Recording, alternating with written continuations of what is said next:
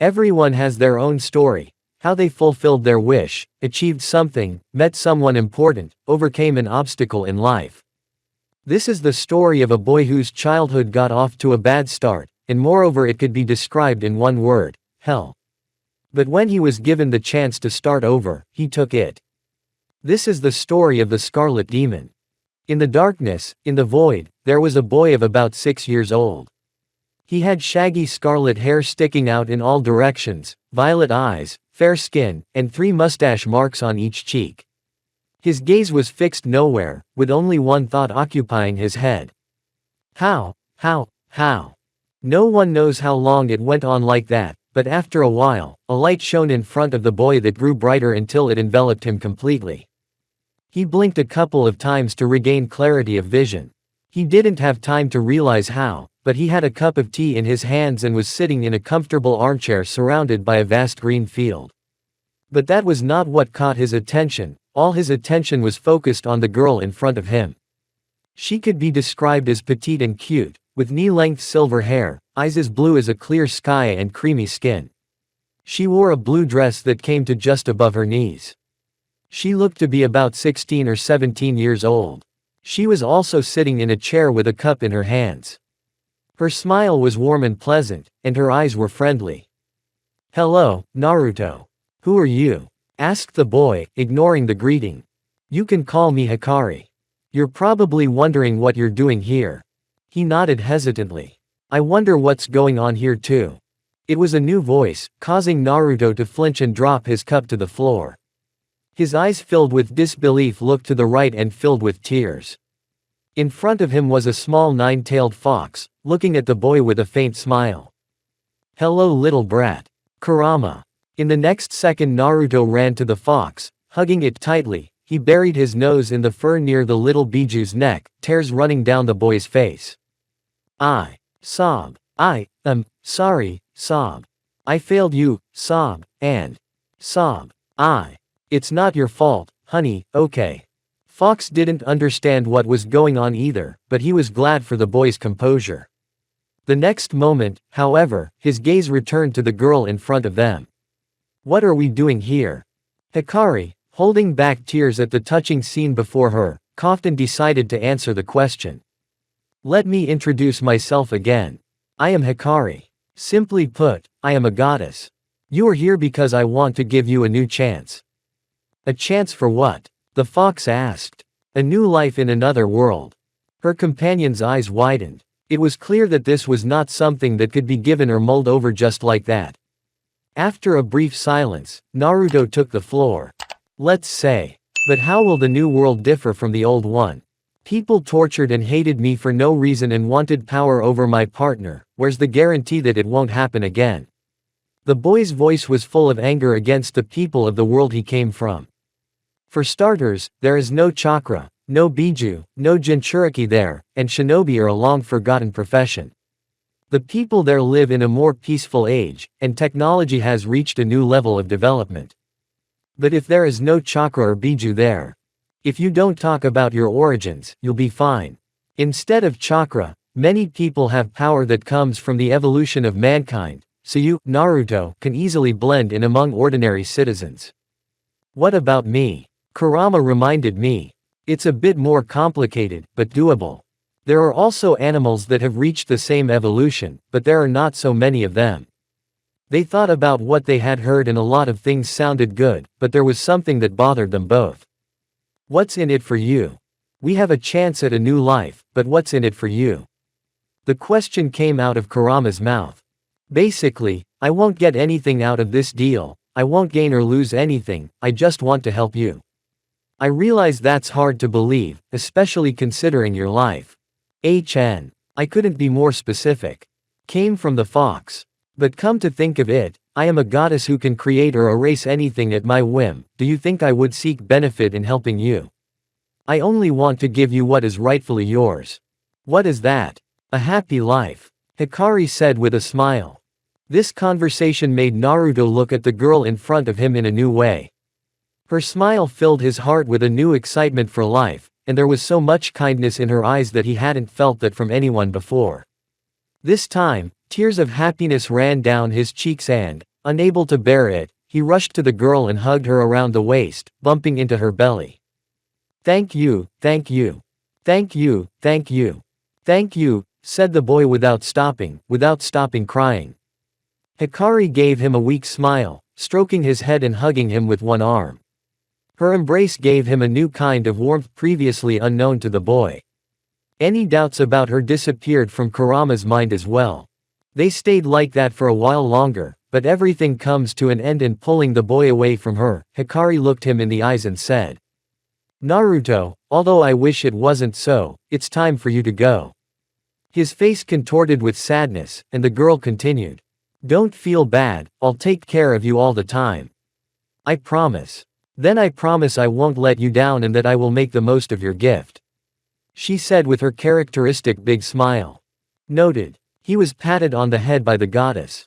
As she bent down to embrace him, she began to disappear, slowly vanishing into thin air, and when she embraced the boy, he vanished in an instant from the goddess's abode. Only Hikari and Kurama remained. The girl turned to the fox. "Don't let him out of your sight. It goes without saying. Do you need a hug later?" "No, I'm fine. See you later then," she said, scratching the biju behind the ear before disappearing into thin air, just like Naruto. When Hikari was left alone, she sat back in her chair and poured herself a fresh cup of tea. A circular screen appeared in front of her, showing Naruto in a new world. Chapter 2. Slowly regaining consciousness, the beeping of instruments and the smell of medicine began to reach Naruto. As he struggled to open his eyelids, he became convinced he was in a treatment room. Looking around, all he found was a white ceiling, medical devices and white curtains that blocked his view of the rest of the room. "Well, at least I didn't wake up in an alley in a pile of garbage," Kurama's voice rang in his head. "Except I still don't know where I am." "That's true. Besides, the rules are obviously different here, so you don't know the basics of this world either." Hikari said something about people here having some kind of power instead of chakra. But what kind of power, she didn't specify. "Are you sure you should trust her?" After saying that, the boy's eyebrows moved to the bridge of his nose. It was clear that he didn't like that phrase, and Kurama noticed. "I'm sure. If it weren't for her, I would still be floating in the darkness of the void, and you would be reborn in Konoha, where you would be sealed again. Hikari saved us, though she might not have." Their dialogue was interrupted by the sound of a door opening, followed by the rustle of several people's footsteps. Naruto abruptly lay down in the same manner as before and closed his eyes, pretending to be asleep. The next second, the curtains opened, revealing a small old woman, her light white coat suggesting she was a doctor, then a rat, or a dog, or a bear, a white animal in an elegant suit, half a meter tall, followed by two men, one in a detective suit and the other looking like a sleep-deprived tramp. "He has not woken up since." The doctor's despondent voice was heard. "Any luck finding out anything about him?" asked the detective. "Unfortunately, no. His face was not recognizable in any Japanese database. That's why we called you, Mr. Tsukauchi. Maybe you can find out something," said the rat. "What do you need me for?" came the tired voice of a disheveled man who had slept normally for a long time. "So that, if anything happened, you could erase his quirk. He might decide to attack in a panic," the old woman replied. While they were discussing the whole situation that had happened to the little patient, they never noticed that the boy was looking around intently, trying not to get caught up in the activity, while thinking of an escape plan. "Kurama, what do you think? There is no danger from them. I haven't picked up a single negative emotion in the entire conversation. I'm talking about an escape plan. What do you think is the best way to escape? Are you sure you should do that? Wouldn't you rather talk to them? Since when did it become okay for you to talk to people?"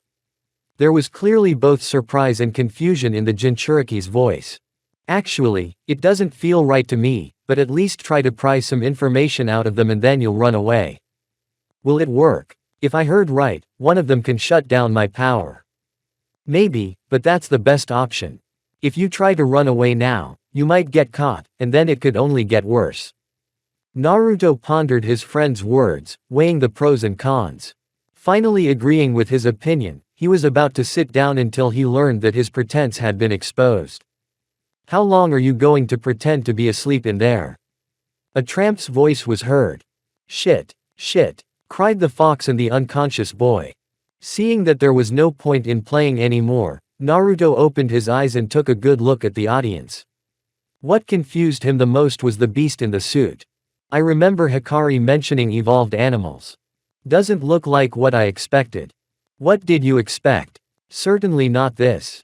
Determined to talk to the humans and the beast, he started with a greeting, but to raise less suspicion he began to play dumb, cocked his head to the right and said, hello. The scruffy man squinted, clearly not buying the boy's game. He's good. You're more of a bad actor yourself. I see you're awake, young man. Do you need anything? The doctor asked. Where am I? You're at O, said the rat, but seeing the look of incomprehension, Japan's best hero school, the patient's face didn't change one iota. Let's start with an easy one. I am Detective Tsukauchi Naomasa, next to me is the director of the UA, Nezu. He said, pointing to the rat. This woman is the doctor attending to Shuzenji Chio, aka Healing Girl.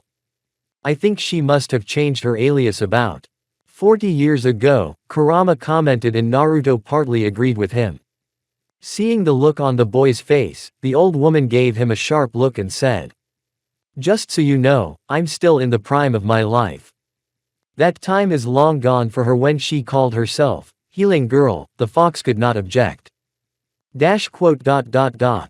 this is the professional underground hero, Eraserhead or Aizawa Shota. The detective pointed to a tired, disheveled man who looked very much like a hobo.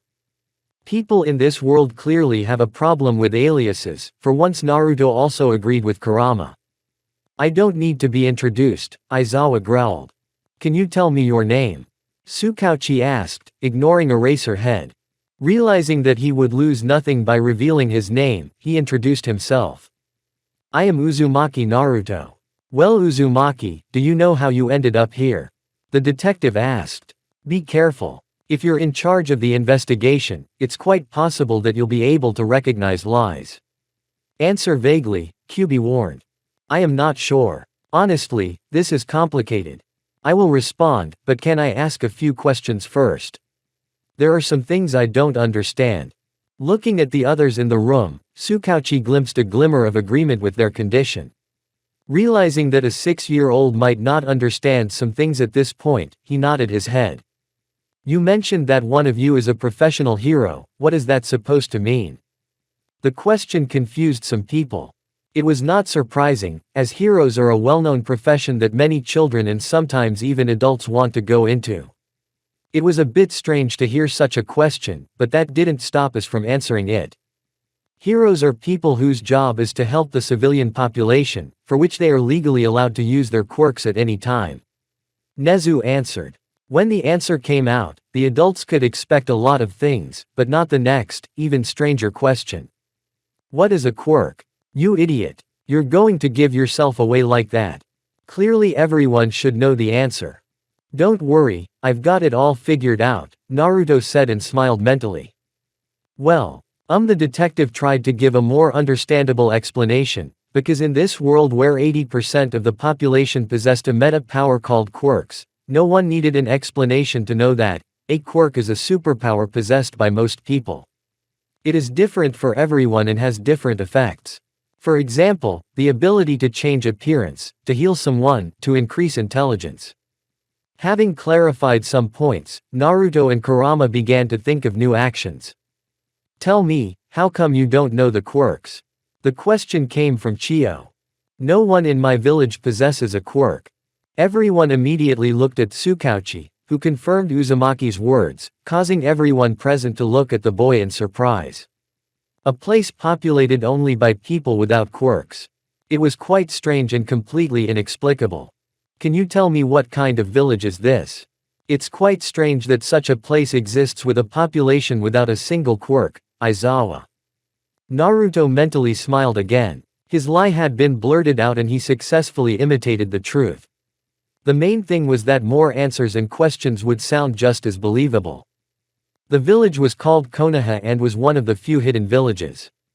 More specifically, Konoha is more like a military town that trains warriors called shinobi. The description makes it sound like the village no longer exists, said Tsukauchi, taking note of the boy's every word. Apparently, Nezu was doing the same.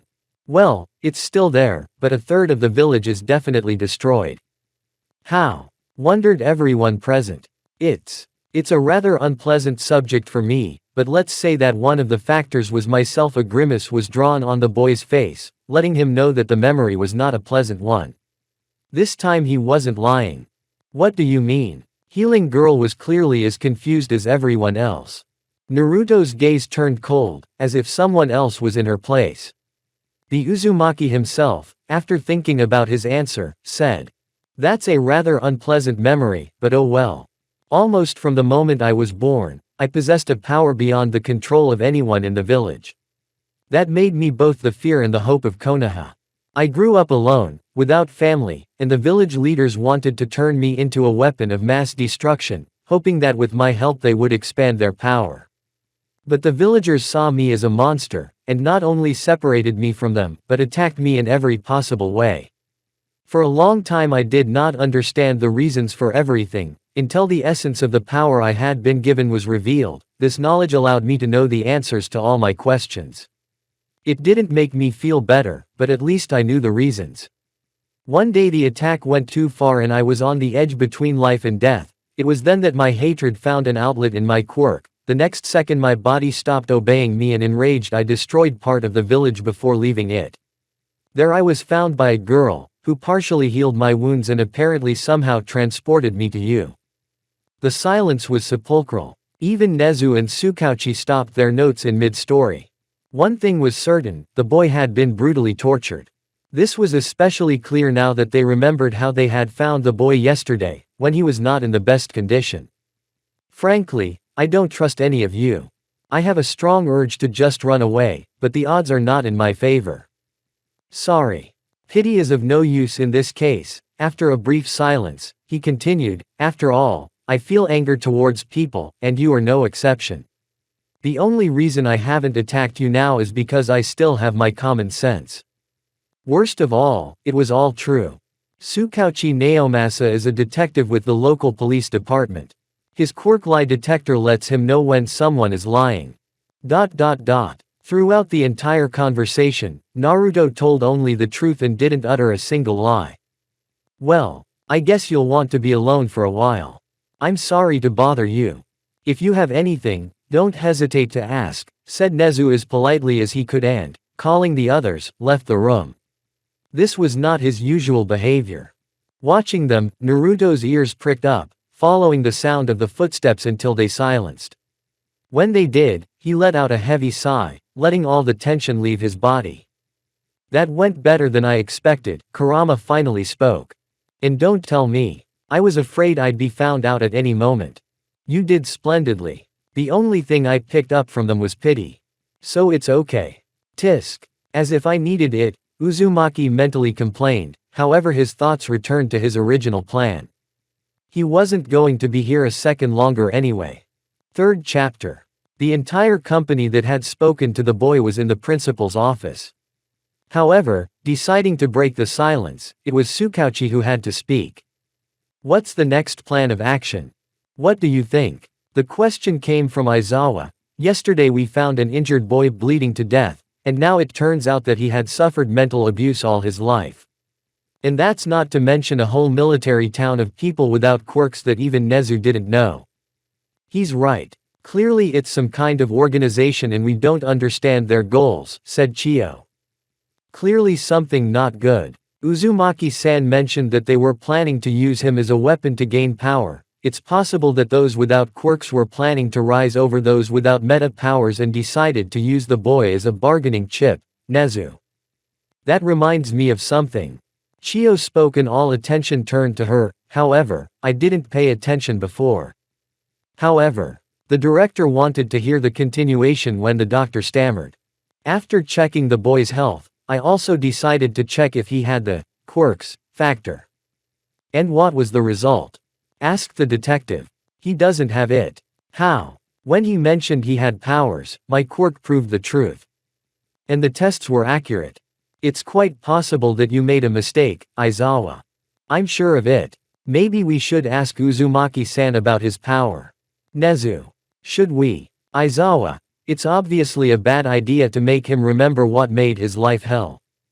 Nezu, who misjudged human feelings and morals, realized that Aizawa might be telling the truth and had to agree with him. So what do you suggest? Observing him. It might be a longer process, but it might be a much better option. And since he is not in the official database, he can be declared a ward of the O. During the time he spent with humans, he has probably developed a fear of society, so it's best to keep him away from unnecessary faces, Nezu continued thinking. Yes, but who exactly will take care of him? It's obvious he needs a permanent guardian. Nezu thought about it silently. Then an idea occurred to him and a sinister smile appeared on his face, foreshadowing trouble. Aizawa would take over the guardian duties. Since it was his idea and he clearly had the biggest heart for Uzumaki-san, there couldn't be a better choice. Is there? Chio, entrusting the care of a mentally traumatized boy to someone who barely spends any time at home, and who expelled all the first years in the first week, is not a good idea.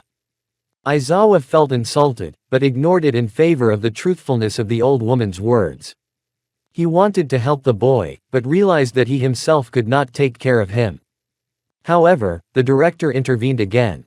I also have a solution for such a case. Aizawa can take time off from hero activities for a while, in favor of his teaching activities. While he will be busy at the O, Uzumaki-san will be under my supervision or that of any other person I trust. How about it? Eraserhead was thoughtful. There was no clause in the hero's job that forbade him to stop working for a couple of months, especially when it came to becoming a guardian. Nor did the boy himself seem very calm and rational, judging from their recent conversation. However, he was alarmed that Nezu was willing to guard Uzumaki. Weighing his options, he accepted the rat's idea. Great. I think we should discuss this option with Uzumaki before doing so, and if he agrees, we can proceed with the plan. Just as the director was about to tell everyone to go back to the boy, a notification popped up on his computer. With a couple of mouse clicks, the screen already showed the AU's main gate and how the object of their recent discussion was trying to break through. Meanwhile, UA's main gate. Naruto was furious. What would seem to be the hard part? Create a clone, for the illusion of his presence, use the invisibility technique and jump out the window, use chakra to secure whole bones on contact with the ground, and then walk out the front door, leave this school and start a new and happy life. The plan was really simple and effective at first, except he didn't take into account that he might be detected and blocked by the giant steel door. I hate to admit it, but they have a good defense system. You'd better help me get out of here. Naruto shouted, once again spitting a fireball twice his size at the barrier. He was clearly overcome with anger. Just today he had been through an emotional roller coaster, the embrace of death, the rebirth, and the indestructible gate was the icing on the cake, so he was on the emotional edge. It looked like the boy was about to explode from the intensity of it. Calm down first, okay? Anger will get you nowhere, Kurama advised him. Naruto reluctantly stopped his endless string of attacks and applied the breathing exercises the fox had taught him. As his mind cleared, he waited for further instructions. Now remember the technique you learned just now and apply it. You should be able to break through this steel barrier. I haven't learned it all yet. Use the clone. It should be able to help. Just make sure you put in a lot of chakra. Okay. Creating a new clone, Naruto held out his hand, palm up. The copy placed its hands on the original's palm and began to pour chakra into it, in the same rhythm as the Uzumaki himself. At first nothing came out, but then a blue swirl of ball-shaped energy formed in Naruto's palm. Having dispelled the copy, Naruto ran to the door, putting his hand with the ball forward, saying the names of the techniques in his head. Rasengan. The ball began to form a dent in the door. Naruto meanwhile, poured all the energy he could into the technique while trying to keep it as tight as possible. The dent was getting bigger and bigger, but it turned out that the steel was much thicker than the fox and the boy had thought. Finally, the door exploded from within, kicking up dust from which a scarlet-haired boy appeared with a cocky grin, shaking his hand, wanting to shake off the pain he had received from using the attack. I'll give them credit, the doors were strong, Naruto said as he stepped outside. You need to drop the pathos around here and run now. Don't worry, nothing can stop me now. As he said these words he felt danger from behind him causing him to duck to the side. When Naruto looked towards the place where he was going to be attacked, he noticed that the same wanderer was trying to catch him with some ribbons. Boy, don't run away and let us help you, said Eraserhead. Naruto had a feeling of déjà vu. He had heard those words before he was taken to a dark alley and beaten to death. Although he realized that this might be a different case, the old wounds were not about to leave him. No way. I'd rather go my way and you go yours. How about that? No. You can't survive here alone. Come with me, I promise I won't hurt you, the wanderer insisted. People had already begun to gather before their scuffle, watching with interest. Great, the vultures are here. They're just looking for free entertainment, complained Kurama. Well, I guess that's where Plan P comes in, Naruto said loudly, causing Aizawa to tense up, his eyes suddenly glowing red and his hair beginning to bristle. Shouldn't Plan P be preceded by at least 10 other backup plans? By the way, in this way, it reminded me of Kushina-chan. We'll get to them later, but right now. Wait, really? It doesn't matter though, you can tell me later. And as for Plan P, that's it. Naruto suddenly folded the sign with his hand and was instantly engulfed in thick smoke. Now there was not one, but 15 identical scarlet-haired boys. Run! The Uzumaki shouted and ran in different directions. Stop! Aizawa shouted and chased after what appeared to be the original. As he ran, he decided to contact Nezu, through the walkie-talkie in his ear. Nezu, follow the cameras to where they scattered. It's possible that the one I'm chasing is a fake. I'm on it. I've also informed the other heroes who need to catch him. Good. We can't let him go. In the meantime, the streets of Musudafu. While the heroes were chasing the specimens, Uzumaki himself was hiding in one of the alleys a few streets away from UA. We seem to have escaped, turning to nowhere, Uzumaki said. Your exploit distracted them for a while, but your face will soon shine in every lamppost. I suggest you go low.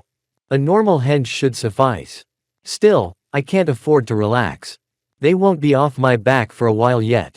If I were you, I'd stay away from the big crowds. I'm sure in the forest you'll adapt quickly. However, Naruto didn't respond to this in any way and was generally out of place. Is something wrong? Interest and concern seeped into Kurama's voice. Hikari gave me a chance at a new life to make me happy, and I promised her to live life to the fullest. But you think running away from humans and isolating yourself in the forest can't be called either of those things, the fox continued for him. Exactly. I've never run away from problems and I've faced them face to face. It's not in my nature to run away like that. Suddenly, Naruto fell silent. New memories began to come to him, of the defeated clones. One by one they began to dissipate, until the 15 spears became a puff of smoke. But neither he nor Kurama cared about that. They were interested in the reason the clones were losing. You saw that too, didn't you? Asked Uzumaki, still processing the new memories. Yes. That's the power Hikari was talking about. Essentially different properties and characteristics of the Kekkei Genkei. Cloning, blood control, animal form. And that's just what we've been able to see. Now we have to be even more careful, Kurama said, with a dose of concern. It's possible that among these quirks, there are some that will allow them to track me. That's already a mountain of trouble. Meanwhile, Director Nezu's office. Aizawa was clearly not in the mood at the moment. Not only had he failed to catch Uzumaki, but it turned out that there was no original among those who had escaped. Now the boy could be anywhere. So Nezu summoned all the employees, a couple of trusted heroes and Detective Tsukauchi to join them.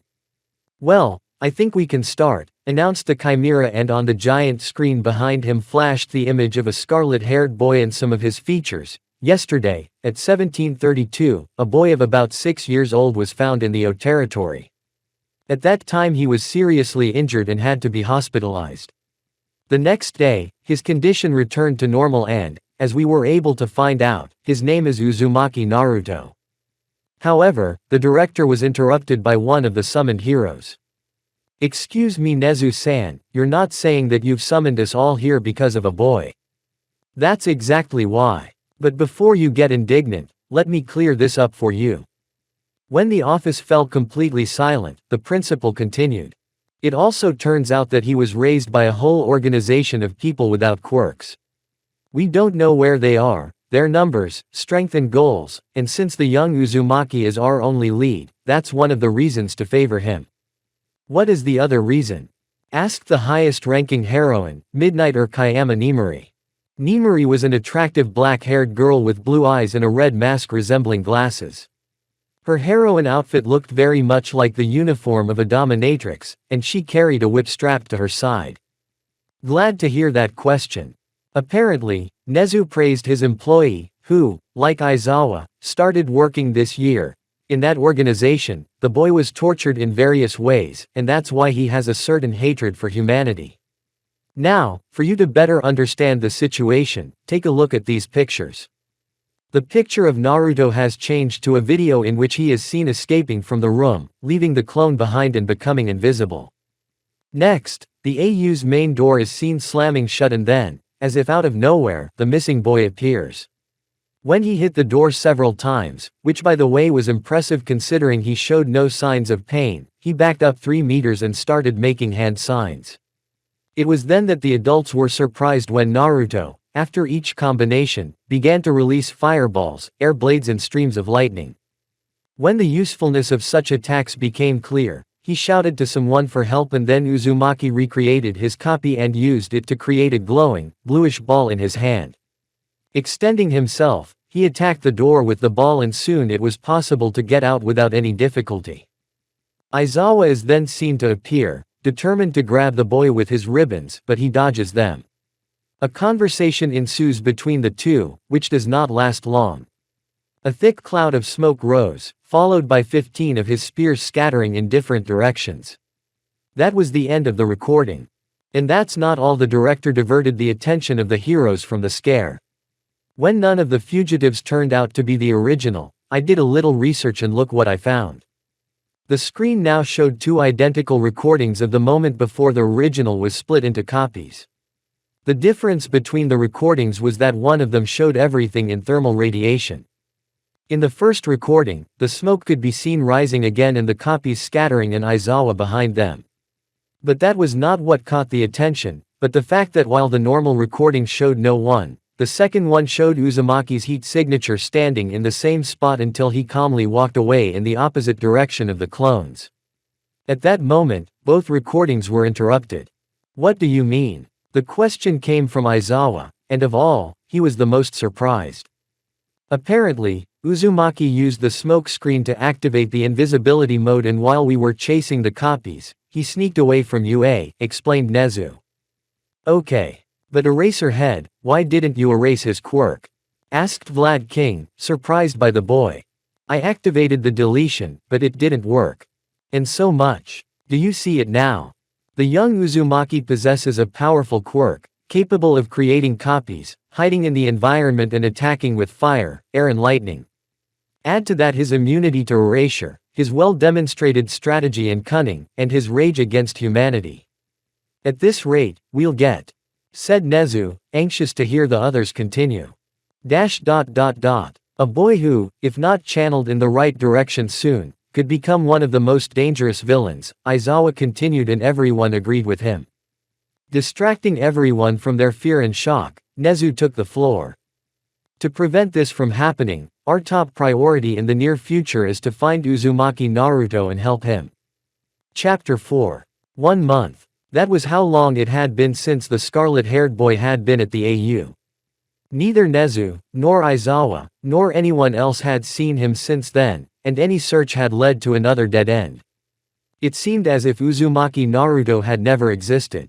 Aizawa had 2 theories on the matter: either Naruto was too good at hiding his presence, or someone had captured him. Shota hoped for the former, because if he had fallen into someone's hands, it would not end well. As the month wore on, Aizawa took new patrol routes, sneaking into obscure markets to gather information, and nothing went right. Sure enough, his friend Yamada began posting flyers that read, "Missing child. Help find him," and at the bottom a drawing of a red-haired boy, similar to what a 5-year-old could draw without the practice and quirk necessary to do so. Needless to say, after that, Shota made him get rid of all that paper, of course after he nearly strangled Hazashi with his grappling weapon. We seem to be getting off topic. Aizawa was now at his favorite feline coffee shop, with Nimuri and Hazashi, and he was there because they had dragged him there themselves. Lately their trio was meeting less and less, and it was a hint for the two heroes to hang out together. That, and that maybe Shota needed a bit of a break and had to play along. Such a meeting went like all the previous ones, with Kayama and Yamada talking about something, and Aizawa half listening to them and petting an approaching cat, sipping coffee. That would have been the case if there had been a single furry ball of cuteness around Shota, but they were all gathered at one point in the cafeteria and he had to watch their meeting point with interest. It turned out to be a 6-year-old boy. He had tousled golden hair and blue eyes. He was smiling as he petted the assembled cats, trying to pay attention to each of them as he ate his lunch of rice, curry and apple juice. It had been a month since Naruto found himself in a new world. After escaping from Ua, he had to think seriously about how to survive in the city, and one of the problems was accommodation. Of course, he could sleep outdoors, on the roofs of buildings, but there were a couple of problems. It was easier to find him and catch him by surprise, and he had no protection from the rain. Fortunately, after 2 days of searching, he was able to find an abandoned building that would never be rebuilt, and set up his base there. Just as important was money. Without it, he would not last long. However, Kurama came up with a solution that did not suit the boy very well, but he had to accept. The thing was that there was a neighborhood in the city that was full of everything illegal, robberies, murders and the like.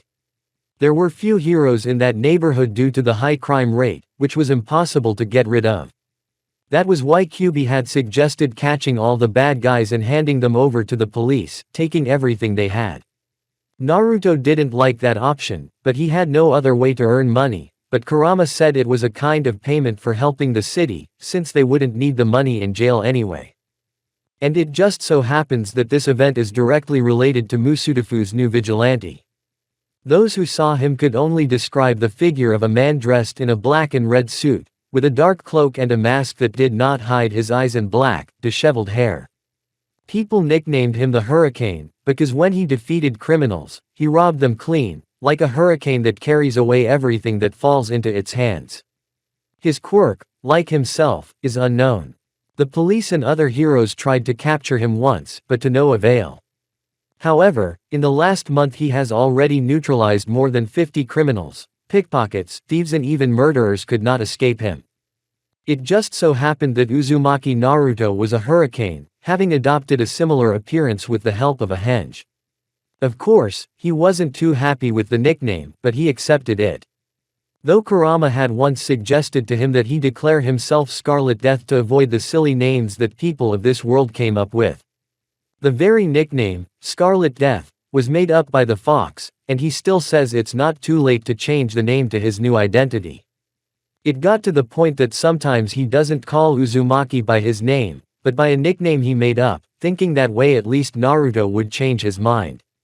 But so far, it had only served to irritate the boy.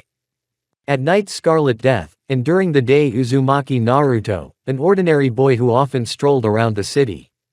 Of course, he also had to adopt an alias, calling himself Mori Hinobe, and at the same time changing his appearance to that of a 6-year-old boy with tousled golden hair and blue eyes. He was now at a cat cafe he liked for the delicious food and abundance of adorable creatures. Once he accidentally stumbled upon this establishment in search of food, he became a regular visitor. There he ate various dishes, drank surprisingly tasty drinks and played with the cats. That was until one day, 3 adults entered the cafeteria, one of whom, unfortunately, Naruto knew. Apparently Aizawa Shota also visited the place sometimes, and now, a month later, they met again. Luckily under his disguise he was unrecognizable, and calmly continued to pet the cats, for some reason always gathered around him. However, from time to time he would glance at Aizawa and noticed how the man's gaze would sometimes shift towards him. Involuntarily, he had to sigh. He knows. Or guesses. The boy turned to his friend in a panic. Don't panic. There must be another reason why he's here. The fox's voice was on the contrary calm. Yes. And that reason is me. Surely they could have discovered my disguise. He came here at the same time as me and his gaze sometimes lingers on me. He also has his friends with him, they found me. Naruto. Shouted the fox to calm him down, and when Uzumaki came back to himself he continued, tell me what this place is. A cat cafe. Exactly. Which means. Due to panic, Uzumaki's thought process wasn't working, causing a frustrated sigh to be heard from Kyubi. Listen. This is a cat cafe. It's quite possible that it's a cat person who likes to visit this establishment. And their eyes are on you, because of all the tufts of fur gathered around you. When the boy calmed down, Kurama switched to a calm tone, don't be afraid. You escaped them once, the second time will be the same. Unlike their abilities, yours can work in a myriad of possibilities, you are cunning and strong. In my company, they will never catch us. As Naruto calmed down and prepared to continue with his meal, he noticed a shadow on the table. He looked up and immediately froze. Right in front of him was Aizawa. Hi. Do you mind if I sit with you? Hearing no response and seeing the obvious fear, Shota was quick to recognize the reason, even if his reason was different from the real one. I'm sorry if I scared you, but do you mind if I sit with you? Naruto nodded, not knowing what to say. When Aizawa took a seat across from him, he began to look at the menu while petting the nearby cats. However, he was interrupted by his tablemate's question. Then, may I ask why you sat with me? Shota didn't see the time to shut up. Somehow, you attracted all the cats in the establishment to you. I joined you because of them. I see. I told you. Now act natural and everything will be fine. There were no further words from either of them, except when Shota ordered. However, Naruto was not comfortable in silence, and in any case, it wouldn't hurt to inquire about a possible enemy. I haven't introduced myself, have I? I'm Moriyami Hinobe. Aizawa Shota. So you like cats, Aizawa-san? Yes. They're quiet and don't need much attention. They're the reason you came to this place, aren't they? Naruto mentally smiled, seeing that the conversation had been successfully initiated. Actually, the first time I came here was by accident. I came to this cafeteria to eat and found a nice atmosphere, so I became a regular visitor. Aizawa didn't like talking to children, but now he was going to make an exception, because the boy interested him. And how do you explain that all these cats gathered around you? AAA. Is that your quirk? Ah. No. My quirk is an internal source of energy. It can strengthen me or heal others' minor injuries, but unfortunately it can't attract cats. I see. Aizawa-san, what's your quirk? Since there was no point in hiding her quirk, she replied. I can erase others' quirks with my gaze. Naruto was impressed. The ability to strip a person of their powers and thus level the battlefield. How fortunate that erase didn't work on him, otherwise it could have caused a lot of trouble. You're a hero, aren't you? I've never heard of someone with such a quirk before. Aizawa froze for a second. How had he realized his profession? How did he? Your friends. The boy pointed to the table where Midnight and Present Mike were sitting. They clearly don't dress like civilians. They've also been approached by a few people asking for autographs. If you're with them, you should probably be a hero. Shota rubbed the bridge of his nose. That was why he had asked those two to dress as civilians, but they always did things their own way. He was also impressed by Moriyami's analysis. You're right, I'm a professional hero, and you haven't heard of me because I prefer to act in the shadows. As a shinobi. A kind of shinobi, Shota answered, but the analog partially confused him. Great, what kind of shinobi is that? Uzumaki didn't have to feign interest this time, as subway heroes really interested him. The pay is less than surface heroes, but at the same time, the media doesn't bother you, no one knows your tricks, and they don't make the news. Basically, there are as many pros and cons as there are heroes on the surface.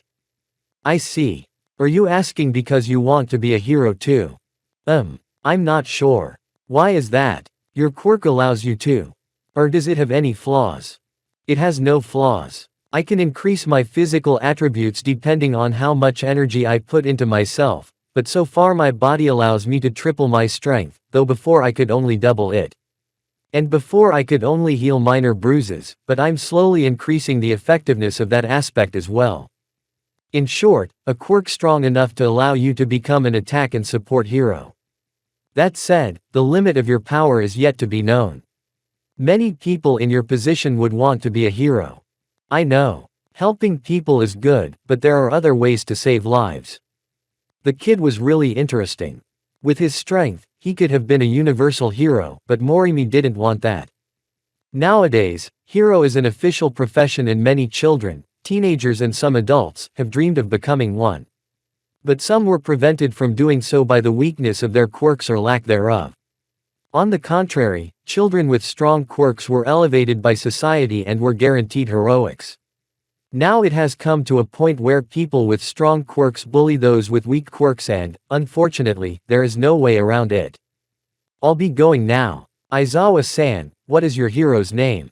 Naruto knew the answer, but decided to ask for the sake of the image. Naruto knew the answer, of course, but decided to ask for the sake of the image. Eraser head. Shota saw the smile on the boy's face when the answer came out. It's not a good name, I know. I won't argue with it. If I were you, I'd call myself Void. It's just my fantasy, said Uzumaki with a shrug. After paying at the cash register, Naruto left the place, leaving Aizawa at the table, briefly glancing towards the front door. Empty. That sounded good. Chapter 5. It was well into the night. The streetlights, signs and window lights fully illuminated the streets, and the city had already adjusted to the darkness of the time. Many were asleep at this hour. Many, but not Naruto. Running around the rooftops disguised as a vigilante, he looked for any sign of wrongdoing and disorder, but since Hurricane had begun patrolling the area, the crime rate had dropped. However, there were still those who couldn't sit still and wanted to take advantage. Is it just me, or do these night patrols give you pleasure? Came the fox's voice. The answer to the question came instantly. I'm not going to argue. Running around on rooftops satisfies the soul one way or another. HN. Say openly that you like to beat up bastards. Naruto, however, did not respond immediately. After mulling over his words, he uttered. I agree, punishing criminals is also fine, but saving people is just as fine. And don't forget that I do this only for money. Yes, whatever you say. But your job has a downside. 1. Cleaning up the city, not sleeping during patrols, hiding from the police and heroes. That's hardly a drawback. 1. Yes, it's bad, but there's one thing that stands out against those problems, and that's the clique people have bestowed on you. As soon as those words left his mouth, Kurama immediately heard his friend's distressed sigh. Think about it, Hurricane is not something that suits you. Scarlet Death is the name people should know you by. It would be great if people didn't know I existed at all. But that's already happened. You're getting more and more popular. A vigilante who doesn't cause unnecessary harm, who quickly confronts villains without seriously hurting them and even helps the injured. As far as I'm concerned, that's rare in this world. It's only a matter of time before your popularity rises to the level of lesser-known heroes. Are you suggesting that I stop doing any of the above?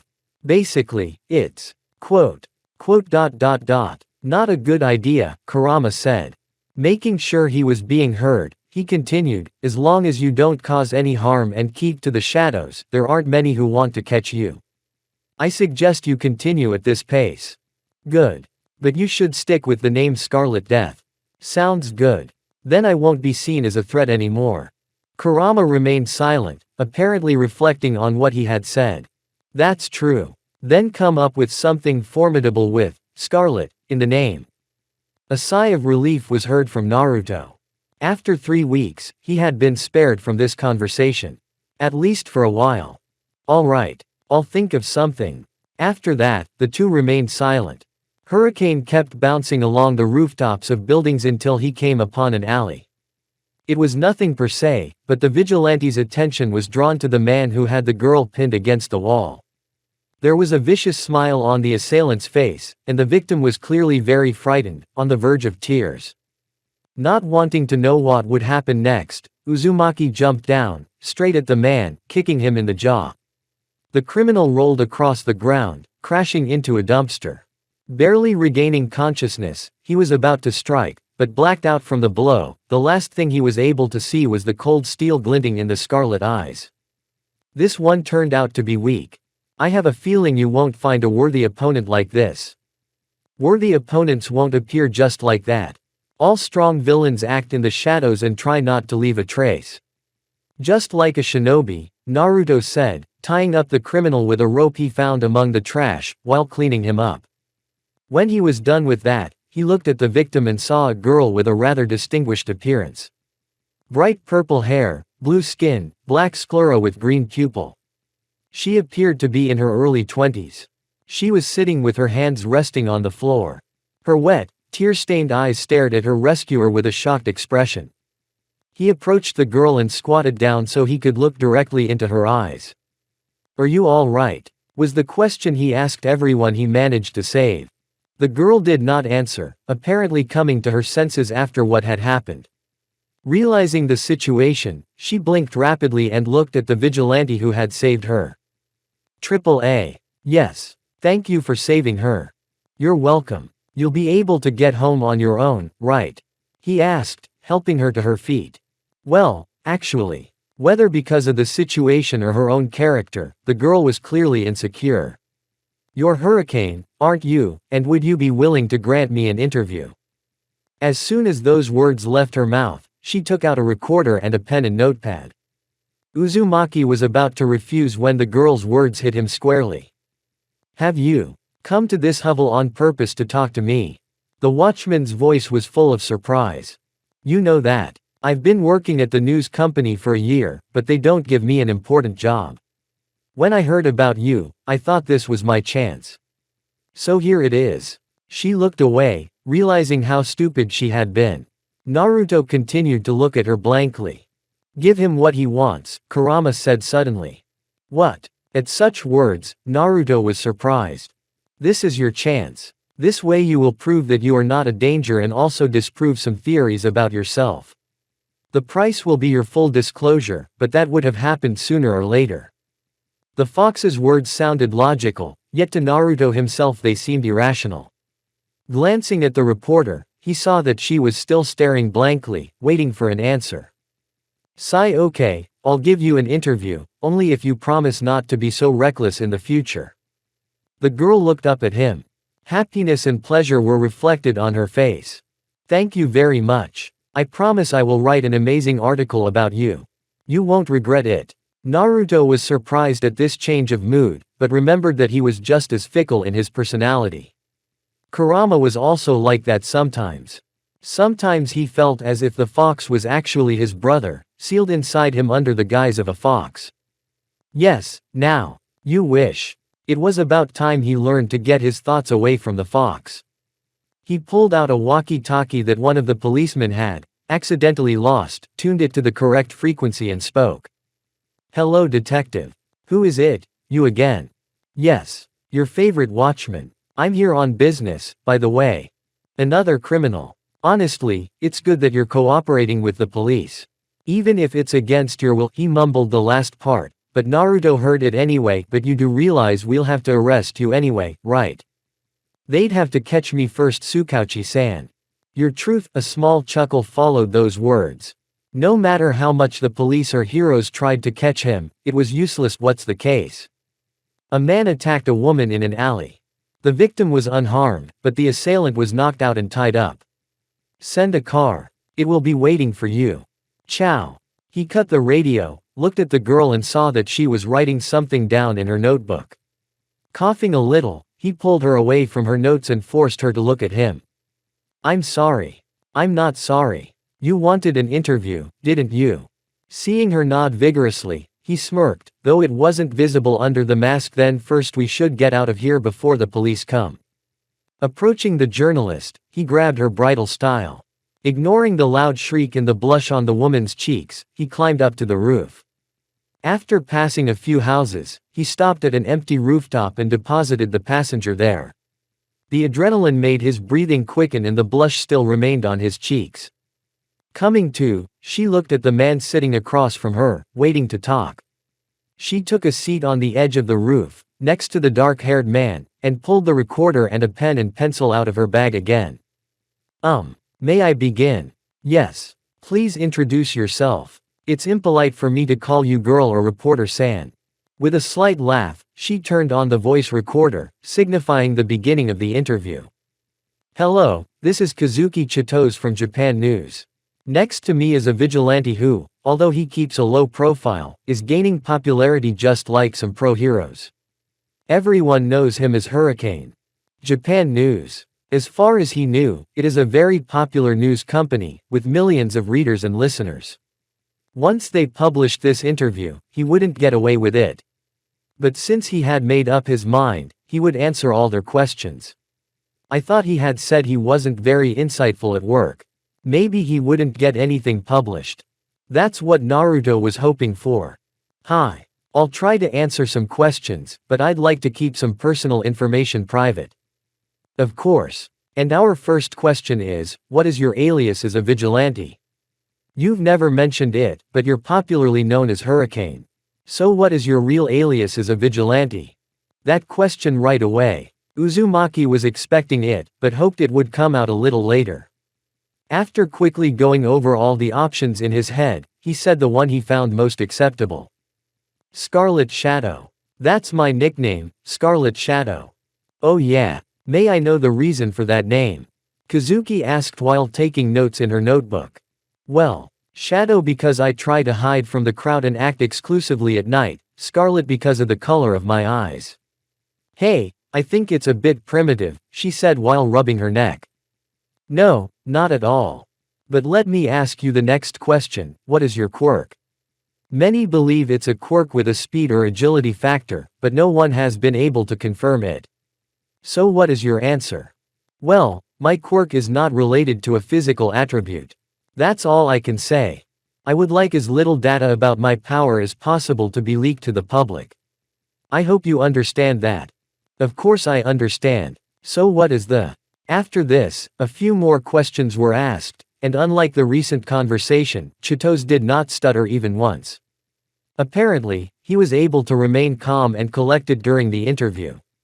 Naruto answered many of the questions, and those he did not want to give an answer to, he responded with an objection. Finally, after 30 minutes, it was time for the last question. One last one. With all your physical characteristics, your combat prowess, and your tracking and stealth skills, why didn't you become a professional hero? Because such skills could have gotten you into the top 50 of Japan's hero rankings, if not higher. Naruto had expected such a question and, together with Kurama, had formed an answer a fortnight after starting his career as an outlaw hero. Of course they had to gather quite a bit of information to do so, but it was worth it. After holding a slight pause, he answered. I was not allowed. What do you mean, no? There was extreme surprise in his voice. My quirk, though useful, had a reputation as a villain among humans. I was an outcast among my peers, my grades were extremely low in school, and others treated me like a junk dog. But I lived dreaming of becoming a hero and proving their opinion of me wrong. Because of my grades, I was not allowed to apply to UA, Shiketsu or Ketsubutsu, so I could only afford to study at obscure hero schools, but they kicked me out of all of them without even listening to me. It was enough for them to read my character reference. It turned out that, in addition to bad grades, they didn't write the best things about me. They blamed me for acts that I had not committed. I was on the verge of giving up, but there was something that wouldn't let me stop, he says. Of course, not everything he said was a lie, some of it pertained to the life of Naruto Uzumaki, the former Jinchuriki of Konoha. Why? Chitose stopped taking notes in her notebook, and instead listened intently to her interlocutor with intense concern. Kazuki already felt sympathy for him, as she herself was having a hard time with his quirk. Being able to blow up everything he touched had damaged his reputation, and it was a wonder he had managed to get a job at Japan News. And here was a man with a similar fate. The desire to help people, said the vigilante, standing on the edge of the roof and looking out over the city, making an inexplicable impression on the girl. That was the response of the vigilante. And it would be superfluous to say that it surprised the journalist. Helping people. But you were turned down. And why? Society has been in a big mess lately, it's true. Villains, abuse of the weak, corruption. Needless to say, there are heroes who don't care about people, there are those who just want popularity and money. I want to be the one to fix this. I want to find that peaceful world where everyone is equal and kind to each other. And when I find it, I will hold on to it tightly and not let go. It may seem like a ridiculous fantasy to you, but that's why I became a vigilante. The next thing the dictaphone recorded was silence. Nobody said anything. Chitose did not know what to say. Scarlet Shadow's response was uplifting and frightening at the same time. Although he wished for peace, his words about today's society were scary to be true. Deciding to end the interview, she turned off the recorder and put all her belongings in her bag. Thank you. For everything. The watchman only smiled in response. She thought so, considering how the expression in his eyes had changed.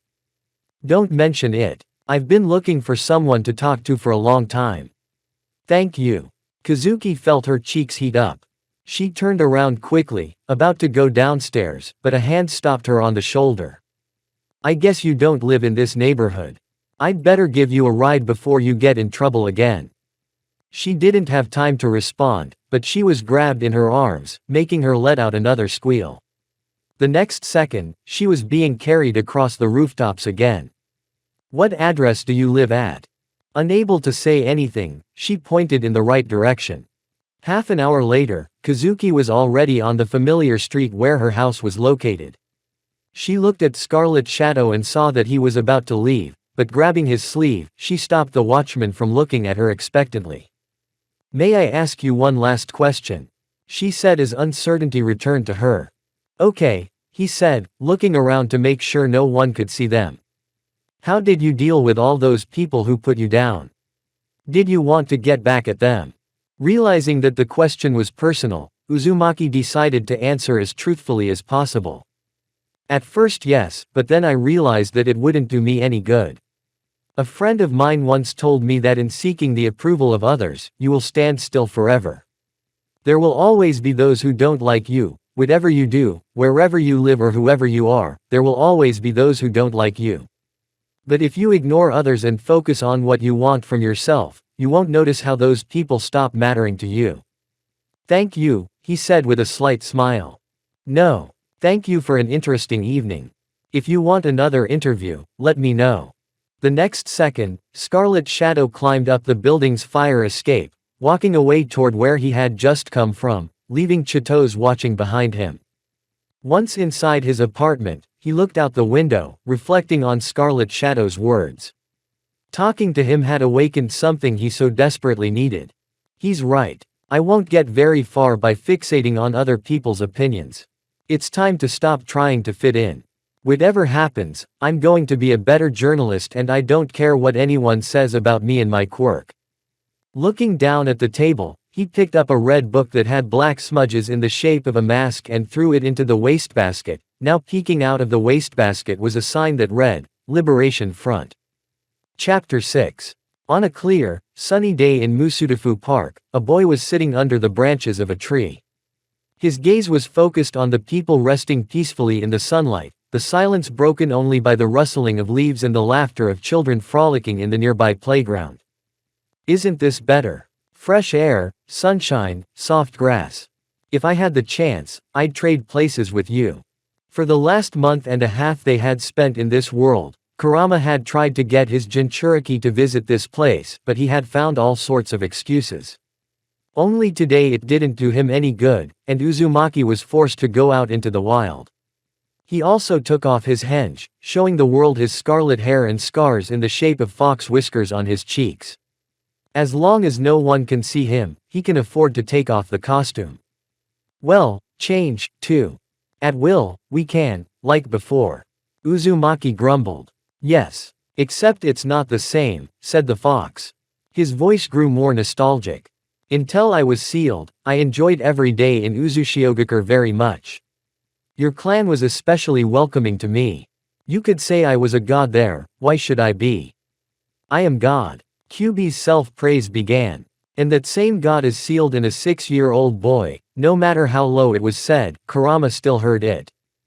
Just so you know, I let myself be sealed. Because you had no choice.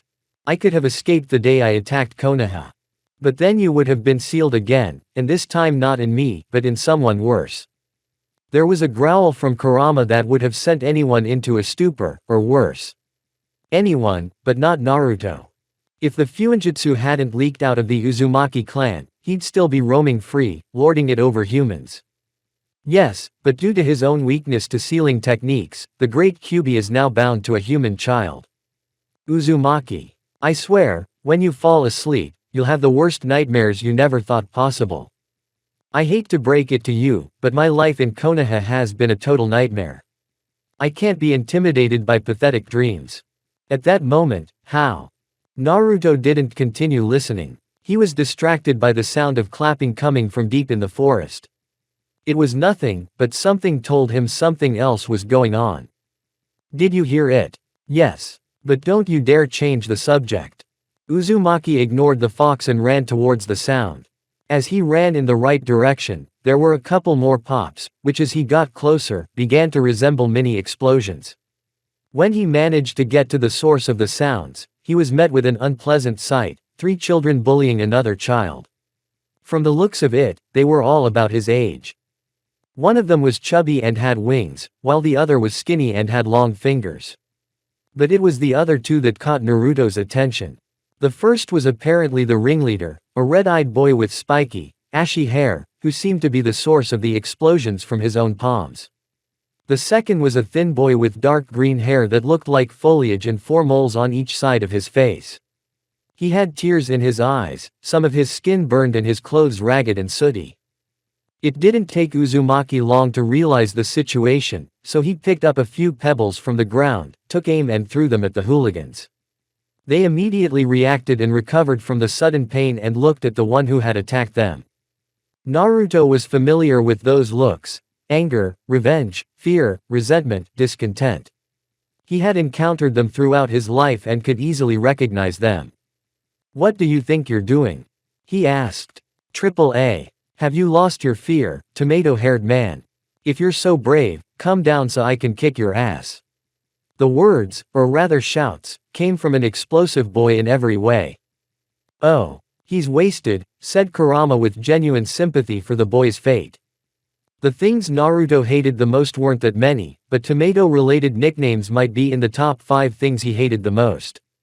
"I thought about scaring you guys and letting you go, but you brought this on yourselves," Uzumaki said, walking towards the thugs. His look did not promise anything good, but whether it was because of his age or his own stupidity, the miners instead found his words funny. When Naruto was 3 steps away from the blonde, their gazes met. A smile crossed the explosive boy's face. "Prepare to die," the boy shouted, attacking him with a right hook, with explosions in between. However, the attack never came. The only thing the blonde realized was that he had been hit in the stomach at a speed he couldn't keep up with. The ringleader doubled over in intense pain and fell to his knees. By the time Uzumaki looked at the others, they were already fleeing the scene, abandoning him as they sensed danger. "You guys are really pathetic," Naruto said, catching up to the fleeing ones and punching each of them. As soon as he was done with the 3, he pulled out a rope which he used to tie the thugs together. All that was left was, "Thank you," the words came out of the green-haired boy, and they sounded low enough that it was hard to hear anything he said. Naruto's gaze was now focused on the injured man. As he approached him, the man flinched. "Don't be afraid. I want to help," Naruto said, examining the wounds on the boy's body. "What is your name?" Midoriya Izuku. Thank you, again, stammered Midoriya. Don't mention it, downplayed Uzumaki as he continued his examination. Some of the wounds were palm-shaped burns. He didn't need to be a genius to figure out the cause of them. The wounds are not very serious. Try not to move. Despite his rescuer's warnings, Izuku continued to tremble as the palm that glowed with a soft green light was directed at his burns. However, deciding to trust him, Midoriya merely watched the stranger's actions. In the next second, he noticed that his wounds were beginning to heal rapidly. There was no trace left of what had been burns. Great. Is this your quirk? Can it heal others? Does it work on you too? How bad are the wounds you can heal? Is it possible that you... There was no trace of the earlier stuttering. Doing an about face, Midoriya launched into a full-speed mutter about his quirk. Temporarily startled by the boy's change in mood, Naruto decided to interrupt what he no longer understood and simply tapped Midoriya on the forehead. The man immediately came back to himself, and looked at the Uzumaki with embarrassment. Excuse me. I just saw your quirk and, his storm of apologies was interrupted by a palm signaling him to stop. Don't apologize. There's nothing wrong with that. You'd better tell me what happened. Why were you attacked? Hey, you. What do you think you're doing? Untie me and let's fight fair. The blonde, who had recently recovered from his pain, began a storm of shouting. The Jinchuriki's gaze shifted back to the trio.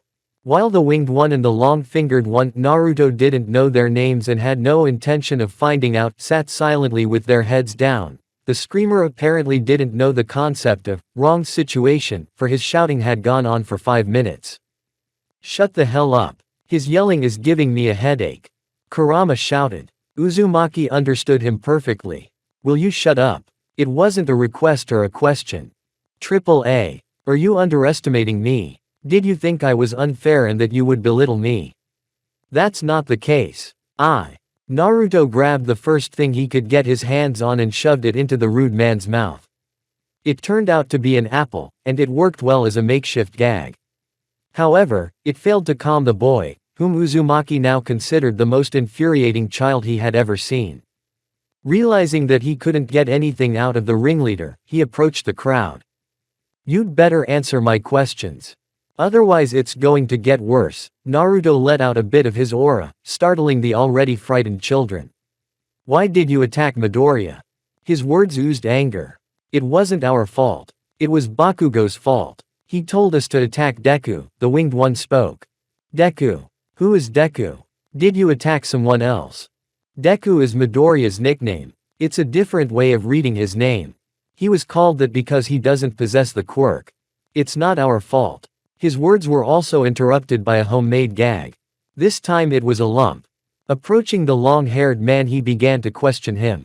Now you. Does anyone else know about Midoriya's abuse? And you better answer the truth, Naruto said with a threat, which Longfinger took immediately. Ah well, our guardian saw us beating him, but he didn't tell us anything. After that, even more of our classmates started harassing him.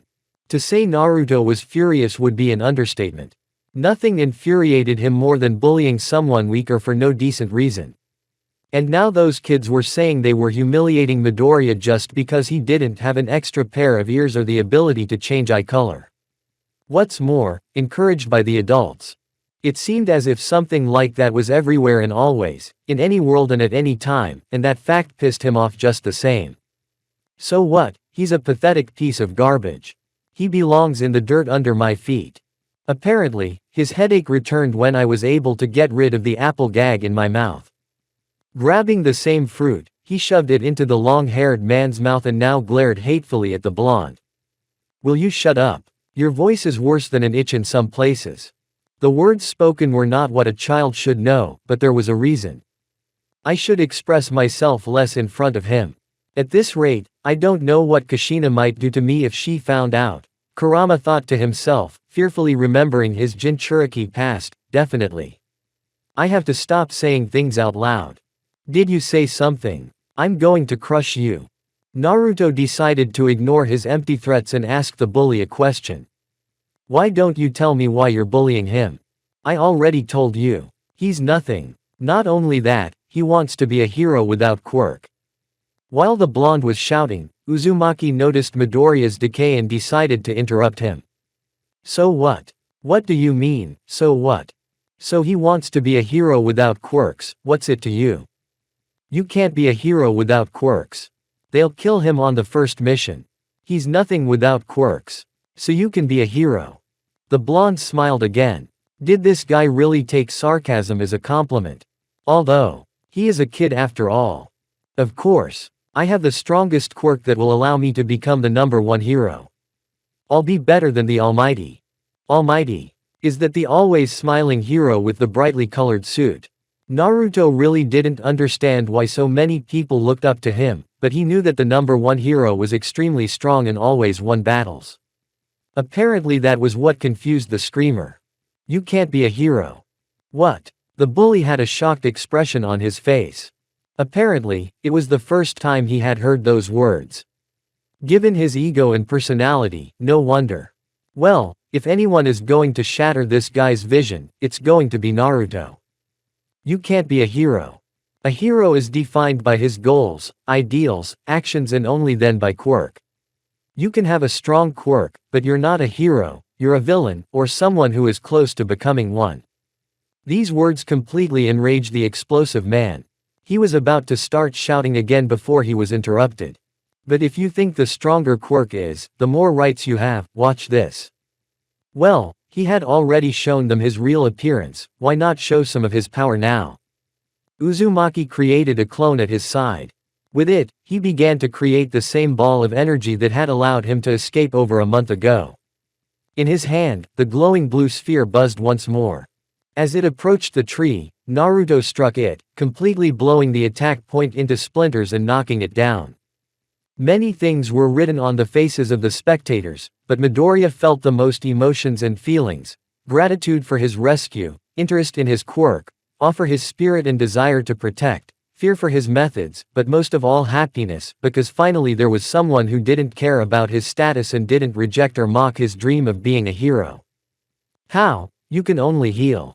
The blonde seemed to have lost all his former confidence. I didn't even need quirk to defeat you. I can do to you what you did to Midoriya, if you wish. Longsword and Wing began to tremble with fear after saying that. The ash-haired one held back his fear as best he could, but he wasn't doing a very good job.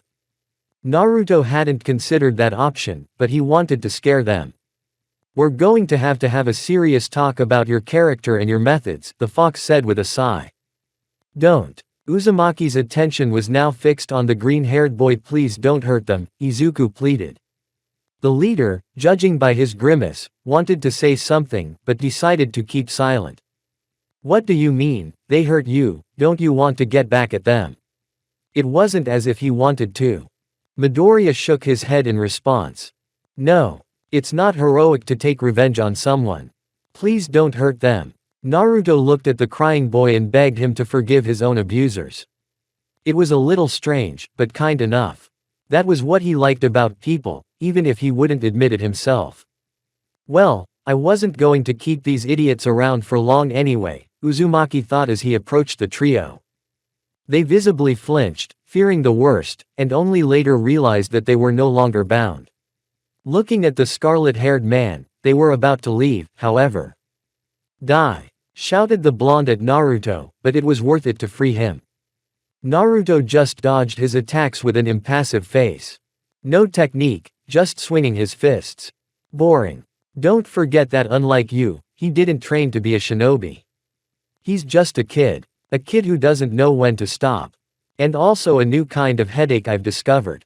Aren't you bored, Bomber? Uzumaki asked when the boy had run out of steam. The new nickname he had come up with only made the boy angrier. Fill him up. I'll beat you because I'm the best. And I'm not the bomber. Resuming his attacks, the explosive boy shouted. Kachan, please stop. Pleaded Midoriya.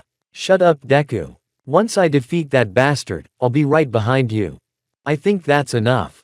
Before the blonde realized it, blows landed on his right arm and left leg, then his stomach. The pain sent him crashing to the ground. His pathetic attempts to get up were in vain, and the bully could only sit helplessly on the grass, barely holding back tears. Naruto looked at him and turned to his assistants. Take him away. And you'd better not hurt anyone else, or else. He released his aura again and increased its power a little more to make it more convincing. The boys shrieked in fear and grabbed onto the ringleader's armpits and ran away as fast as they could. It's too cruel, I would say, but what I've seen gives me some pleasure. You could catch the fox's smirk in his voice, which disappeared almost immediately. Except, are you sure you should have interfered, and even without disguising yourself? If they go to the adults. If I hadn't intervened, they might have continued to harass him. I hope my actions were enough to make them stop, Naruto thought, unhappy that he had to reveal his appearance and strength. If they suddenly went to the police, there might be a trail on him. I have to get the hell out of here. And fast, was his first thought. Thanks. Again. I have to take care of him first, though. Turning to the green-haired man still sitting on the grass, he held out a hand. Get up. I'll walk you out of the forest. And for starters, you will tell me about yourself. Taking his hand, Midoriya stood up and shook it, nodding to Naruto. As they walked, Uzumaki was able to briefly learn the boy's story. It turned out that Midoriya and Bakugo Katsuki had been friends almost since they were in diapers. They saw each other often and played heroes. Heroes were what brought them together and served them well. That was until Katsuki had quirk. Then the blonde immediately became the center of everyone's attention and admiration, thus feeding his ego and narcissism. Everyone was saying what an amazing hero he could be. Things got even worse when it turned out that Midoriya couldn't have quirk. On the contrary, everyone pitied him, thus making things worse. Even his mother merely apologized, with no strength to encourage her son. Bakugo, who thought everyone was beneath him, lowered his childhood friend below everyone else. The only one who still wanted to return the old friendship was Izuku. As early as 5 years old, Katsuki began to bully those he considered weak and possessing nasty quirks. He didn't care if they were friends, classmates and his peers. He attacked everyone, believing that this was what heroes were supposed to do. He felt it was his duty. Izuku, however, interfered in these beatings, interposing himself between the victim and Katsuki and his gang. He cared neither for the pain nor the injuries, nor if those he defended laughed at him or jumped on Katsuki's beatings. He defended everyone, believing that this was what heroes should do. He felt it was his duty. That's how they got to where they are today. Bakugo and his minions attacked the girl with the bat mutation, believing that with such a creepy quirk she was only destined to become a villain. Midoriya intervened and saved the girl. The thugs chased after him and so he found himself defeated in the forest. Upon leaving the forest, Naruto had two feelings: admiration, for Midoriya's courage and bravery, and disgust, for Bakugo's actions and attitudes. The two were opposites without even realizing it. I'm sorry, can I ask you a question? Naruto turned to him and nodded. So, in the forest, you said that someone without quirks could be a hero. You weren't lying, were you? After pondering his answer, Uzumaki said. Yes. A person without quirks can be a hero. He saw a spark in the red-haired man's eyes that faded after the next words, but you can't become one. Midoriya dropped his head, clearly holding back tears. Even the one who saved him didn't believe it. He didn't say that people without quirks couldn't become heroes. He said Izuku himself couldn't become a hero. Well, that means. Not now, for sure. Suddenly the words came out. Triple A. The boy raised his head. There were glimmers of tears in his eyes. What do you mean? You are too young. Your body is too weak. The lack of quirks won't make your goal unattainable. It will make it more difficult. What are you trying to say? Midoriya wanted to say something out loud, but he preferred to listen to Uzumaki. You will have many difficulties and obstacles in your way. You will have to dedicate yourself completely to this goal. You will need double, no, triple your determination and diligence. Only then will you be able to. Be able to what? You can be a hero. No way. Is this all a dream? He's dreaming. There's no other way to explain it. From the beginning, everyone has told him that becoming a hero without quirks is impossible. Classmates, adults, his mother. But here comes someone who believes in the possibility of achieving this goal. Without realizing it, he let out a cataract of tears. Holy shit, he doesn't have a quirk. How else do you explain such an abundance of water? It's unreal. Began Kurama shouting, interrupting the moment. Naruto only smiled weakly at this image. He'll make a good hero. Uzumaki was interrupted. Midoriya realized this when he stopped making a deluge. Her wet eyes involuntarily turned to the forest where it came from. She didn't even recognize his name. At that moment, Uzumaki ran as far as he could between the branches of the trees. He himself hadn't realized how strangely his chakra had begun to behave, releasing faint bursts of his own energy from time to time. You're next. Naruto stopped suddenly. Kurama, did you hear that?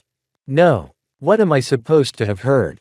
Looking around, he saw no one and deciding he had imagined it, he hurried on, not noticing the silhouette of the white-haired man behind him, who was dismissing him with a faint smile.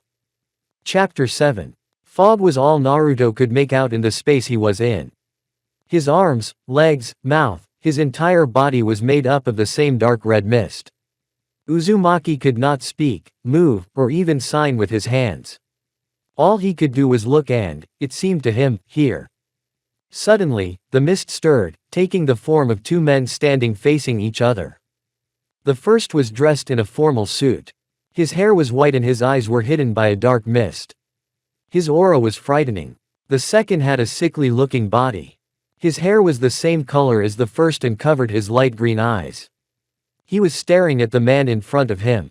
The first began to approach the second carelessly, with a suggestive smile of hopelessness. What terrible things you say, and yet here I am, trying to come to terms, he began. Is there a shred of open-mindedness in your supposed righteousness? What's going on here? Who are these people?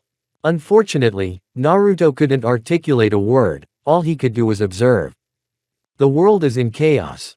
The God-man shouted. Superpowers shouldn't be used to satisfy one's selfish desires. There's nothing in your words but your own greed. Superpowers. You mean quirks. I could say the same about you. The stranger looked back. Come here, both of you. Two male figures emerged from the fog. One had a cracked face and a sad expression, while the other was bulkier, with a bald head and a scowl. This man's jaw transforms and is gradually replaced by fangs. He is rather shy, but he is very kind and takes care of his elderly parents. The man looks away, clearly unhappy with his appearance and his fate. Despite this, he is oppressed by society and has even been separated from his parents. Now the gaze of the man in the suit turns to the second man. This man has no superpowers and was apparently attacked on his way home by people with superpowers. His stun gun was of no use against one of the attackers, who pinned down this unfortunate man with hair shaped like octopus tentacles. Suddenly, the sick man ran towards the other three. No. There would be no turning back. However, he stopped, fell to his knees and began to cough violently. Please. Begged the man with the deformed jaw, kneeling down. Hurry, demanded the other man, getting into the same position. The man in the suit approached them and placed his palms on both their heads. At that moment, the man with the quirk took on a completely normal appearance, and sharp spikes began to grow all over the body of the guy without the quirk. While the former wept with happiness, the latter's face took on a treacherous expression. From now on, if I'm ever in trouble, you'll help me, won't you? Asked the stranger in the suit. Of course I will. My parents will be delighted. Thank you very much. I'll never forget what you did for me. The world is in chaos. What exactly do you see? I see people in need and a way to use my power for them. You're turning everything upside down. All you've done is hire 2 more loyal slaves, said the frail man, slowly rising to his feet. They needed something to hold on to. Someone to hold on to be precise. By denying me, you deny the joy I brought them. In a world that seems less and less human, my power will restore order. So which of us is the true selfish one? The first asked thoughtfully, turning to look over his shoulder. What order can there be here when you use the weaknesses of others to your own advantage? And more importantly, you'll forget about them. It's worth it when they're no longer of any use to you. Shouted the young man, starting to run towards his opponent. But he was pinned to the ground halfway. A masked man stood over him, staring at the man lying there. Wow. Be careful. He's extremely weak. By the way, meet my bodyguard. After all, celebrities like me need them, said the man in the tuxedo in an indifferent tone. As long as I'm around, no one will lay a finger on the boss. In a steely voice, the bodyguard said. Don't be afraid. As stubborn as you are, I still love you, little brother. My only family. As he uttered those words, the fog enveloped everything again, changing the picture. What the hell is this? Naruto shouted mentally, not fully comprehending what he was seeing. The fog cleared again, replaced by the city and the fighting on the road. The voice of what sounded like an older brother sounded off-screen. One day, the very definition of humanity disintegrated into ashes. In this era of chaos, a personality emerged that brought everyone together faster than anyone else. People with superpowers were seen attacking the defenseless on the highways.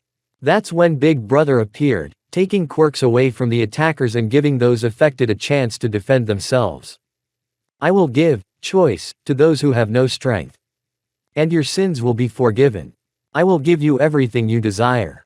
You only have to follow me.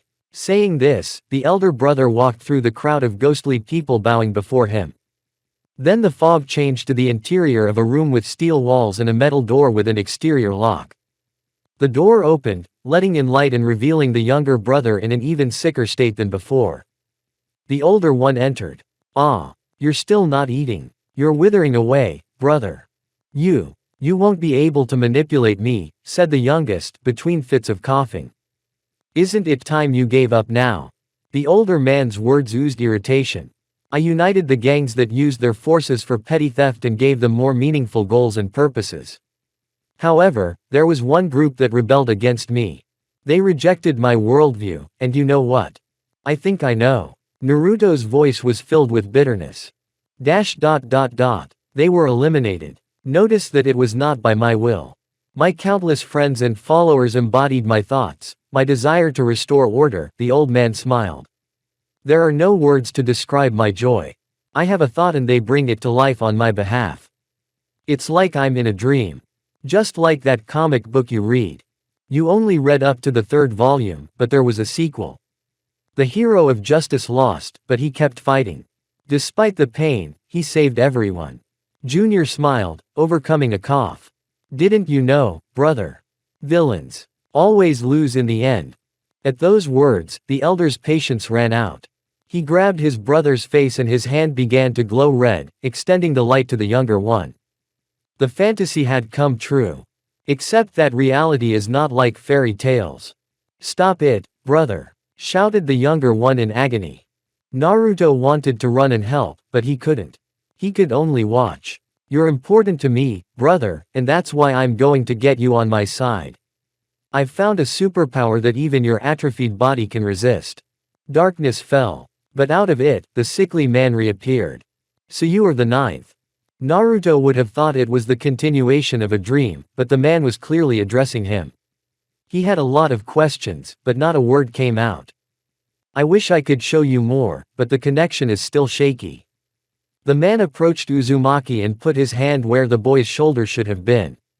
From now on, a great and incredibly difficult burden has been placed on your shoulders. There was a question in the boy's eyes and the speaker seemed to notice. I know you have questions, but bear with me until the connection is stronger and we can talk to each other. You are exactly what was needed to complete the cycle of this quirk.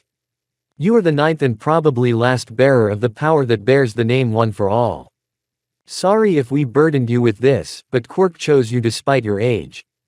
Quirk chose me. What does that mean? What? His train of thought was interrupted when the man in front of him spoke again. I'm sorry, I'm running out of time. I am the first owner of the One for All, Yoichi Shigaraki. The man in the dream you saw is my older brother, Akuma Shigaraki. However, he is known to many as the All for One. He is very dangerous, so I beg you, do not reveal your new power to anyone, and do not tell anyone about the dream you saw. He has ears everywhere, and you could become his main target. It won't be easy for you, but we believe in you.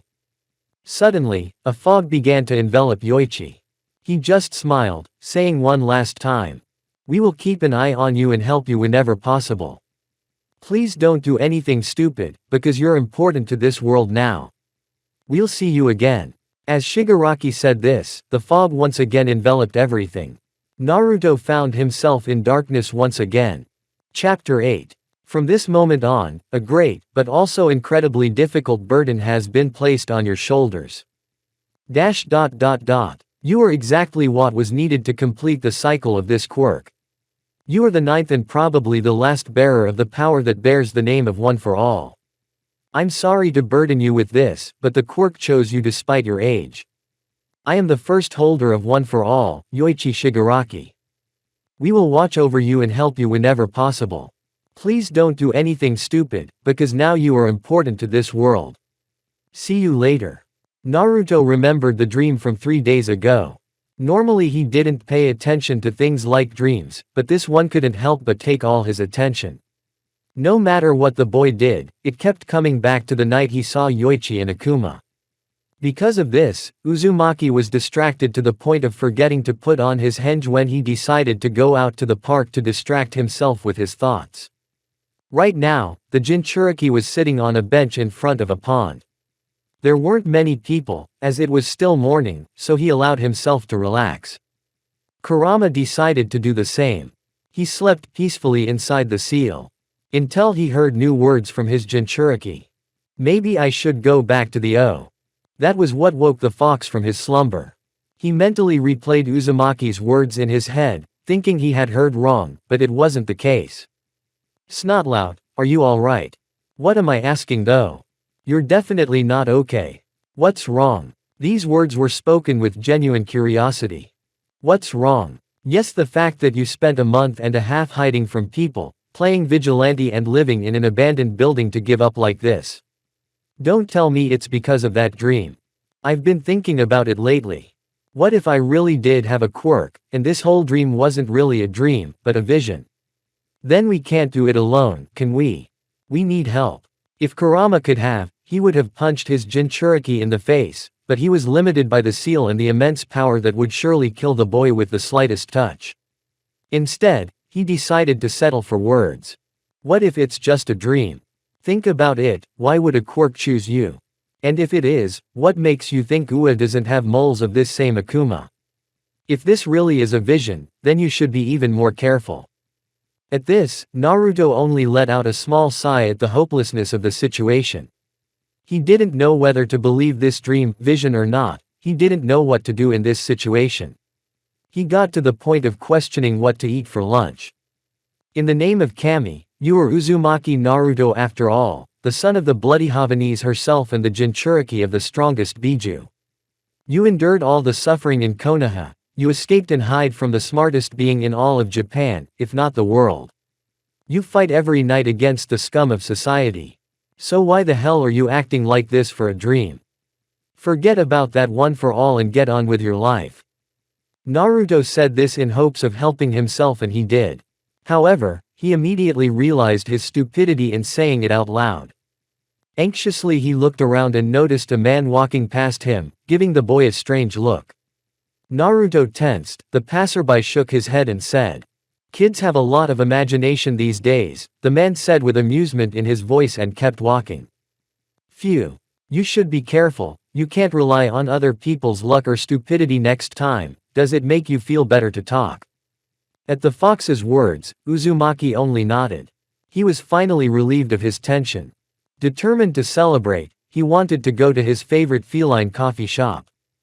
Don't forget the henge. Kyubi reminded him. Sure. He was about to use the technique when he noticed a girl about his age sitting by the pond not far from him, holding her knees to her chest and sobbing. She had pale skin and long lavender hair pulled back in a bun, and was dressed in a white summer dress. She wore blue sandals on her feet. She looked dejected. Looking at the girl, Naruto was already thinking of approaching her, but immediately stopped himself. That's not my problem. I'm going to the cat cafe. Raising his fist upwards, the Uzumaki set a goal. Remembering the route, Naruto stood up from the bench and set out to go, however his gaze kept returning to the sad girl. It's none of my business. It's none of my business. It's none of my. The Jinchuriki repeated mentally, however it was working less and less. Go help her at once. Kurama shouted. Ouch, why are you shouting? It's clear you want to help her. So go and do it. Or else you'll be muttering about your insensitivity and cruelty all night. I don't do that. Uzumaki immediately objected. Awake you don't, but asleep you do. This fact rather surprised him and he swallowed, salivating sonorously. And how long have I been? 6 months, the fox replied simply. And how long did I say? How should I know? You'd better go and put your charisma into practice. All right, But we're not done talking about sleeping talking, Uzumaki warned and looked back at the boy in front of him. Letting out an anguished sigh, he sat down next to the child. She didn't seem to notice him at all.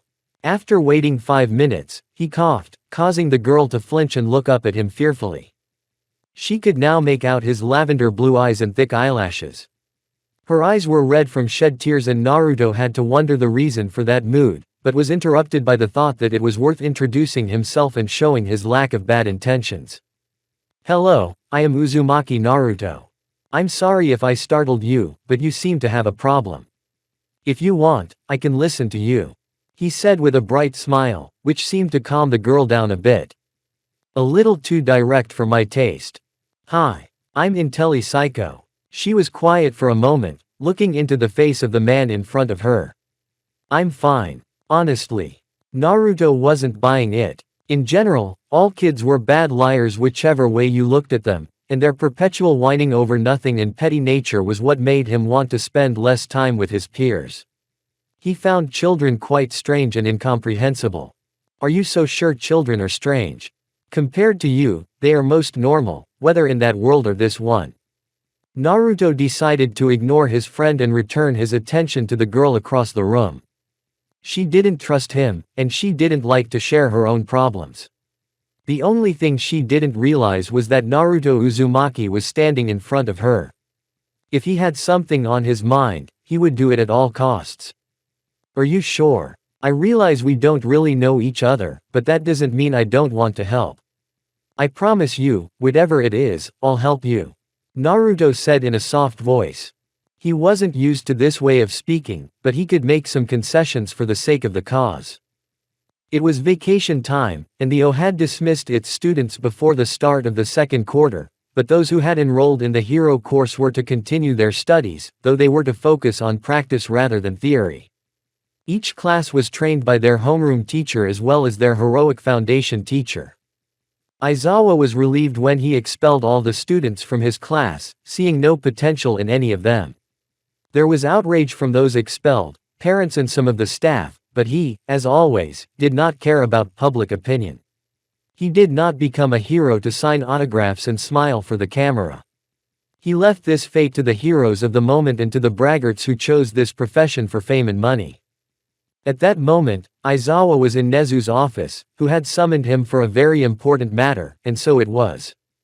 On the computer screen, Shota saw someone they had not been able to reach for more than a month and a half. Naruto Uzumaki, the boy who had escaped from UA and had managed to hide from the heroes, the police and even Nezu, the same Nezu who had access to all the cameras, phones and any other electronic devices. For a 6-year-old, he was causing too much trouble. If we've managed to track him down, it's worth convincing him to come back to UA right now, isn't it? He turned to the director. Yes, we should do that. However, by the time you reach him, he may already be gone, and if you manage to catch up with him, he will have no trouble escaping. The above trick will be enough for him. Shota remembered that day. How could he forget the time when you, and many others, had been tricked by a boy who hadn't even finished high school? Hadn't even gone to school. What do you suggest? I've already sent a hero after him. He'll try to connect with him and gain his trust. When the time comes, he'll bring him to O. Seemed like a good plan, but you're not up to anything, are you? Shota asked, squinting at the chimera. It still seems strange to me that you've decided to look so hard for the boy. There may not seem to be any benefit to me here, but Uzumaki has piqued my interest. His phenomenal abilities are both terrifying and mesmerizing. That's the whole reason. Aizawa sighed. There was no point in Nezu lying, so he could only rely on the chimera's actions. But he was interested in another question. Who are you going to send him to? To an acquaintance. Don't be afraid, she's reliable. The director assured. What if this plan doesn't work? Aizawa didn't like to rely on just one plan. The way life works, things can change at any time and your original plan of action won't do you any good. And Uzumaki himself is unpredictable and not much is known about him. That's an interesting question, Aizawa. Nezu started clicking the computer mouse and after a moment turned the monitor towards the professor. Take a look and tell me what you see. Aizawa looked at the screen and immediately recognized the person on the screen. The image was Aizawa himself standing next to Mori in the cat cafe. Since the first time they met, they had seen each other from time to time in this very establishment. Shota was always sitting with him, for when Hinobe was in the cafe, all the cats sat near him. This annoyed some of the visitors a little, but that was not the point. The boy himself didn't mind his company, on the contrary, somehow the blonde always found a way to strike up a conversation with him. Aizawa was eager to talk to him, because unlike many children, he was calm and mature. Although he sometimes acted like a child, it was no wonder. But why did Nezu decide to show this picture? I will answer your question with a question. Who is the one in the picture with you and what do you know about him? Asked the director with some enthusiasm. Aizawa answered almost immediately. Moriyami Hinobe. 6 years old. Homeschooled. Recently moved to Musudafu with his uncle, his legal guardian. He has no parents, as he said. His quirk is a chakra. It allows him to strengthen his own body and heal his wounds and those of others, as long as the wounds are small and easy to treat. All of this he had learned from his interactions with Hinobe. However, why did Nezu ask about it? He had a feeling he had missed something. Curiously, neither Moriyami Hinobe himself, nor his face, nor his quirk appeared in any database. He showed up a little over a month ago, doesn't that tell you anything?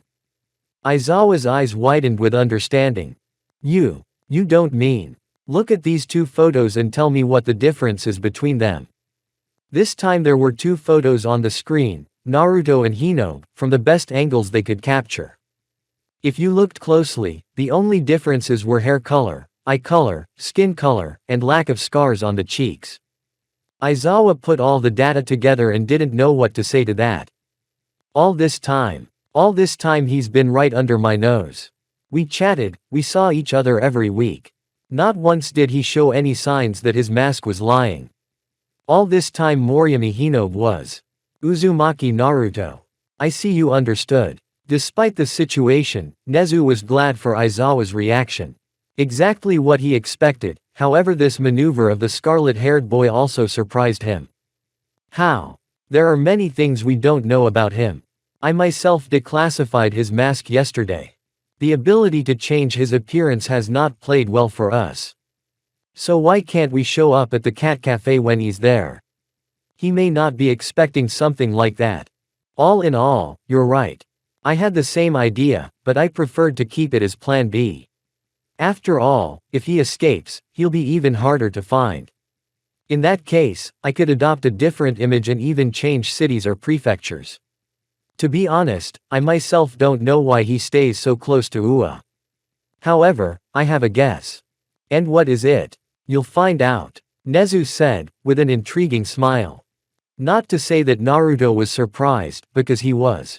Intelli's problems stemmed from society, more specifically from her own friends and classmates who took her quirk in their own way. IQ is a quirk that allows the wearer to temporarily increase their own intelligence many times over, and all it takes is a cup of tea and closing one's eyes. The level of intelligence increase depends on the brand of tea. The quirk is quite useful, both in heroics and in everyday life. That's exactly what Naruto thought. But as always, there are people who just want to stand out at the expense of humiliating someone else. Of course, many will praise the loud and powerful quirks and belittle those who aren't. Naruto frowned at such thoughts, but decided not to bother with such thoughts and turned to Psycho. The latter was apparently already prepared for verbal humiliation. I am capable of many things, but I would never stoop to something like that.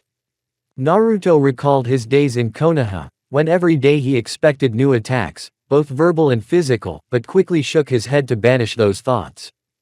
Well, let's move on, he was about to say, when a thought crossed his mind. Honestly, I'm getting too soft in this world. You know, your quirk. Psycho squeezed her eyes shut, wanting this to end sooner. I think it's pretty cool. She widened her eyes in an instant and turned them back to the boy. She thought she'd misheard him, or made a joke, or... But instead of idle theories, he asked again. Do you think my quirk is cool? It was something new for her to say that, since her parents used to say it and nothing else. Yes. I mean, think about it, being able to increase your intelligence with just a cup of tea. As far as I'm concerned, anyone who thinks otherwise is an idiot. Naruto emphasized the last word so that she understood exactly what he was trying to say. She didn't say anything, she just stared at him for a while longer. Does he really think that, and he's not even joking? He even called the others idiots without even a second thought. Suddenly, her opinion of Naruto instantly went up a few points.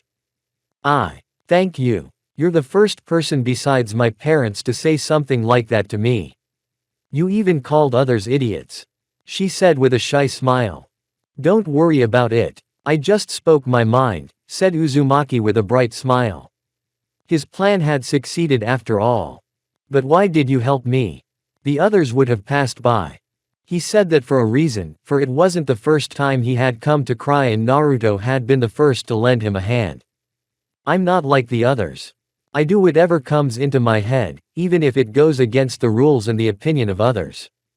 I mean, what's the point of living your life if you rely on other people's opinions? He said and lay down on the grass, looking at the passing clouds. Fortunately, the sun was not blinding his eyes, hidden behind the fluffy masses in the sky. Psycho lay down beside him and found herself having a pleasant time. She doesn't know how long they lay like that, 5 minutes, 20, or maybe a whole half hour, but she felt comfortable next to him. After a while, however, she decided to ask him a question. Uzumaki-kun. She shuddered involuntarily at the new nickname. What's your quirk? Well, it's called chakra. In a nutshell, I can strengthen my body with the energy inside me, and I can heal my own or other people's wounds. Wow. That's pretty strong. With a quirk like that, you want to be a hero, don't you? She was sure, since every kid dreamed of such a thing, but the answer surprised her. Hey. No. Probably not, but I'm not denying it. In fact, I'd like to become a chef, open my own restaurant and live carefree. Sounds like a good dream to me, she said with a slight smile. The surprising thing was that Uzumaki felt embarrassed by such a gesture, and to disguise it, he turned in the other direction, earning a surprised look from his new acquaintance and then some. Ha ha ha ha, you're so crazy. You. Embarrassed by this girl. How funny. I swear, I can't believe it. Ha ha ha. Shut up, Kurama the fool.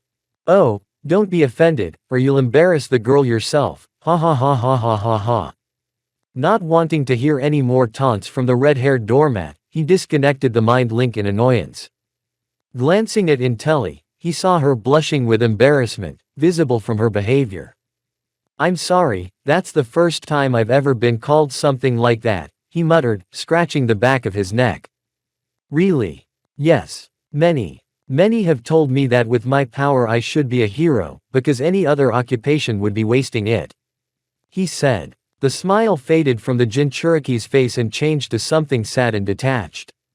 It was not exactly a lie, for the Hokage, his advisors and some higher-ups had forced him to choose the path of shinobi of Konoha.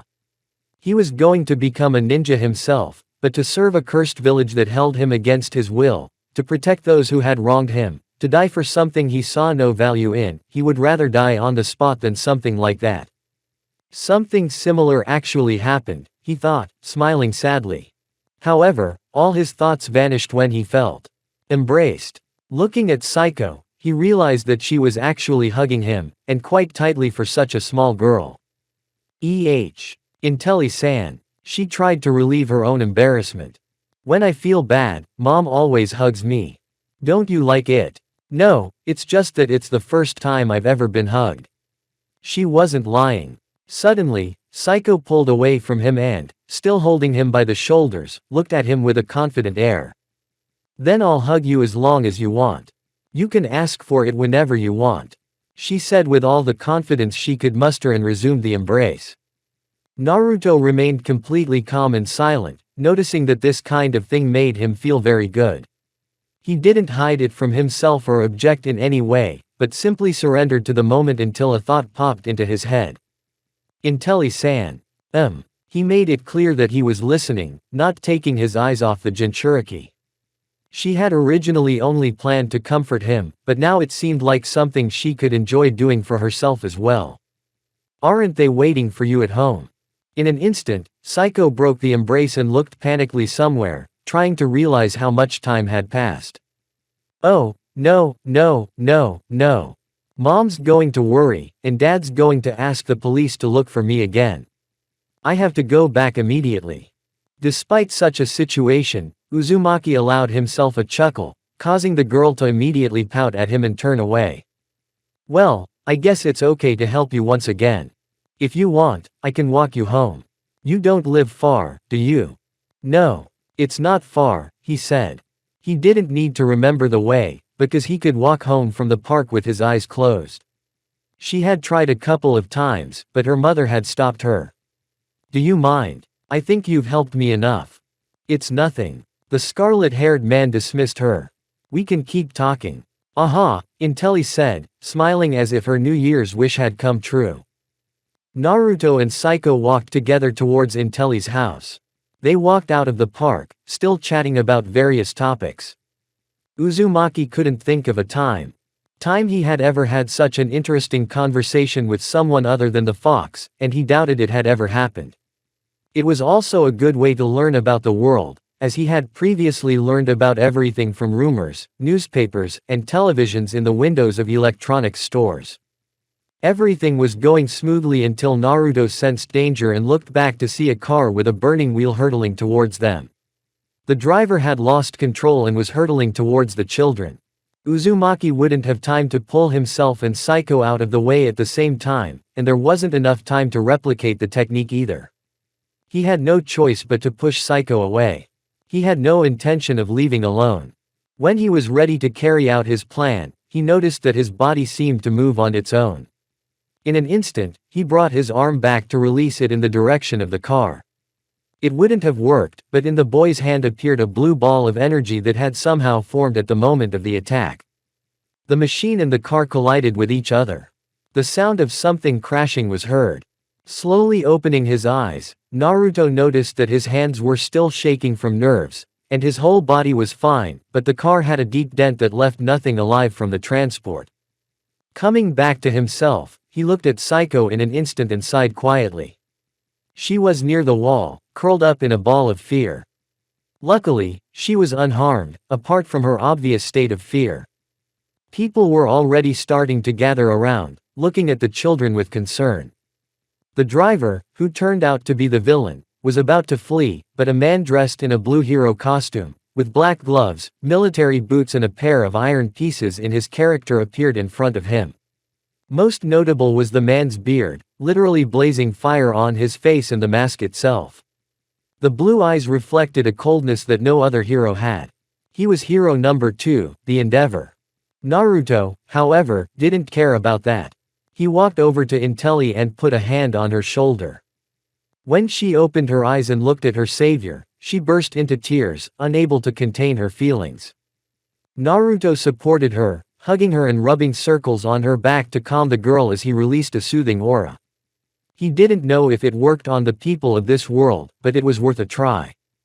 Soon, Intelli stopped crying, but she was still not in a state that could be called stable. She felt afraid and was unable to stand, as her legs felt as if they had turned to cotton. Uzumaki opened her arms and examined her to make sure her health was intact. Finding no sign of injury, he stroked Psycho's hair. Are you all right? She only nodded in response. Can you wait here for a while? I won't be long. She didn't know what the scarlet-haired man was up to, but she still trusted him. Glancing toward hero number 2, she saw reporters and fans gathered around him as the police led the assailant away. It seemed as if no one cared what might have happened if Naruto hadn't inadvertently triggered that attack. Well, he had seen the effect of his aura on the locals, so he didn't hesitate to unleash what he could, additionally using Kyuubi's aura as well. Nezu watched curiously as the action unfolded. And this was live. Well, it was going to be an interesting viewing experience. Aizawa, who was standing nearby, and a couple of staff members with Detective Tsukauchi, were also waiting for more action, not feeling any good. Immediately, everyone nearby felt an unprecedented sense of fear and terror, even Endeavor, despite his own efforts to avoid such emotions. Everyone moved as far away as possible, except for the hero and the scarlet-haired boy who was apparently the source of the aura. Suddenly, Anji Todoroki, which was the name of hero number 2, came to and looked sternly at Uzumaki. "Boy, stop using quirk, or else." He was interrupted in an instant by a scream that sounded in conjunction with the growl of a wild beast. "Shut up." Everyone was immediately even more horrified. "You're a pathetic piece of trash, you almost killed 2 civilians while trapping a scum like you, and you dare to call yourself a hero. Do you even know who I am?" The Endeavor's voice had lost its confidence. The aura of Uzumaki and Kyuubi was weighing on him. How can a child possess such bloodlust? Bastard. Muser. Musser. Miserable. A semblance of a hero. Who shouldn't even be called a hero. Calm down. Why? You think your hero status means anything to me? The latest news is that you're not a hero, you're a villain playing the local savior. Unlike you, the Almighty can at least be called a hero. In an instant, the fear that had previously gripped him disappeared, replaced by pure rage. The mere mention of the Almighty's superiority over him brought him back to his original state. The hero's fire began to burn with unprecedented heat, causing everyone present to move a few more meters away. All except Naruto, who was neither hot nor cold. "You pathetic little brat. Who do you think you are? You think just because you're a child I can't do anything to you?" Anji forgot about the cameras filming him and just got excited. "Then do it." Naruto loosened his aura and his voice became calmer. "Show what a scumbag you are. Blame it on an accident at the same time. I'm sure it's not the first time you've done this." Anji was silent for a moment. Her fire had stopped burning like wildfire, returning to its former state. She had just realized the whole situation. Maybe this kind of thing doesn't just happen at work. Maybe it's also torturing her family. Anji turned pale. The 6-year-old had brought him to a state that no villain or disaster had ever brought him to. Naruto, unfortunately for him, had realized that. Surely they live and dream of getting away from you as soon as possible. Do you know why? Everyone nearby watching the live broadcast watched the whole thing with mute shock. Even Nezu, who was watching on TV, was speechless. Because you're not a hero. Just an actor fighting for fame and supremacy over the Almighty. But you know what, he doesn't care about your childish quirks, he doesn't care about your unstable character, and he doesn't care about your competition for the title of the best hero. There was a silence like never before seen in the streets of the city. Everyone was silent and didn't know what to say. This included Naruto, who had done all this in a fit of anger.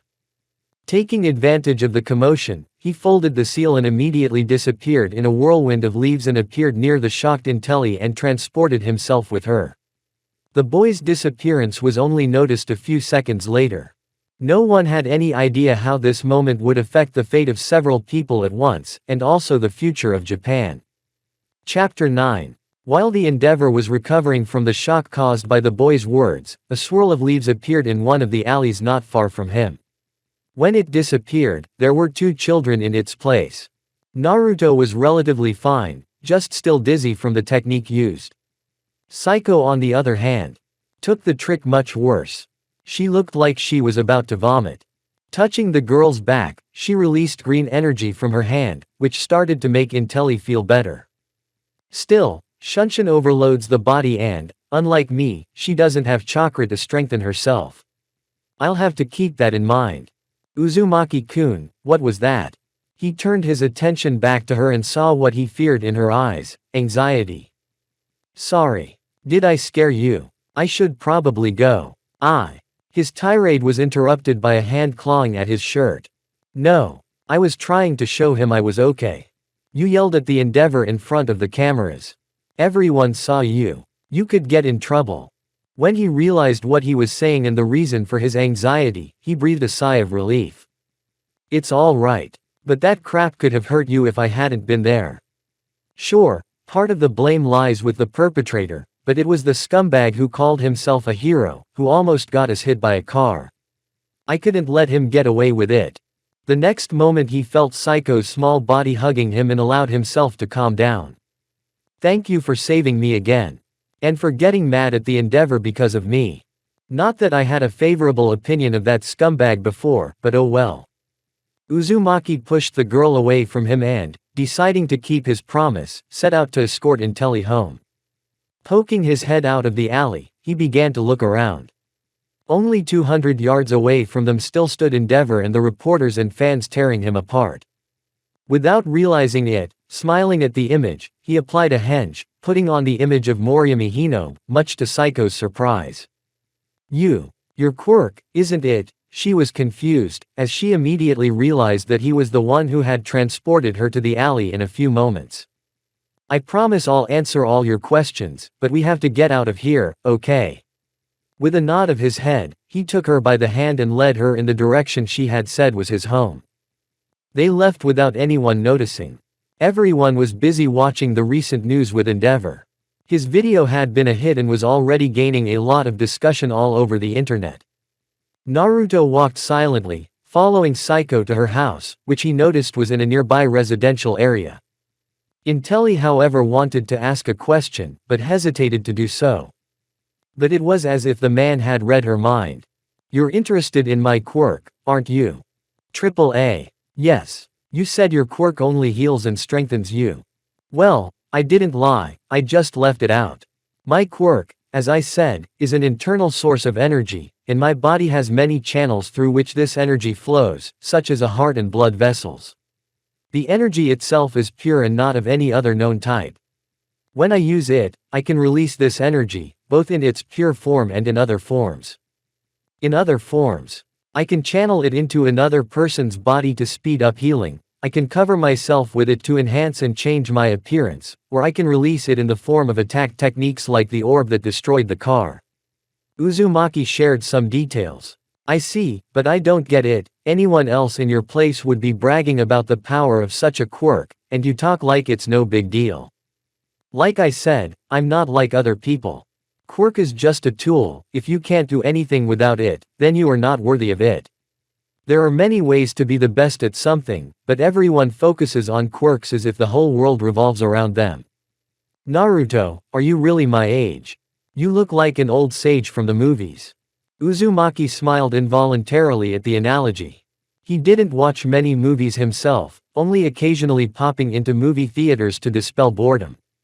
Only his early adulthood had other motives, which he did not like to remember. What can I say, I am what I am, said the Jinchuriki with a smirk. Half an hour later they had arrived at their destination and now Naruto looked at Psycho and her house. And that's because his house was a private 3-story building, with a large front yard, sakura trees and… Is that a fish pond over there? Is something wrong? Intelli asked anxiously. No, everything's fine, the boy assured him and looked further down the street. Well, now that I've accomplished my mission, I'm leaving. Stop.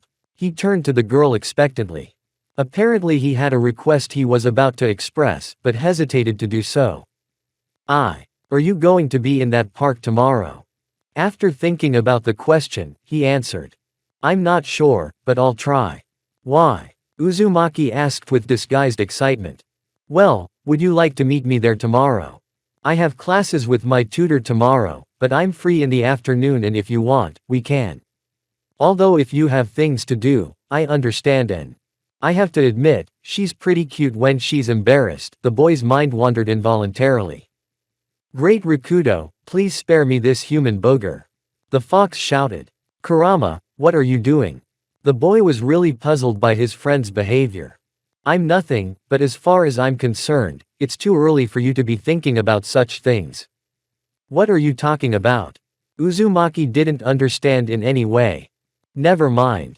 Following the fox's advice, he gave his answer to Saiko. I will try to go tomorrow. Only I have one condition.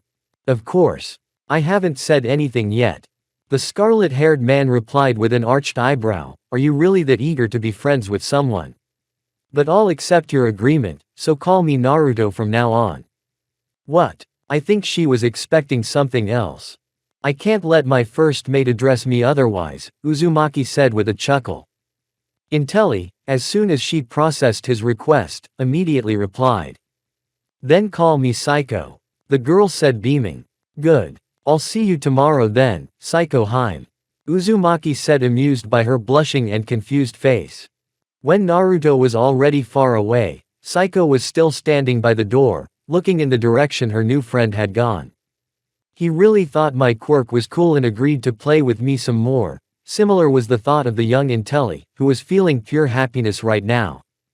Of course she was worried about the Endeavor incident, but that was not important now. The important thing was that the second part of the day had gone very well.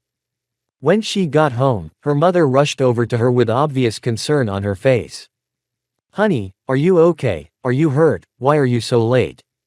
Bombarded her daughter with questions. Azusa Intelli was a woman in her mid-30s. She looked like an adult version of Saiko, except her hair was lighter and her eyes were blue. Her profession was that of a decorative designer, and quite well known. The job allowed her to earn an income and keep her house and family in order. Looking at the clock, the youngest Intelli realized that she should have been back more than an hour ago, but she didn't regret coming back so late, although she blamed herself for worrying her mother. I'm sorry, Mom. I was at the park and met a boy. He thought my quirk was cool and agreed to be my friend. He even said he'll come play with me in the park tomorrow. Excitement radiated from Saiko, and Azusa could see it clearly. In fact, she couldn't remember the last time her daughter had mentioned her friends. When Saiko's quirk woke up, her parents were thrilled, especially Azusa, because it was their daughter's quirk. They celebrated that day in style. But the others disagreed and thought her quirk was mediocre compared to the others. She and her husband Makoto knew that their daughter could be bullied, but the principal and teachers said otherwise. Saiko herself had become more lethargic and did not like it when her friends or classmates were mentioned. It had been almost 2 years since she had stopped bringing home everyone she knew. No consolation helped and they had to take her daughter out of school and put her with a tutor, which somewhat relieved the pressure on her social life. But now her little girl was back, livelier than ever, and she could only see such a bright smile on special occasions. Had she finally found a real partner? Azusa is certainly happy about the news, but she had to make sure her new friend wasn't some kind of joker. Kami Vei, Intelli Azusa better not get angry. A friend. What kind of friend? How old is he? What does he look like? How is his behavior? What is his quirk? Azusa thought that, in matters like this, it was best to know everything in detail. She didn't have to wait long to get an answer. It seemed that Saiko herself was happy to talk about her new friend. His name is Uzumaki Naruto. He is my age. He has bright red hair, purple eyes and stripes on his cheeks.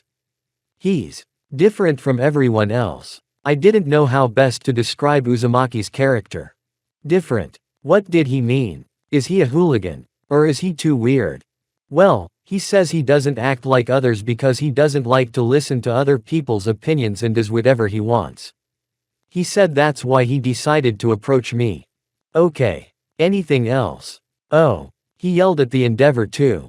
Without realizing why, the young Intelli girl blurted it out, prompting the expected reaction from her mother. Her daughter rushed to calm her down. Mom, stop. I meant he did it because of me. Judging by the look on Azusa's face, those words didn't make her feel any better. However, she took a deep breath, sorting out her thoughts and keeping her mind clear, and decided to ask. Honey, can you explain yourself better? It wasn't a question, and there was no way to avoid answering. Her mother's aura spoke for her. Haven't you seen the news? Saiko asked immediately. What about the news? Azusa's anxiety suddenly increased. The incident was on several news channels. In fact, the older Intelli barely watched the news, as most of it featured heroes and their achievements. On the internet, she was subscribed to the channels she needed, so except for the hero cases, she was always up to date. No, I didn't. So, do you promise not to nag? Psycho asked shyly, to which her mother arched a questioning eyebrow. It depends on the situation. When she realized she couldn't get away with it, her daughter told everything she knew. How she had met Naruto, how they had talked, how they had left the park. The moment that startled Azusa was when Psycho told her about the car accident, but she immediately calmed down when she told her daughter how Uzumaki had rescued her, and at the same time had rushed over to calm her down, then yelled at the Endeavor and ran off with her before the cameras caught her. Azusa had two things on her mind. She had to meet her daughter's new friend in person and then deal with the Endeavor. Fortunately, her husband was a very skilled lawyer, without a single lost case and quite well connected. Mom, do you mind if I'm friends with Naruto? Psycho asked with puppy dog eyes. Azusa didn't have many weaknesses, but her daughter's appearance was one of them. She couldn't refuse, but she also had to take care of her daughter.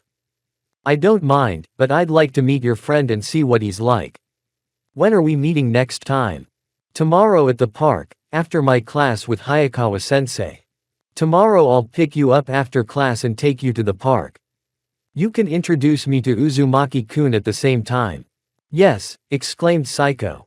Now let's go, because lunch is ready. Okay. As Azusa watched her daughter run happily, she was already thinking about her husband's reaction to today's news. Bonus. UA High School. Immediately after Naruto destroyed the Endeavor on live television. What the hell was that? Shouted none other than Midnight. The reason was due to Uzumaki's recent live broadcast. Of all those present, she was the most vivid in describing what she had seen. Nezu, for his part, was building a brilliant villain whose plan had clearly come to fruition in the best possible way. This was just what he needed to finally get to the bottom of this case. With that, the Chimera opened a folder with a large stack of files on his computer and displayed it on the projector. The first to read the title was Yamada. Hey, what's this? A plan to destroy the Endeavor. Everyone immediately turned their attention to the computer screen. And indeed there were files with serious evidence that did not go in Todoroki's favor. Wait, you've had proof of the Endeavor's dark deeds all this time and you're telling me now? Aizawa asked him. He couldn't stand the Endeavor himself, but at least he was doing his job, so he had ignored it. But now Shota wished he had noticed how Angie was doing it. He'd had them for 6 months, but he couldn't take the Endeavor to court for no reason.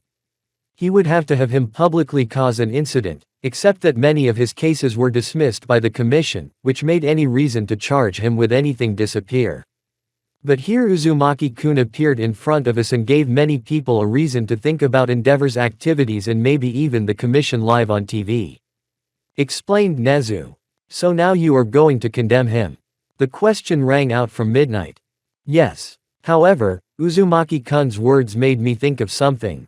I may have to visit Todoroki's family while Storadle is away. The Endeavor will soon be in a bad place, but he doesn't realize it yet. Chapter 10. If you don't want this child to die, don't move. Shouted the villain, at the same time holding Naruto captive as Moriyami Hinobi. How did it come to this? He himself would like to know. As soon as he parted from Psycho and left the residential area, he decided to take an aimless stroll through the city. It so happened that nearby there was a bank that the villain decided to rob. Who robs a bank in the daytime? Wouldn't it be more efficient to do it closer to night? Were the boy's thoughts on the matter. And the villain had the power of the quirk in that, at the will of the wearer, he attracted any living object of his choice. So he suddenly became a victim with a gun to his temple. There was already a crowd of reporters, spectators who wanted to see the fight up close and a couple of heroes, the first named Turbo and the second Ricochet. The names aren't bad if you ask Naruto, however here I would compare it to the name of the villain who called himself the Attractor. Compared to that, a lot of aliases sound good. They had been like this for 5 minutes. The heroes wanted to prevent the death of the prisoner Uzumaki was acting for, and the villain wanted to leave but the heroes prevented it. Honestly, Naruto could have been saved if the attractor hadn't taken the safety off the weapon. What kind of an idiot do you have to be to make a mistake like that? The same kind of idiot who robs a bank during the day and calls himself an attractor, the fox replied, causing both he and the Jinchuriki to burst out laughing. What's so funny, kid?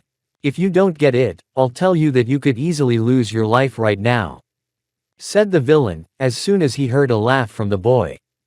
Yes, except that you will lose your prisoner, and then it won't be hard for the heroes to catch you, replied the boy. This is where he decided to take revenge for the unwanted captivity he had managed to get himself into. And you are such a terrible villain that any of your victims will just laugh at you. That infuriated the man. You brat. Don't you realize that it wouldn't cost me anything to kill you? I can lure someone else to take your place. The heroes and reporters watched the scene. What's that kid doing? Asked Turbo, as he thought of a plan to safely capture the villain. I don't know. Wait, who's that over there? Back to Naruto and the attractor. So when you decided to rob a bank, your whole escape plan was luck or casualties. You really are a pathetic villain. You'd rather give up than continue this antics. I warned you, shouted the villain so everyone could hear him. Stop it. Ricochet tried to stop him, but it didn't work. The villain pulled the trigger, but no shot was fired. But what? A blow to the jaw knocked him unconscious. While talking to Naruto, the attractor didn't notice how the heroine flew at him from above, knocking him unconscious. Everyone looked at the heroine who saved the day. She was a shapely girl, with black hair pulled back in a bun, a mole on her right cheek and 2 locks framing her face. Her heroine's costume consisted of a dark sleeveless suit with a high collar, white gloves and boots, a belt with an angled buckle and a white cape. This girl was Nimbus, a heroine who had already made her heroic debut 4 years ago. She has no agency or assistance, but that doesn't stop her from being loved by many fans for her kindness, her strength, her beauty and the fact that she is always ready to help anyone in need, be it a prisoner in the hands of villains or a cat trapped in a tree. This is what allowed her to rank 70th in the general ranking of heroes. Everyone applauded the heroine with the flight quirk. The girl herself completely disarmed the villain and handed him over to the police. Now all she had to do was to see if all was well with that blonde man. Despite his jokes about the attractor, she might have felt fear or excitement. Except that the guy, as it turned out, had already left.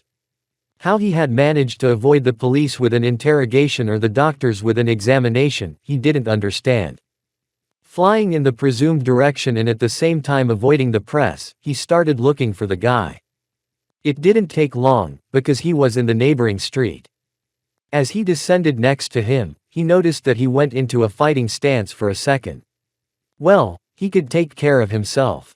Hey, it's not good to leave the scene of an accident like that. They might start to worry about you, Nana said. But the boy just shrugged his shoulders. So, are you going to arrest me and take me in for questioning? Uzumaki asked sarcastically. Deciding not to mess with him after all, he said. This time I forgive you, however, now I must accompany you home and inform your parents about what happened. Shimura saw something change in the boy's eyes for a second, but couldn't figure out what. Thank you, but I can manage on my own. She waved her hand at him and kept walking. However, she didn't leave him so easily and followed him. They had been walking for about 10 minutes now and it was frankly annoying for Naruto with the Hinobe mask. Will you stop following me? He asked turning to the heroine. Duty won't allow me to. Why she seemed pleased at that remained a mystery to him. Determined to get rid of the heroine somehow, he found a random apartment building and entered it with Nana at his heels, then approached a random floor. He rummaged through his pockets and made a confused face. I guess I forgot my keys. I'll have to wait for my uncle to come back. I guess it's not meant to be and you'll have to get back to your hero business. With mock frustration, the boy said. However, Shimura wasn't that simple. I'll wait with you then. You don't mind, do you? I do mind. Uzumaki immediately replied. That's fine with me. Shimura didn't go anywhere, and the smile still wouldn't wipe off his face. She's already pissing me off, the Jinchuriki muttered in his thoughts. Well then run away from her, the fox's advice sounded. I can't. Then Moriyami Hinobe might get in trouble and I don't feel like making up a new image and legend. As you wish. So they sat in the doorway for about 5 minutes until a rumbling sound came from Naruto's stomach. This, naturally, caused him embarrassment. It turned out that he hadn't eaten anything since breakfast. Listen, why don't we go out to eat? There's a ramen place nearby. It's on me. Nimbus offered. Naruto wanted to refuse, but ramen, and for free. The temptation was too great for him, he tried, but. Okay. With a frown, Uzumaki replied. Don't be so sad. Smile. Placing his fingers at the corners of his lips and stretching them into a smile, Nana said. He removed his hands from his face and reluctantly followed her. As they left the building, he looked around, as if looking for witnesses. There was really no one outside, which was strange. Then Shimura looked at him and Naruto didn't really like it. Trying to pull away, he couldn't avoid the heroine who took him in her arms and cradled him as if she wanted to hug him. Uzumaki tried to let go, but he could not. Hold on tight, she said and abruptly flew through the air, in the direction she wanted. What are you doing? He shouted so that she could hear him. Naruto immediately began to worry for his life. He realized that he had fallen into the hands of a deranged woman, and literally. It's much faster, she replied cheerfully. After getting over the scare, he looked down and couldn't contain his excitement. They were flying at a height of between 8 and 10 stories, but it was still amazing. Do you like it? Nana asked with a gloating smile, and the boy tried to put on a more serious face, which didn't work. If you want, I'll give you back the same ride. Don't tell me you agree. Kurama said, already knowing the answer. Why would I be? Flying is really cool. Uzumaki had dreamed of flying ever since he was a child, ever since he first saw a bird soaring in the sky, and now his wish had come true, though not exactly the way he wanted it to. Here we are, Nana said, landing right in front of a small cafeteria with the name, Ramen Ichiraku. It reminded him of something, but he wasn't quite sure what. Inside, everything was made of wood, walls, floor, ceiling, tables. Lighting was provided by traditional Japanese-style lamps, and there were separate counters with bar stools near the windows. All the tables were located close to the walls, as the establishment itself could not be called large. So near each table were a couple of potted plants with small trees. Once inside, they sat at the nearest seats and a waitress immediately approached them. A girl of about 16 with brown eyes and hair of the same color. Hi Ayame-chan. Nana immediately greeted the waitress. Hi, Nana-san. With a note of formality in her voice, Ayame replied. I see you're with a guest. Aha. Meet this. Nana looked at the boy. Moriyami Hinobe. Hinobe-kun. Hinobe-kun, meet Ayame, the daughter of the head chef of this place. Who brings someone they don't even know by name to dinner?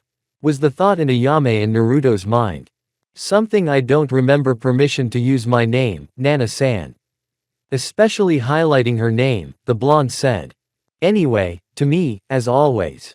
How about you? She turned to Hinobe, whom she had ignored until now. I'll take double the pork. He replied. Very well. Wait, your order will be ready shortly. Ayame walked away, leaving them alone. It brought a calmness he hadn't felt in any other establishment. Well, except for the cat cafe he visited regularly. Can we talk while we wait for our order? Nimbus asked. Naruto decided to agree, it wasn't cozy to be quiet after all, though he could have talked to Kurama, but apparently he was asleep. Okay. Nana-san, why do you insist on my company? He asked. A bit rude. But in answer to your question, I'll say that you interest me. Just then she saw Moriyami looking at her strangely. Oh, Kami, no. That's not what I meant. Her reaction was quite amusing, however her shout caught the attention of the other visitors, but they soon went back to their business. I meant to say that I was impressed by how calm you were while being held hostage by that villain. Shimura corrected himself. You mean the attractor. I don't want to offend you, but as far as villains go, he's a total zero. His gun had the safety on. Otherwise, I just wanted to get back at him for wasting my time. You've got a lot of nerve for a kid. I can't help it. I am what I am, replied the blonde with a shrug. But your words about interest still sound a little ambiguous, especially when an old lady addresses a 6-year-old like that. Hey, what kind of old woman am I to you? I'm only 23. Shimura retorted, then looked away, offended. I'm sorry. I admit, you're not an old woman, you're more like an aunt. Uzumaki said cheerfully. Don't call me that. I'm probably not older than your mother. She muttered. You're right. She would be about 24 now. So you're only a year younger than she is. Not bothering to hide his bitterness, the boy replied. Would I be? The girl asked, giving him a sympathetic look. Yes. She left a long time ago. I was just born then. I know it's none of my business, but I'll listen if you want me to, said the heroine as softly as possible. Naruto stared at her for quite a while, wondering if he should tell her. They had known each other for an hour at most, there was no reason to trust her. But another part of him told him that she was worth trusting. Nana had proven that her feelings were sincere. Having lived in Konoha for 6 years, she had learned to distinguish between sincerity and lies. Oh, and Shimura herself had already left a pretty good imprint on his memory. He sighed. It's not easy to talk about something like that, after all. Everything I know about Mom was told to me by my uncle. He often says I'm her exact copy, both in looks and personality. She was kind, restless, talkative, and more than once told me that Mom was the prettiest girl he could remember. When she was 18, I was born. But there was an incident and Mom left. She protected me with her life. Since then, my uncle, that is, her brother, took care of me. Just like that, Uzumaki replied. And father. Before she could ask, his expression changed to one of anger. That bastard betrayed my mother before I was born, but he also died in that incident. He was also responsible for her death, for which he has no forgiveness. Hissed the boy in a manner unbecoming of a child. Nana went over to him and hugged him as tightly and tenderly as she could, eager to help him. She was the second person to give him the warmth of a hug that day, and in his entire life, but this time Naruto felt a maternal concern he hadn't felt before.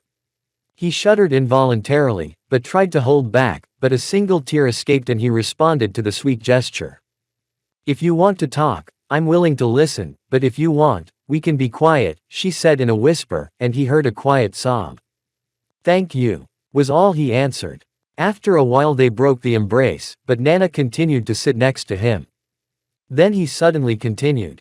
I used to live in the same village with my uncle, but we were not tolerated there for some reasons. We managed to leave only about 2 months ago and that's how we ended up in Musutafu. Uncle. He is the only one who has taken care of me all this time and replaced my parents. You don't know how happy I am that he has been with me all this time. Naruto finished his story. What he didn't know was that Kurama wasn't asleep at all, but was listening intently. His words made the fox let out a bitter chuckle. Naruto was right, she reminded him too much of Kushina, who he was also close with, like brother and sister. Apparently she was a good person. Putting a hand on his shoulder, Shimura said. Yes, he really is a good person, especially when he's not being a complete asshole. And I'm not being an asshole about anything. I really don't give a shit about anything. Grumbled the fox in his mind. Your order, Ayame announced, placing 2 plates of noodles on the table. Enjoy your meal. When she left, Nana and Naruto broke out the chopsticks and saying, "Itadakimasu," began to eat. Shimura put his gloves to the side so they wouldn't interfere with the food.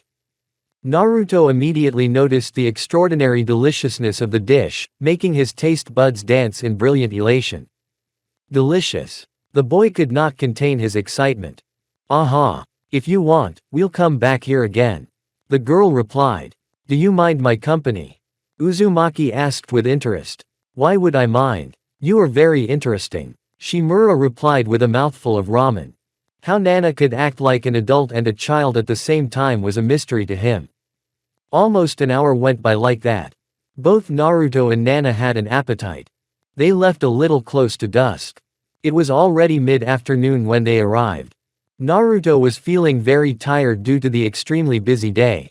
Due to fatigue, his chakra control had dropped, which was why he hadn't noticed that the henge had dissipated. Unlike a brunette. Hinobe-kun. Yes. Changing her look. Naruto blinked in confusion, not sure what he was talking about, but then it occurred to him to look out the cafeteria window. When he saw his reflection, he flinched. Turning to Shimura, he saw that she was looking at him expectantly. I can explain everything. You're the guy who yelled at the Endeavor, aren't you? Now Uzumaki doubted that, at least in Mustafa, no one knew him. He was sure that soon all of Japan would know about him, if they didn't already. Yes. And you changed your appearance so that no one would chase you down the street because of what happened. Yes, I did. That's all right. She just brushed it off. What? Naruto was clearly at a loss. I can understand why you did what you did, and I didn't see any illegal use of quirks. Okay. Uzumaki didn't understand how she could react so calmly to such a drastic change in her appearance, but he still considered it part of her character. Nana herself took the boy in her arms again. To her joy he resisted less this time, he just made a face of disgust. I think I'll take you home, she said and flew off in the direction of the apartment where she thought the boy lived. They flew as fast as they had flown before. Naruto was already in front of Nana when she waved goodbye to him and flew off in a direction only she knew. What do you think of her? He heard the fox's voice as the boy was on his way back to his base. She's pretty weird and too different from a lot of adults, but... Uzumaki paused and looked back in the direction Nana had flown. I think the time I spent with her I enjoyed it a lot. Chapter 11. The young Intelli's daily routine was always the same. Wake up, breakfast, lessons with the tutor, lunch, break, one of the clubs, dinner, sleep. Except today was different, and so she looked anxiously out the car window, hoping for an early arrival at her destination. Intelli Azusa watched her daughter with undisguised pleasure sitting behind the wheel of the car. As promised, she was going to take Saiko to the park where she would meet her new friend. Azusa was curious as to what kind of boy had decided to befriend her little girl. Saiko usually made an offended face at such treatment, much to her mother's amusement, and was eager to meet him. As soon as they pulled into the parking lot near the park, Saiko immediately ran out of the car, as she didn't want to waste a second of her free time, since in a couple of hours she would be starting one of the classes her parents had enrolled her in at the girl's request. However, her fervor was cooled by her mother, who took her by the hand, not letting her run away. I understand that you can't wait, but be patient. I'm sure she's not going anywhere, said the mother, and for that the girl was a little offended. And don't give me that. It's early enough. But Hayakawa-sensei herself let me go early. Only because she saw that you were in a hurry to leave. Be patient. I will. After locking the car, mother and daughter headed for the park. Today was a weekday, so there weren't many people around. Azusa immediately set about looking for the clump of scarlet hair her daughter had told her about, but she hadn't seen it anywhere.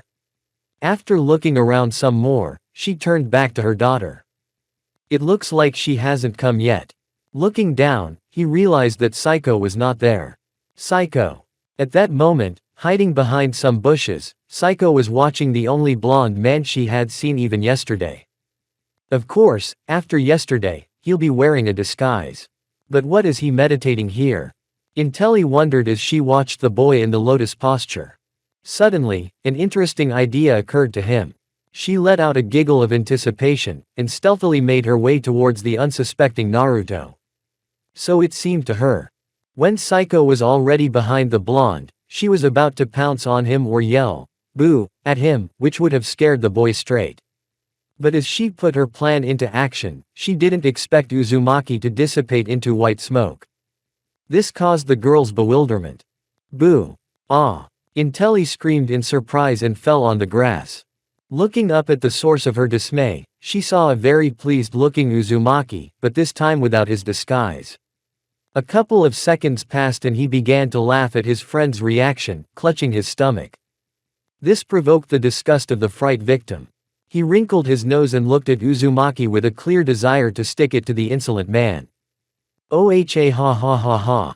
Sorry. Sorry. It's just that. It's just that. You were trying so hard to scare me. I couldn't help but seize the moment, Naruto said between laughs. You're dead, Uzumaki. Intelli immediately pounced on him, in battle hamster mode, as Naruto himself later dubbed her. She punched him in the chest and shoulders as the prankster himself continued to laugh. That's not funny. Yes, it is. The boy contradicted her. This scene didn't last long until they heard the click of a camera. When they looked up, they saw Saiko's mother, who was recording everything with her phone with undisguised amusement. Mom. Immediately switching lenses, the young Intelli hurried to grab the phone, otherwise Azusa would use this photo to embarrass her in front of her guests and family. She couldn't let that happen. Now Naruto watched as Saiko tried to take the phone from her mother. She did. Except Azusa was about 3 times taller than her daughter, so all the girl could do was jump towards the device. Soon, Saiko was exhausted and lay down on the grass, breathing heavily. Azusa took the opportunity to put the phone in her pocket and meet the one who thanked her for such priceless footage. So you're the Uzumaki that Saiko told me about. That's right. Let me introduce myself, I'm Uzumaki Naruto. A friend of your daughter's. Nice to meet you, Intelli-san. The boy replied with a slight bow. Nice to meet you too. Do you mind if we talk for a while? Asked the woman pointing towards the benches. Naruto nodded and followed her. They both completely forgot that there was a third person with them. Hey, wait for me, Saiko shouted, running after her mother and her friend. The 3 of them were sitting on a bench in front of a pond. The same pond where Saiko and Naruto had met yesterday. They remembered that encounter with a pleasant feeling. So, Uzumaki-kun, can I ask you what you like about my daughter? Azusa interrupted their trip down memory lane.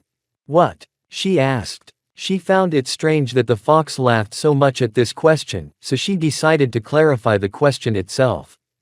Why did you decide to befriend her? Azusa asked. Why did I decide to befriend her? Naruto had asked himself that question more than once this morning. Why did I help her? Why did I reveal myself? Why did I put my true image in more danger for her? Why did I agree to be friends with her? He didn't have answers to all these questions, he just felt he had to. To Azusa, Naruto answered as is. I don't know. That caused a sad expression on Saiko's face. At first he just wanted to comfort her and didn't plan to be her friend. With every word the girl felt worse. But I don't regret it. Immediately the 2 Intelli became more attentive to the boy's words. Yes, we haven't known each other for more than a day, but I'm very happy to be friends with Saiko.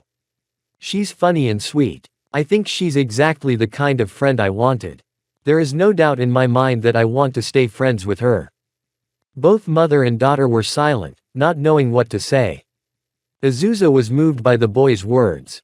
He said it without hesitation and with such assurance that it was clear to her that Naruto was indeed a good friend to her daughter. She was about to say something when it was done for her. Her daughter hugged the boy tightly, with obvious happiness at her friend's words. Naruto responded to the gesture after all. This sweet moment was interrupted by another snap, followed by a silent giggle. Mom. Naruto walked through the city streets wearing a hinobe mask, looking satisfied. The day had gone well. After Saiko again tried unsuccessfully to take the phone from his mother, the 2 played as much as they could play in 2 hours together. Other than that, Azusa asked him a couple more questions, which he answered. The words he said to Saiko and Azusa were not a lie. He was happy to call Saiko his first and best friend. What a bastard you are, he suddenly heard the fox say. Naruto went over what Kurama said a couple of times in his head, thinking he had misheard.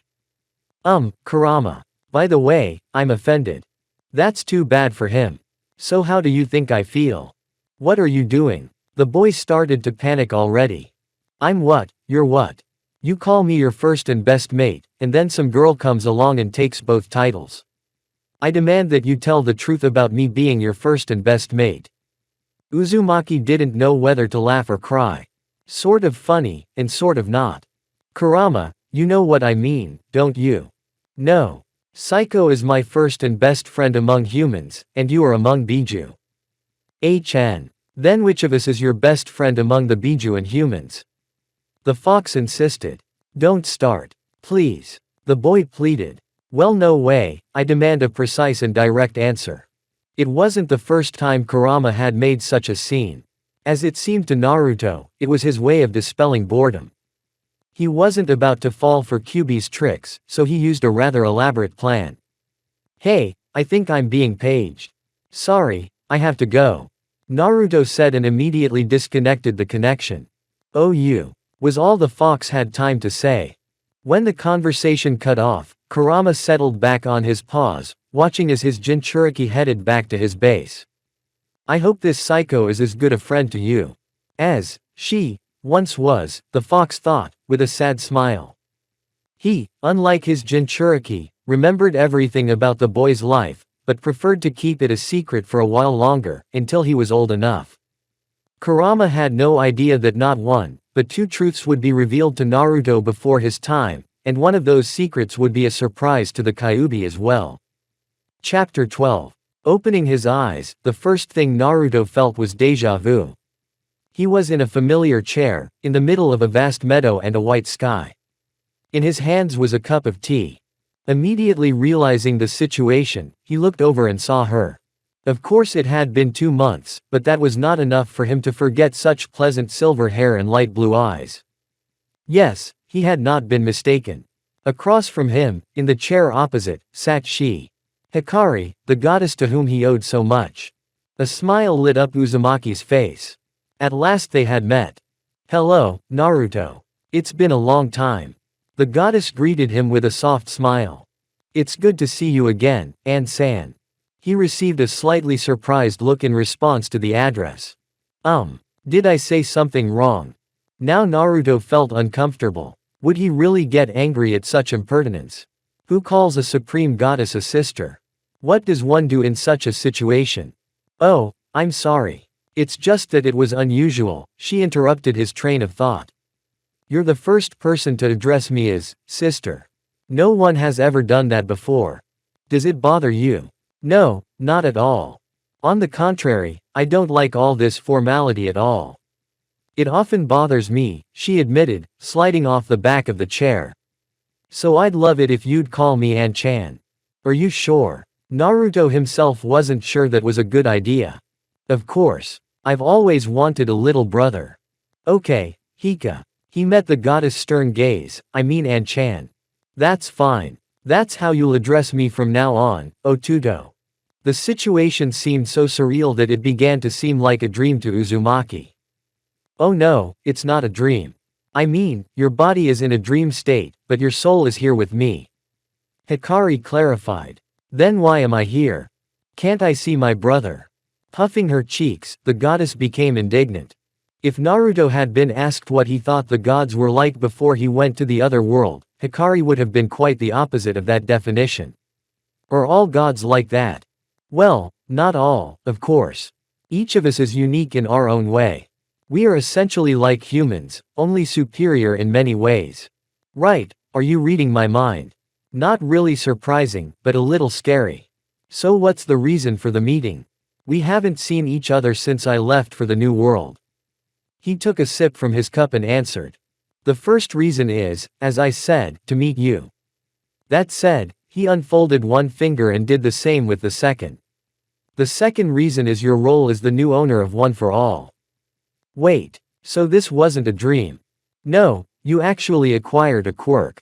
I can't tell you much, because that's something the remnants have to deal with. They'll give you all the details. All I had to do was put you on the spot. Now Naruto was sure of the veracity of this information, since Hikari had confirmed it to him, he had no reason to doubt it. Wait a minute, could you have sent me to this world to be the new owner of this strange quirk? The boy asked, squinting at the goddess. Hikari remained just as calm, though a bead of sweat kept rolling down her face. Apparently, she had not expected such exposure. Yes and no. I sent you to a new world so that you could start a new and happy life. The reason I sent you to this particular world is because you are already the new owner. This information made Uzumaki feel as if a weight fell from his heart. He himself doesn't know why, but if he was given the opportunity to relocate just to heap a burden on him, he would seriously resent it. I would never in my life send you to another world for Quirk to heap some burden upon you. I am aware of that. I thank you for it. Nodding gratefully, the boy replied. To be honest, the One for All has only been instilled in you for a time. Until that process is complete, you can renounce it and all that comes with that power if you openly declare it in front of your predecessors. You mean I can just give up all this unnecessary burden and that's it? That seems too suspicious. I know what you're thinking, but it's true. There is no catch. But there is something else. Flexing her third finger, Hikari said. What is it? One for All is a quirk with a colossal amount of almost pure energy. As this quirk merges with you, it will manifest more and more differently from the others. Something doesn't add up. Swallowing saliva, the boy voiced his thought. In fact, One for All is an analog of your chakra, and instead of growing in you, it merges with my chakra. He continued. Exactly. But your genes and having Kurama already make you a huge powerhouse. Add more and no one, I repeat, no one, could handle that kind of power. What is that supposed to mean? I just fiddled with your body to make taking One for All possible, replied the goddess as if nothing important had happened. Naruto tensed up at that thought. Very tense. What? It's nothing like that. I just reduced the amount of chakra in your body. Now you'll probably be able to handle the One for All. But I haven't accepted this quirk yet. That's true, but trust me, it really won't hinder you, on the contrary. Maybe. Just that word brought up a lot of thoughts about changing his own body without his owner's consent. So, anything else? No, that's all. Now we can talk. Come on, answer me, how are you enjoying the new world? Uzumaki was glad that the serious talk was over and now he could move on to casual conversation. It was something he loved. It's really nice out there. A lot of things were confusing at first, though they still are. He began, scratching his scar, but I like it out there. Even though I have to hide from heroes all the time, and now I have to hide from other people too, after that incident with Endeavor. Well, I can tell you that's not too bad. What about your new acquaintances? Naruto remembered that she mentioned that she would keep an eye on him. So she saw everything. That's disturbing. Well, I met Aizawa. He's dark, but he's cool and likes cats. Then there's Nana-san. She's pretty weird and strange, but she's fun and interesting, even though we've only met twice. Hearing him, a smile involuntarily appeared on the goddess's face. She knew all this, but hearing these stories from her participant was much more interesting. I have also made a friend. Her name is Psycho. She's quite cute and funny. With a giggle, she continued her story. I've only known her for a fortnight, but I can say she's my best friend. Don't tell Kurama. I promise, she said with a sweet smile. He replied with the same smile. An-san, can I ask you a question? Sure. During our meeting, you said that Kurama wouldn't stand out much in that world. You said it as if he was going to separate from my body. Then why has he been sealed inside me all this time? Hikari pondered over the question for a while, seemingly remembering the reason. When she did, it was as if a light bulb went off over her head, and she let out an, "Oh." Before answering. At first, I thought you two would be separated, since the seal was broken, but it was restored for some reason. That's why Kurama remained sealed. Clarified the girl. I doubt Naruto would be happy if he knew that while he was in the void, the remnants of Minato's chakra returned the seal to its original form. It's better that he doesn't know. Such were the thoughts of the goddess, for the mere mention of it. Hikari didn't want to use that word, but anyway, talking about the Yondaime in front of the boy was one of the worst ideas. Is that it? I see. Suddenly, Uzumaki started to disappear, gradually becoming more and more transparent. He knew what that meant. I guess you're waking up now. See you later then, Hikari said as she waved goodbye. Will we really see each other again? Uzumaki asked with echoes of hope. Of course we will. What kind of sister am I if I don't visit my brother regularly? Hearing what she said, Naruto himself involuntarily smiled cheerfully. Aha! See you An-chan. He waved goodbye before disappearing completely. Naruto began to slowly stand up, feeling his cheeks burning. Slowly he began to hear a familiar voice. Dash dot dot dot. Get up. Get up. Get up. Get up. Get up. With each word, she felt light slaps. From the way her cheeks felt, it had been quite some time. When she opened her eyes, she realized that a red-haired man, wrapped in a blanket, was squatting next to her and kept telling her to get up. Stand up. A man. Instantly leaping to the side, Uzumaki moved into a fighting stance. The man in front of him was calm. You're awake at last. I have something serious to tell you. His tone sounded quite cheerful. Wait a minute. I know that voice. It can't be. Is that Kurama? That's it. With a toothy grin and in a pathetic pose, the man confirmed. Chapter 13. Naruto had seen many things in his short life. Shinobi, another world, superpowers, a goddess who called herself his sister. However, nothing prepared him for the sight before him. What are you doing here? The question came not from anyone, but from his first friend, Kurama. Only this Kurama was different. He was no longer in his seal, and not only that, this fox was no longer a fox. In front of him was a grown man of about 25 to 30 years old, with shoulder-length scarlet hair and a rather muscular body. And most noticeable were the 9 scarlet tails, the fox ears and the scars on his cheeks, more pronounced than his own. For clothes, he wore only a white sheet wrapped around his body. What am I? I'm the one who should be asking. What's wrong with you? Kurama didn't even bother to hide his incomprehension. Didn't Hikari tell you? Told me what? That you're starting to get that quirk in your body, the one for all kind. Anyway, in order not to damage your body, she reduced the amount of chakra in you. Yes. But what does that have to do with your new appearance? Kurama stared at him silently, apparently waiting for the boy to understand. Fortunately, he did. You mean? Yes. She took me out of your body, causing you to lose your Jinchuriki status and your own chakra reserve to drop a couple of points. Naturally, she gave me my own body, albeit human. Explained the fox. I mean man. It took a while to sink in, but Naruto got it, and quite commendably so. Does that mean you're human now? I guess so, he replied with a shrug. You're too calm. I expected complaints, because they put you in the bodies of people you dislike so much. When you've been locked up for 100 years, you'll realize how valuable freedom is. So much so that it doesn't matter what body you're in. Kurama replied, stretching his limbs. How long will it last? Forever. Kurama said, satisfied with his own answer. You'll have to get used to it.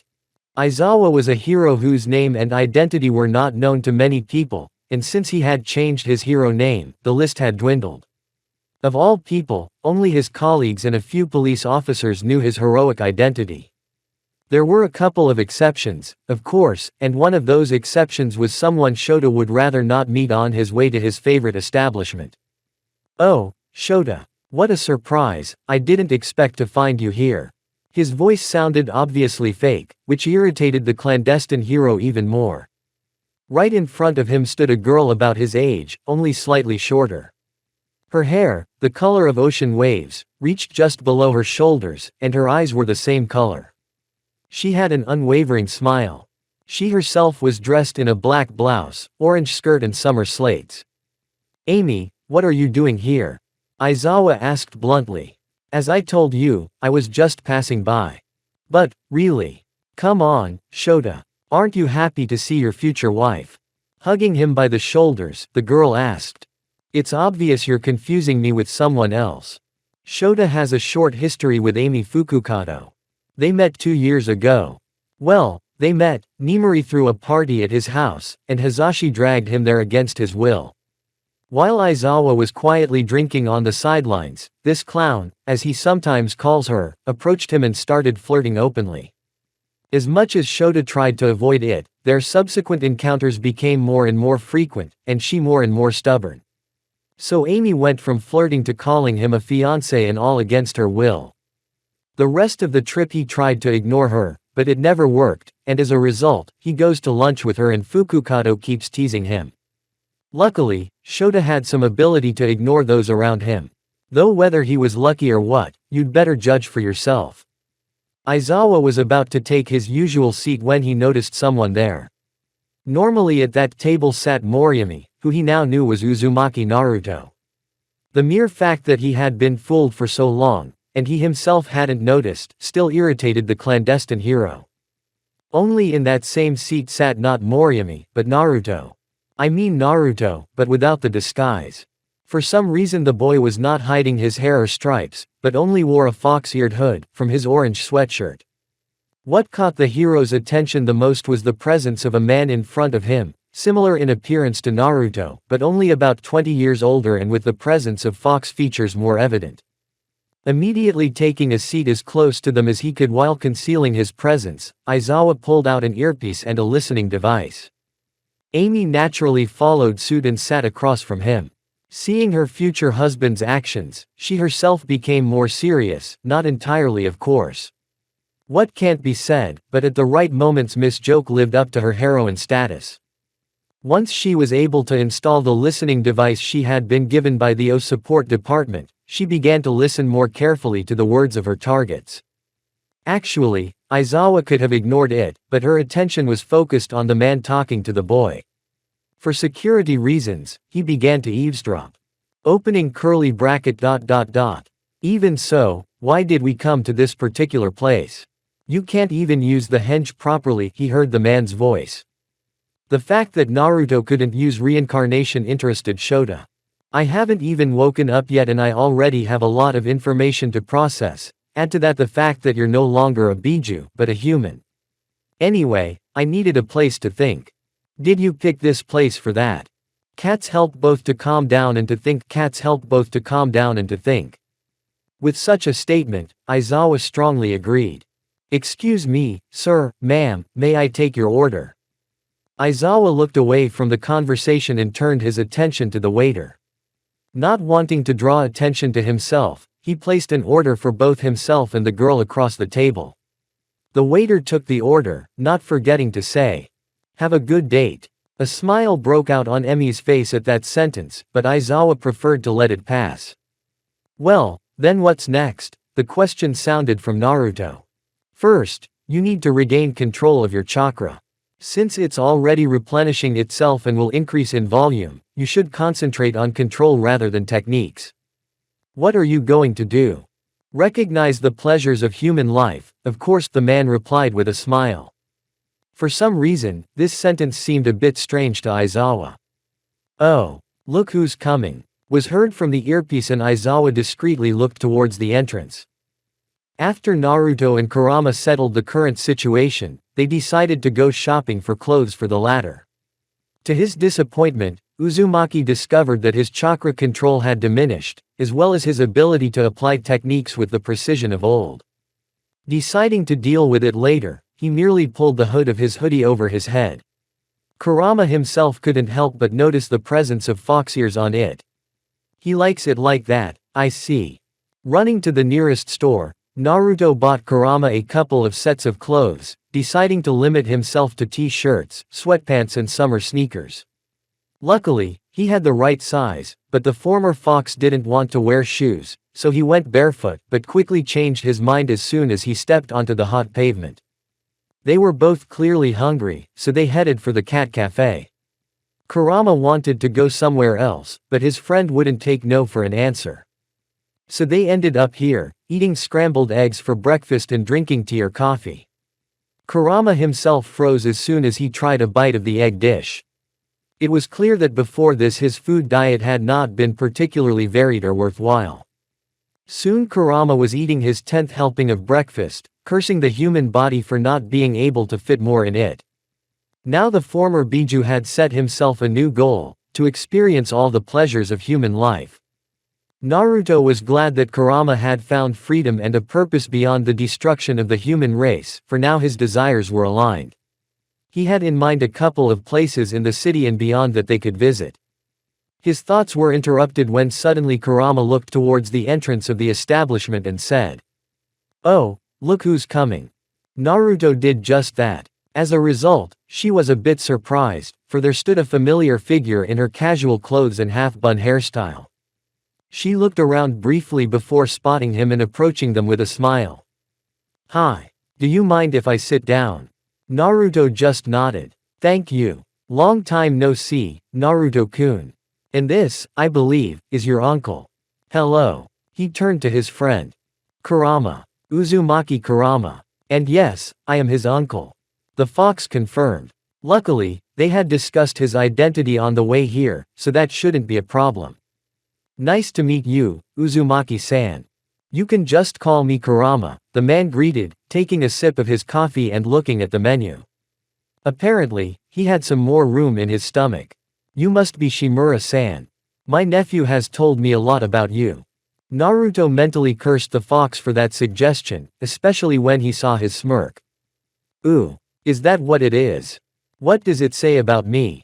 I've only met you a couple of times. Oh, and by the way, you can call me Nana. Kurama nodded and continued. About you being an awesome heroine and someone to have fun with. Also that you have a nice personality, and also. He was immediately silenced as a mouthful of cake was shoved into his mouth. Of course, his former Jinchuriki had done it. Kurama didn't mind. But unfortunately it did no good, as Shimura immediately grabbed the boy in a tight hug. My god, I didn't know you thought of me like that, Naruto-kun. You're usually so grumpy. I'm not grumpy, Uzumaki said, trying to wriggle out of the hug, but Shimura was stronger than he looked, and that's saying a lot. A few minutes later, when Nana had let go of him and Kurama, pleased to see him eat his piece of cake, she'd get even with him for that, Naruto asked the girl what she was doing here. Well, I had a day off and I remembered that you had talked about this place during our last meeting, and I thought why not come here? Explained the heroine, and then went to the waiter with an order. Naruto and Kurama ordered a couple of dishes for themselves as well. Shimura turned back to Uzumaki. How's it going? It's been a week since we've seen each other. By the way, is it normal for all the cats to gather around you? It was now that Shimura realized that all the felines in this particular cafe were gathered around their table, specifically around Naruto, but a couple of them were still lying in his lap. Somewhere deep down, Shota clenched his fist against his heart with regret, for he couldn't share that fate. Well, technically he could, but for some reason he didn't. All in all, things were going well. And about the cats. He paused to pet one of the furry creatures, I really don't know. They just congregate around me wherever I sit. Although, I have to admit, it's pretty cool. Even Aizawa-san agrees. That last sentence clearly caught the heroine's attention. Aizawa. You're not talking about Aizawa Shota right now, are you? Because I can't think of anyone else. Triple A. That's him. Do you know him? Impossible. Since when does a caterpillar impersonator talk to someone who has no business talking to her? Caterpillar. The two scarlet-haired men didn't understand the comparison. Somewhere in the background, grunts mixed with laughter could be heard, but the trio ignored them. Well, he and I meet sometimes in this cafe and chat. He's quite an interesting person to talk to. Now someone at a neighboring table could be heard choking on his drink in sheer amazement. I won't believe it until I see it with my own eyes, Nimbus replied with obvious skepticism. Shota himself would have loved to approach the trio, given that all the cats had gathered there, but he didn't know how Naruto would react to that, so he sat in the same spot while Emi went about her business. Except the extra surveillance was stopped by a vibration on Aizawa's phone. Determined to see who sent him the message, he immediately got up from the table, leaving the money for his meal, and hurriedly left. When Fukukado returned, he noticed his lover's absence, eliciting a sigh of annoyance. Well, it's okay Shota, there's always next time. As for Naruto, Kurama and Nana, they were still chatting quietly, oblivious to what happened. Already half an hour later, Aizawa was in Nezu's office, in front of the aforementioned mammal. The message sent to him by the director indicated that he should report to him immediately. Considering that it was Nezu who had written it, that meant it was really worth hurrying. The director coughed before starting the conversation. You're probably wondering why I pulled you away from your stalking of Uzumaki-kun. Well, of course the rat knows, otherwise it wouldn't be Nezu. As you know, a fortnight ago there was an incident that shattered the reputation of the Endeavor and the Hero Society in general. Aizawa arched an eyebrow. It can't be that serious. Really? I was puzzled too. It turns out that after that incident, people started talking about Endeavor's activities and information about their ahem incompetence leaked out. Their reputation plummeted, but that's not all. After people found out about Endeavor's shady doings, they began to doubt the rest of the heroes as well. All in all, with just a couple of sentences, Uzumaki-kun established a real change in the relationship between heroes and civilians, only in the opposite direction. I must say I am impressed with his capacity for chaos. The Chimera said the last sentence a little too enthusiastically. I don't like where this is going, can we get straight to the point? Nezu changed his smile to a frown. Naruto is wanted by the Heroic Public Safety Commission. The director, as requested, dropped the bombshell immediately. Aizawa looked at the rodent briefly before fully comprehending what was being said. What? It's just as you heard it. What are they going to do to it? At best, make him their pawn, like Lady Nagant. And at worst, lock him up in Tartarus or even kill him. What? You're kidding, right? You're joking, aren't you? A neutral expression appeared on Aizawa's face. Even for him, it was too much. It was clear that even for Nezu, this information was not easy to give, however, he continued. The head of the Heroic Security Public Commission is convinced that the black and white view of society must be preserved at all costs, moral and highly immoral. Involuntarily, Shota's quirk activated, his state of extreme anger making him no less creepy. After all, he's a kid. A kid who was only defending the girl. And those damn rainbow pony-eyed fanatics want to liquidate him for that. Despite this, Nezu remained calm. Only outwardly, but inwardly, his state was no better than that of the man in front of him. Please calm down, Aizawa. I have a solution for this situation. Hearing this news, Shota deactivated his quirk, and looked at the director in all seriousness. Speak up. We don't have a second to lose. Then listen. And that's exactly why you need to go to the O. Naruto, Kurama and Nana were sitting in front of him, listening with wide eyes. Nezu's plan was to tell everything openly to Naruto, omitting the murder part. Of course, Aizawa doubted the idea, but Nezu was recognized as one of the most intelligent beings on Earth, of that he had no doubt. So, are you saying that Naruto is being chased by people who shouldn't be doing this kind of thing? Nana asked incredulously. Ah yes, why was Shimura present at this conversation? Aizawa had said it was a private conversation, but Naruto had insisted that Nana and Kurama be present. Apparently he trusts both of them on the necessary level, even though he hasn't known Nimbus for that long. Although everyone says he can get along with anyone, even Aizawa doesn't deny it. Yes. Nezu wants to protect Naruto, I can vouch for that. The sooner we get to UA, the sooner. Aizawa paused as he looked at the person he was actually talking about. Only now did the adults notice how the boy's hands were shaking, his breathing was quickening, and he didn't even seem to be with them. Naruto. Nana addressed the boy with concern, but he didn't hear her. All Uzumaki could hear now were voices from the past. Hokage-san, do I have to become a shinobi? I'm sure I'd do better as a chef. I'll become a better chef, Databeo. In response, Sandame just gave him a disappointed and stern look. Naruto-kun. The 4-year-old didn't like that tone at all. It's your duty to protect the villagers. But they all hate me. How can I protect them when they call me a demon? They still don't get it. He was interrupted by a screaming child. This conversation always started the same and ended the same. You don't understand what? It's too soon for you to know. Hiruzen knelt down in front of the boy, putting a hand on his shoulder. Naruto wanted to push her away, but realized he shouldn't yet. The whole village is one big family and everyone looks out for each other. That is the will of fire. Then I'm not part of that family. Naruto. The voice didn't sound as it did a moment ago, but with anger, as if the Hokage was not a child, but his enemy. He even squeezed the shoulder of this same child. It is your duty. Do what you have to do for your own good. Saying that, the old man walked away. Naruto just stood there. He didn't cry, he didn't scream, he didn't complain. He was tired of doing that. He was tired of this village, of its people, of the Hokage, of having his future decided for him. If it wasn't for Kurama, he would definitely be lost. Naruto. Naruto.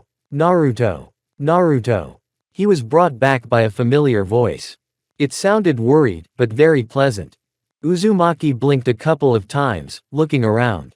Realizing that he was also in a coffee shop, away from other people's ears, the next image that caught his attention was the faces of 3 adults looking at him with concern.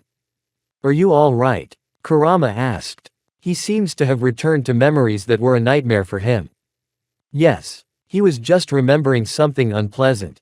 "We can talk if you want. Nana is talking." "Thank you. I'll be sure to tell you about it. I'll be sure to tell you about it. Sometime." Nana just nodded in response, understanding his situation. She wouldn't ask if he didn't want to.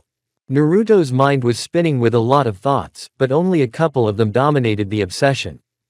"Aizawa-san, you knew I was Moriyami Hinobe, didn't you? How long have you known?" 2 weeks. "Why didn't you capture me then? You had plenty of chances, with such an advantage." Nana looked at them with obvious incomprehension, unlike Kurama, who listened silently. "What are they talking about?" thought the girl. "We didn't want to grab you. We wanted to find you because you clearly needed help. Grabbing you against your will would have violated what we intended. Why is this so important to you?" Aizawa looked at Uzumaki more closely and realized that the boy's decision depended on her answer. He answered as he did. "Because you are a child and you deserve a normal childhood." The boy himself looked at the adult in obvious astonishment. Shota was the first person to say something like that to him. "Maybe it's a dream. Aizawa is right." Shimura raised his voice. "I'll even go with you to see for myself. If you want me to, of course. And if you want, I can tear this commission apart." Kurama took the floor. "Against the power of the strongest Biju, a handful of office plankton or nothing. I can even use a Biju Dama." Boo ha ha ha ha ha. Kurama let out a sinister laugh. "I wouldn't say that in front of 2 heroes if I were you, but you know what? I'll help you with that." Shota replied with an equally terrifying smile. Nana looked at the two and involuntarily changed her expression to a more chilling one. "Don't forget about me." Naruto looked at the 3 adults who were some of the people he trusted the most. It wasn't like Konoha and its inhabitants. These were the people he cherished and cared for. They were his family. Chapter 14. After a while, Naruto still agreed to Aizawa's proposal, with the condition that they would discuss it with Nezu himself. Shota didn't mind, and the whole quartet headed to Ua. After all, Nana volunteered to accompany the boy. "Why does he care so much about me?" Uzumaki thought, bored as they rode in one of the Ua vehicles.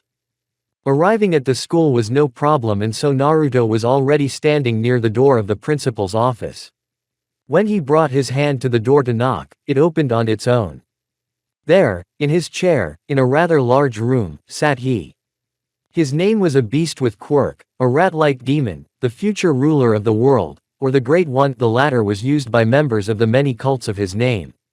Officially, his name was Nezu, UA director and analytical hero. "Good to see you again, Uzumaki-kun," the chimera greeted the boy. "And you too, Nana Shimura and Uzumaki Kurama." Kurama raised an eyebrow. Certainly he and Naruto had heard some rumors about the headmaster, but how did he already know his name? "Do you already know about me?" "Of course I know. And you're one of the subjects I wanted to talk about. But I guess we should call everyone first." Only Aizawa seemed to realize what the chimera was talking about. Instead of answering, the director pressed a button on his desk. A chirp sounded before he began speaking into the microphone next to the button. "Kayama-san, please bring our guests to my office." Naruto, Nana and Kurama merely looked at the rat and Aizawa expectantly. The subway hero simply shook 3 fingers in response. 3, 2, 1. Before he could count to 0, the door burst open and a light green blur flew out, knocking Shota down. "Gotcha!" shrieked the girl, who was probably the same age as Naruto. Then a girl of about 13 or 14 walked in, looking only slightly different from the younger girl. "Well done, Worm," she encouraged him. Her voice made Kurama flinch for some reason. Sorry Nezu-san, they got away and I didn't catch them in time. Midnight, who had just entered, began to apologize. As soon as the heroine entered, Nana stood in front of Naruto, shooting a slightly hostile look at Nimari. Nana-san. I won't let her or anyone else corrupt you. Shimura replied simply. Naruto didn't understand what he was talking about, unlike Kurama, who muttered something inaudible to him. As Nana blocked his way, Naruto looked at the newcomers. He had known Midnight since he had seen her fight a villain in the city. After her teaching position at the O had been revealed, Naruto had decided to keep some distance from her, and yes, Kurama had advised him not to approach her at all, but for some other reason he didn't want to voice it. Then his gaze was riveted on the girl Aizawa was knocking down. She had bright orange eyes, turquoise braided hair and tan skin. She was dressed in an orange t-shirt, shorts and sandals. Next was a girl a few years older than him. She was like an older version of that girl, but her hair was light green and reached just below her shoulder blades, and her skin was a lighter shade. She was wearing a yellow top, which exposed her belly and lower back, and a blue skirt, but no shoes. Kurama kept his eyes on her for some reason. When Shota managed to get the girl off of him, who was laughing happily at the same time, Naruto was his next target. Hi. I'm Fu. How about you? You want to be friends? She seemed to have a lot of energy. Naruto wasn't used to this kind of activity to get to know him, so he was temporarily confused before giving her an answer. Uzumaki Naruto. So, are we going to be friends? Seeing nothing wrong with it, he agreed. Hooray! Chome, I've made another friend. The girl shouted, running towards the older version of herself. Kurama froze when he heard the girl's name. Chome. AAA. Yes, it's me. And you. Do I know you? You look a lot like my stupid brother Kurama, to be honest. The two girls were alike in some ways. Who's the fool, you bug-head? The man retorted angrily. Chome blinked a couple of times, confused, before realizing. Kurama. So it's you. I meant not stupid, but inadequate. The reply didn't improve the situation. However, they both fell silent as they realized something. So this is your Jinchuriki? Kurama asked, pointing at Fu. Aha. And this little Uzumaki must be your Jinchuriki. So you were transferred too? Sort of. Their conversation was interrupted by Aizawa. Do you two know each other? She asked for all the adults in the room. We're more or less related, they answered at the same time, shrugging their shoulders. More or less. Ahem. Kayama, is it me or are you forgetting someone? Nezu stood on guard. Before Midnight could answer, another figure entered the room. Here I am. I'm sorry, I got lost. The woman who had just entered seemed to freeze in place as soon as she noticed the presence of one of the people in the room. When Naruto and Kurama turned at the sound of the voice, they couldn't move. Standing right in front of them was a woman in her mid-20s, with long scarlet hair, creamy skin and violet eyes. She looked too much like Mom, was all Naruto could say when he finally regained his voice. Many in the room were surprised to hear that single word. Nana shifted her gaze from the boy to the woman, finding the resemblance between them too strong for the statement to be the least bit false. The woman, in response, pounced on the boy, who was still motionless, and embraced him as if her life depended on it. She could not hold back the tears, and neither could Naruto, who finally realized what was happening, and gently, as if afraid of losing that warmth, responded to the gesture. He himself could not contain the moisture that came to his eyes. My boy. My Naruto. It really is you. She whispered, caressing his back. In response, the boy's embrace only intensified. She couldn't believe everything that was happening, and if this was a dream, she refused to wake up. Naruto had finally met her. Flashback. 6 years ago. In a room whose walls were made of stone blocks and slabs, except for one which was entirely of steel grating, a girl was imprisoned, her hands chained to the wall. Her clothes, consisting of a white blouse and a green dress, were ragged and tattered in places, her scarlet hair was in complete disarray, and her violet eyes were closed behind tired lids. She was unconscious for some time until she was suddenly splashed with cold water. The girl opened her eyes sharply with a gasp, from the sudden and unpleasant awakening. When she regained clarity of vision, she could see before her a man with bandages covering his right arm and left eye, a gray kimono and a staff in his left hand. Behind him were three men in black pants and sweatshirts, dark gray vests and animal masks that hid their faces. In the hand of one of them was an iron bucket from which she had apparently been doused. "I see you've finally woken up," said the man. It didn't take him long to connect the dots. "Danzo." He said it with such venom in his voice that it could easily melt the hardest metal. "How do you feel?" "Like I want to kill one of the old lunatics. I have a proposition for you." He ignored her threat. "And you think I'm going to listen to you?" she said mockingly. "Even if it involves your son." In a moment, the scarlet-haired woman's face reflected concern and fear. "I see you're willing to listen." With a slight smirk, Danzo said. "What have you done to Naruto?" "Nothing yet. He's in the hospital, under the care of doctors and Anbu. If you cooperate with us, he'll stay in one piece." I could tell from his voice that he didn't care that we were talking about a newborn. "What do you want?" said the kunoichi with unprecedented fury. She would have cut him with her chains long ago, but she could not. Apparently, the handcuffs suppressed chakra. "Cooperation. It turns out that you put a fuin on him that protects the boy from any mental influence, making it impossible for us to influence him in any way. Unfortunately, no one in Konoha, or even in the world, has the level of fuinjutsu that you have, and it is difficult for my Anbu to remove them. I suggest you remove the protection from my weapon and you will be allowed to see it." As soon as those words reached Kushina, she was overcome with unprecedented rage and hatred. She wanted to subdue her son, threaten her and her son, and not only that, she called her treasure, her weapon. "I swear by the Shinigami himself that, as soon as I get out of here, I will make sure you die in the most painful and prolonged way possible. Do you understand? I will kill you. I will kill you. I will kill you." Danzo was not impressed. "Then you will be promised a bad life. Minato has already done his part, so the rest is up to me. You will regret your decision." After saying that, he left.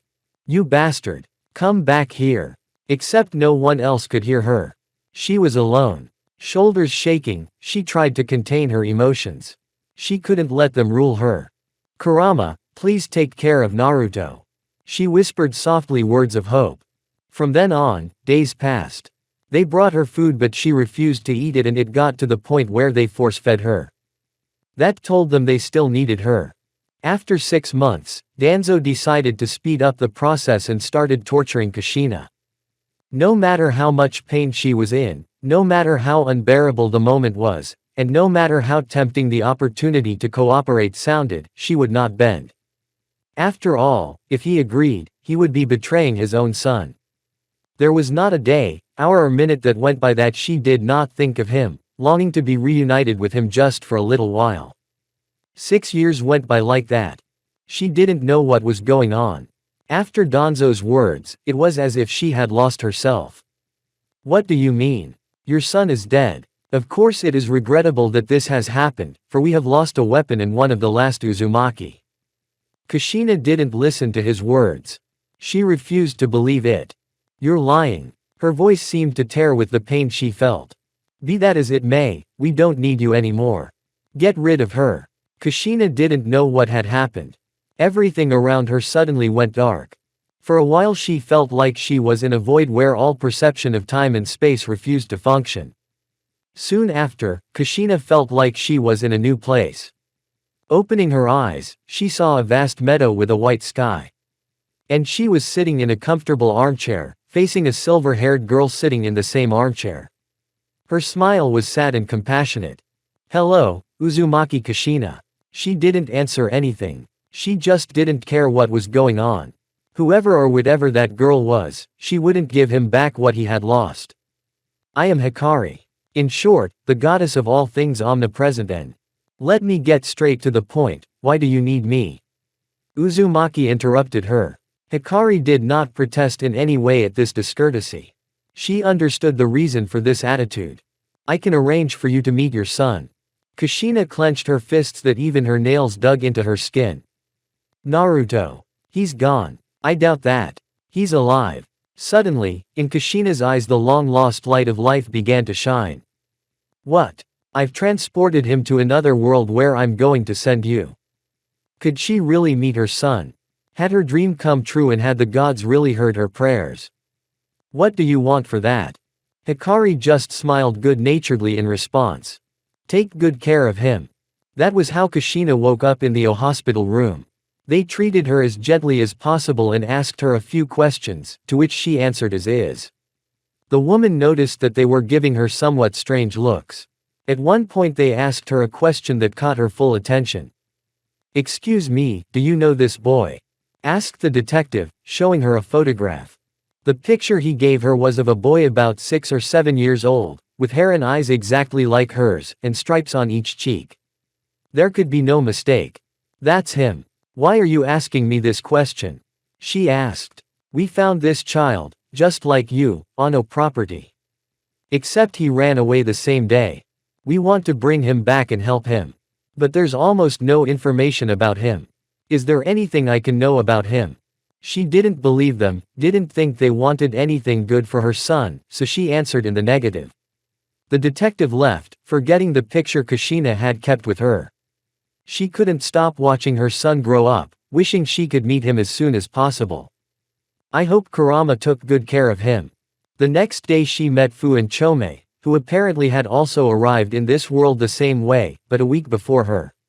She enjoyed their company and kept chatting and playing with the little girl. The next night she planned to leave the O, taking Fu and Chome with her. Sure, she had lost some of her abilities during the few years she had been imprisoned, but nothing could stop her from meeting Naruto. However, the next day she and the girls were called by the headmaster. A woman in a revealing outfit was assigned to escort them. The society of heroes and quirks seemed increasingly strange and peculiar to her. She took her time, noting to herself every room and place she could escape or hide. When Uzumaki reached the headmaster's office, she was about to say some stupid excuse, but suddenly she saw him. It was her son. With a speed never seen before, she ran to embrace him as tightly as if she would disappear at any moment. Her dream and her goal had finally come true. She had met Naruto. End flashback. Kurama looked at the unfolding image and couldn't believe what he was seeing. Is that really you, Kushina? But, you. The former fox was speechless, and felt his eyes water, which he immediately got rid of. He could not show weakness, even if he was a former Biju. Without breaking away from the embrace, she looked at the man. Unlike him, she didn't deny herself emotions. Kurama. You recognized me after all, the nine-tailed man said with a slight chuckle. However, the moment was interrupted by the people watching the scene. Excuse me, but what's going on here? Shimura asked for everyone. Kushina looked at those present and only then remembered that they were not alone in the room. She stood up, still holding her son in her arms. Excuse me. I'm Uzumaki Kushina, nice to meet you Datbane. Now Nana realized where Naruto had gotten that dazzling smile from. Wait, but Naruto said that you. She tried to find a softer word, but the scarlet-haired girl seemed to know what she was talking about. I was held captive. After the birth, I was captured and the plan was to be a deterrent to Naruto. Everyone shuddered at that answer. Nezu and Aizawa already had an idea of Konoha's cruelty, but they hadn't expected it to be this bad. Nana covered her mouth with her hands, the answer sounded horrible to her. As for Kurama, the former fox could barely contain himself from destroying something with his Bijudama, and like Naruto, he was trying to contain the terrible rage that had been aroused within him. Except that his aura of rage burst out, against his will, and affected many in the room. Naruto, Kurama, stop it. Kushina stopped them. They immediately stopped and looked at each other. Only 3 in the room seemed to have succumbed to the effects of the released energy. Aizawa and Shimura understood how the Endeavor and the people around him felt then. As for Nezu, he felt his animal instincts for the first time in a long time.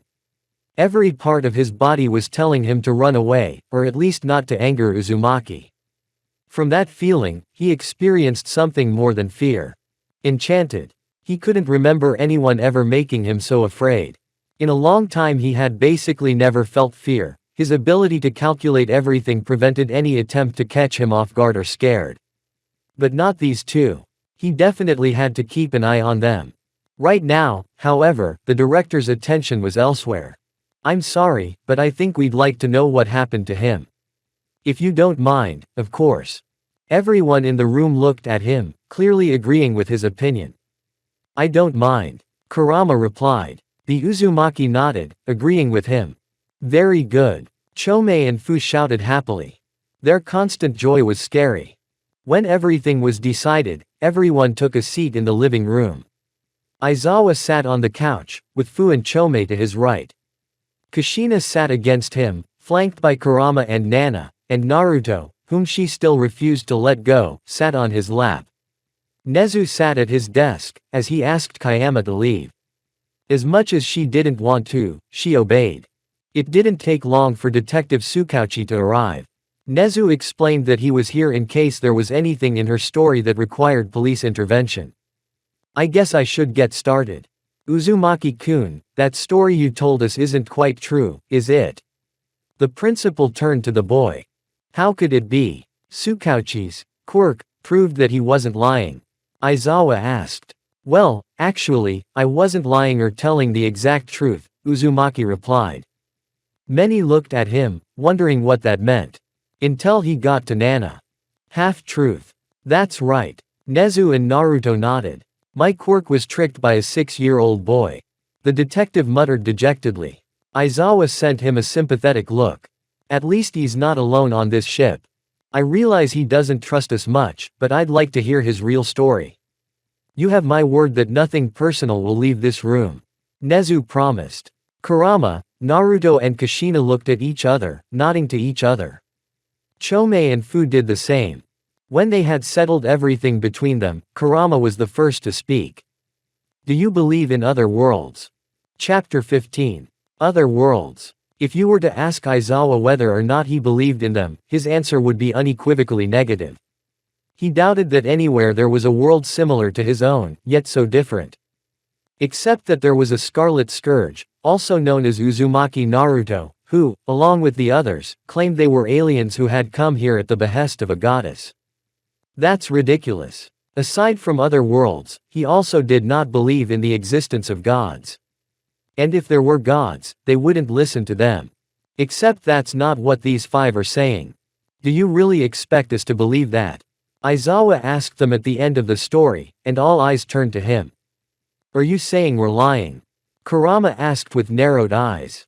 I'm saying it's hard to believe. But my quirk confirms your words. Said Naomasa. Recently, she confirmed the words of the problem child as truth as well. Naomasa said nothing, just pursed her lips, understanding Aizawa's point of view. Of course I don't mind, but what do we have to do to make you believe us? Chomei asked. Aizawa, after some thought, replied. Let that goddess of yours come. If she really cares, let her come. Don't you think you're being a little rude? Nana asked with the intention of shushing him. She didn't quite believe it herself, but she couldn't say that they were lying either. Okay, Naruto answered and looked up at the ceiling as if calling out to the one in the sky. Hikari-san. There was no answer. After waiting a bit, Naruto sighed and resumed his attempt. An-san. An-san. Everyone immediately flinched at the sudden voice that appeared. Looking at the fountain, they noticed that there was a girl sitting between Kurama and Kushina, exactly as they had described her, with Naruto sitting on her lap. Kushina looked down at her feet and realized that indeed Naruto was not there. She immediately took her son in her arms. Hey, give him back to me. The goddess started to reach for Naruto. No way. Apparently Kushina didn't care to be arguing with the goddess. Instead of the expected anger or yelling, to Aizawa's surprise, she simply pouted at the scarlet-haired girl. Is she definitely a goddess? Of course I'm a goddess, who else do you think I am? Hikari replied. You read my mind. She has no head or tail. I can even indoctrinate you that dogs are better than cats, said the blonde-haired girl with a Cheshire grin. Better not, replied Aizawa. Everyone was silent. The situation seemed to be getting too surreal. Hikari, for her part, was merely swinging her legs, humming some kind of tune. Didn't she care about the situation at all? Fortunately, Nezu took the floor. So you're that Hikari. And you're the bear rat dog. He. I guess I am. But still, how do you prove that you're a goddess? Wasn't her sudden appearance and reading Aizawa's mind enough for you? Shimura asked her. If you want, you can look out the window, the goddess simply replied. They all did, and before them appeared an incredible image.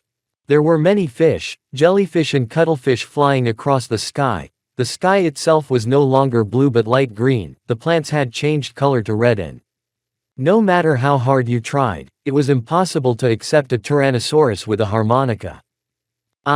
Even Nezu couldn't find the words. All his knowledge of biology, physics and other sciences took and he jumped out the window, committing suicide. Do you believe it now? No one said a word, so she took it as an agreement, and so returned to leave everything as it was. Almost. She decided to keep the Tyrannosaurus with the harmonica. I don't think it's necessary to refute the veracity of everything I've said, so if you'll excuse me, I'll go and reflect. Nezu replied. It is one thing to prove him wrong and another thing to be able to make him wrong. In short, he is completely shocked. Aizawa understood the director's state of mind, but he was left with a doubt. What now? In response, Hikari gave a multitasking smile. And next, I'll do a little time jump, so that the author doesn't bother to describe the situation further. Wait, what? Time jump 30 minutes.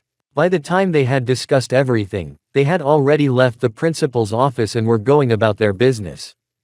Aizawa went to bed, for his faith in the constancy of the universe had faded, but he was surprised to discover that he had tickets for a month's vacation at the hot springs. Having nothing against it, the man took the vacation and was on his way. Tsukauchi was already sitting at the station thinking about how he should file his report, but was pleasantly surprised when his bosses gave him a vacation in the Maldives as a bonus, so he forgot about all the paperwork and went on vacation. As for Nezu, he found a year's supply of elite tea, which even he couldn't get. Besides that, everyone found notes telling them to help the Uzumaki family if needed and thanking them for the help they had already given. If Hikari decided to buy their cooperation and help, he did it in a very talented and discreet way. As for our 5 intramundanes, she and Nana were now heading to the address Hikari had given them, having said earlier that they would find everything they needed right there. Shimura noticed that the piece of paper pointed to a building that was not far from their home, so he offered to accompany them to the indicated location. When they arrived, they found themselves in front of a large 2-story building with a spacious yard and trees growing in the front lot. What surprised Naruto and Kurama was that they recognized the house across the street. Naruto. Yes. That's Psycho's house over there, isn't it? That's Psycho's house, isn't it? Doesn't all this look suspicious to you? Yes, it does. Who is Psycho? Fu intervened in their conversation. During the whole way, the girl hadn't stopped asking them about everything, so Naruto wasn't even surprised by the question. Psycho is a friend of mine. Will you introduce us? She wouldn't take no for an answer, so all he had to do was nod. So, shall we go inside? Kushina asked. They all just nodded in response and followed her. Walking across the courtyard, Uzumaki stopped in front of the door and turned the handle to open it. Walking into the hallway, they took off their shoes and entered the living room. In general, the house was furnished with modern furniture.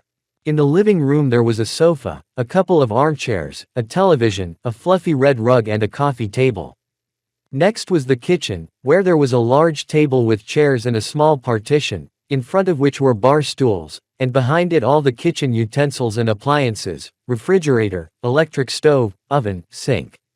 The first floor also had a bathroom and a toilet, a guest bedroom and a couple of other empty rooms. The second floor had several bedrooms, a bathroom, a couple of empty rooms and a long corridor connecting them. The first and second floors were connected by a G-shaped staircase. The roof of the second floor also had a retractable staircase leading to the attic. The exterior of the building was completely white, with many windows and a red trapezoidal roof with solar panels on each side. The entire courtyard was surrounded by a stone wall and tall bushes at least 2 meters high. The front part of the courtyard was planted with various flowers and ornamental shrubs. The backyard was quite spacious and uncluttered.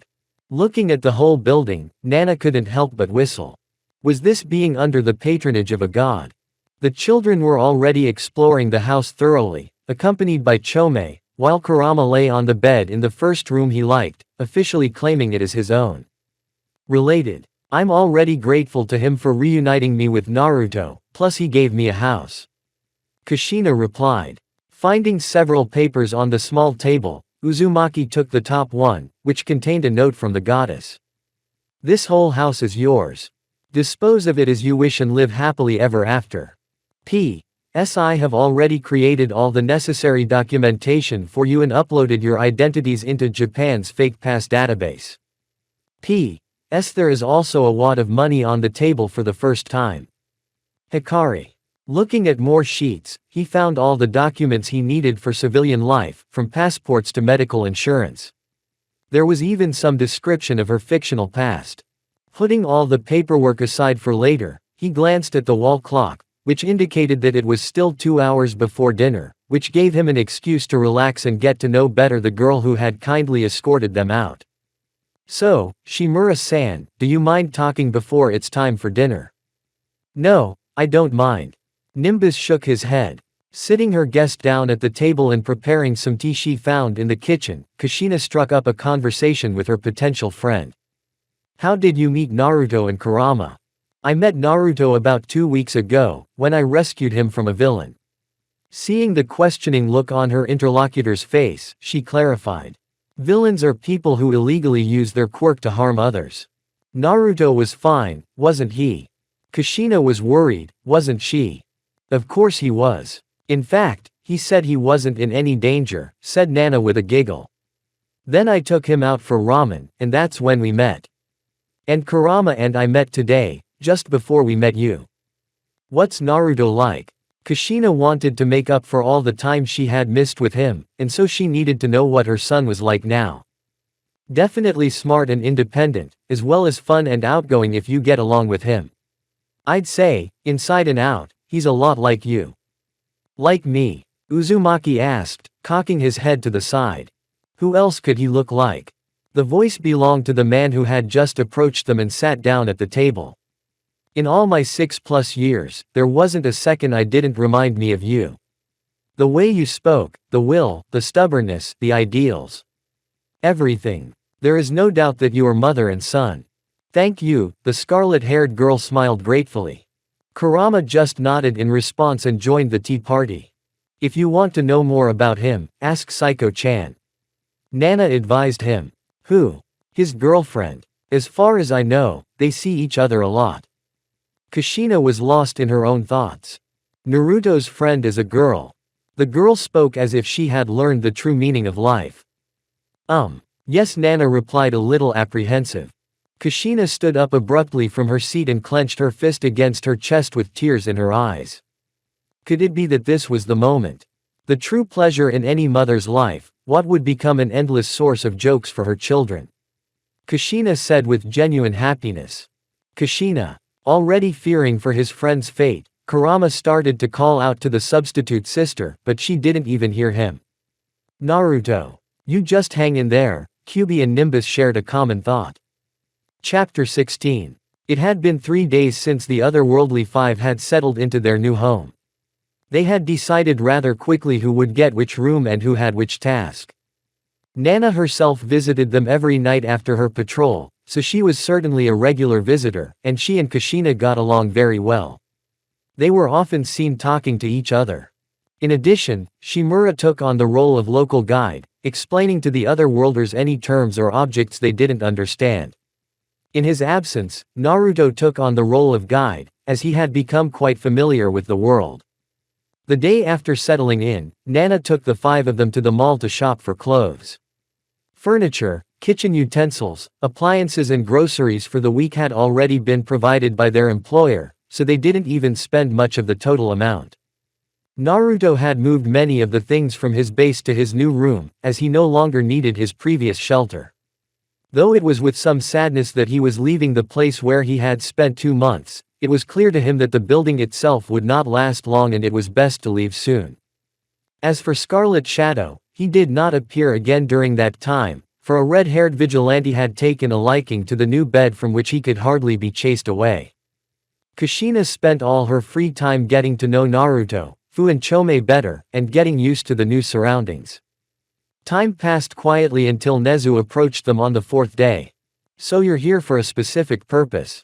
Kushina asked the guest. When the headmaster entered the room, the lady of the house sat him on a chair and, after preparing tea for everyone, started a conversation. Everyone in the room was present, even Kurama, who was curious about the reason for the arrival of a rodent, a dog, a bear. Indeed, yes. Sipping his tea, he looked at the boy. "Naruto-kun, do you remember the incident with the Endeavor?"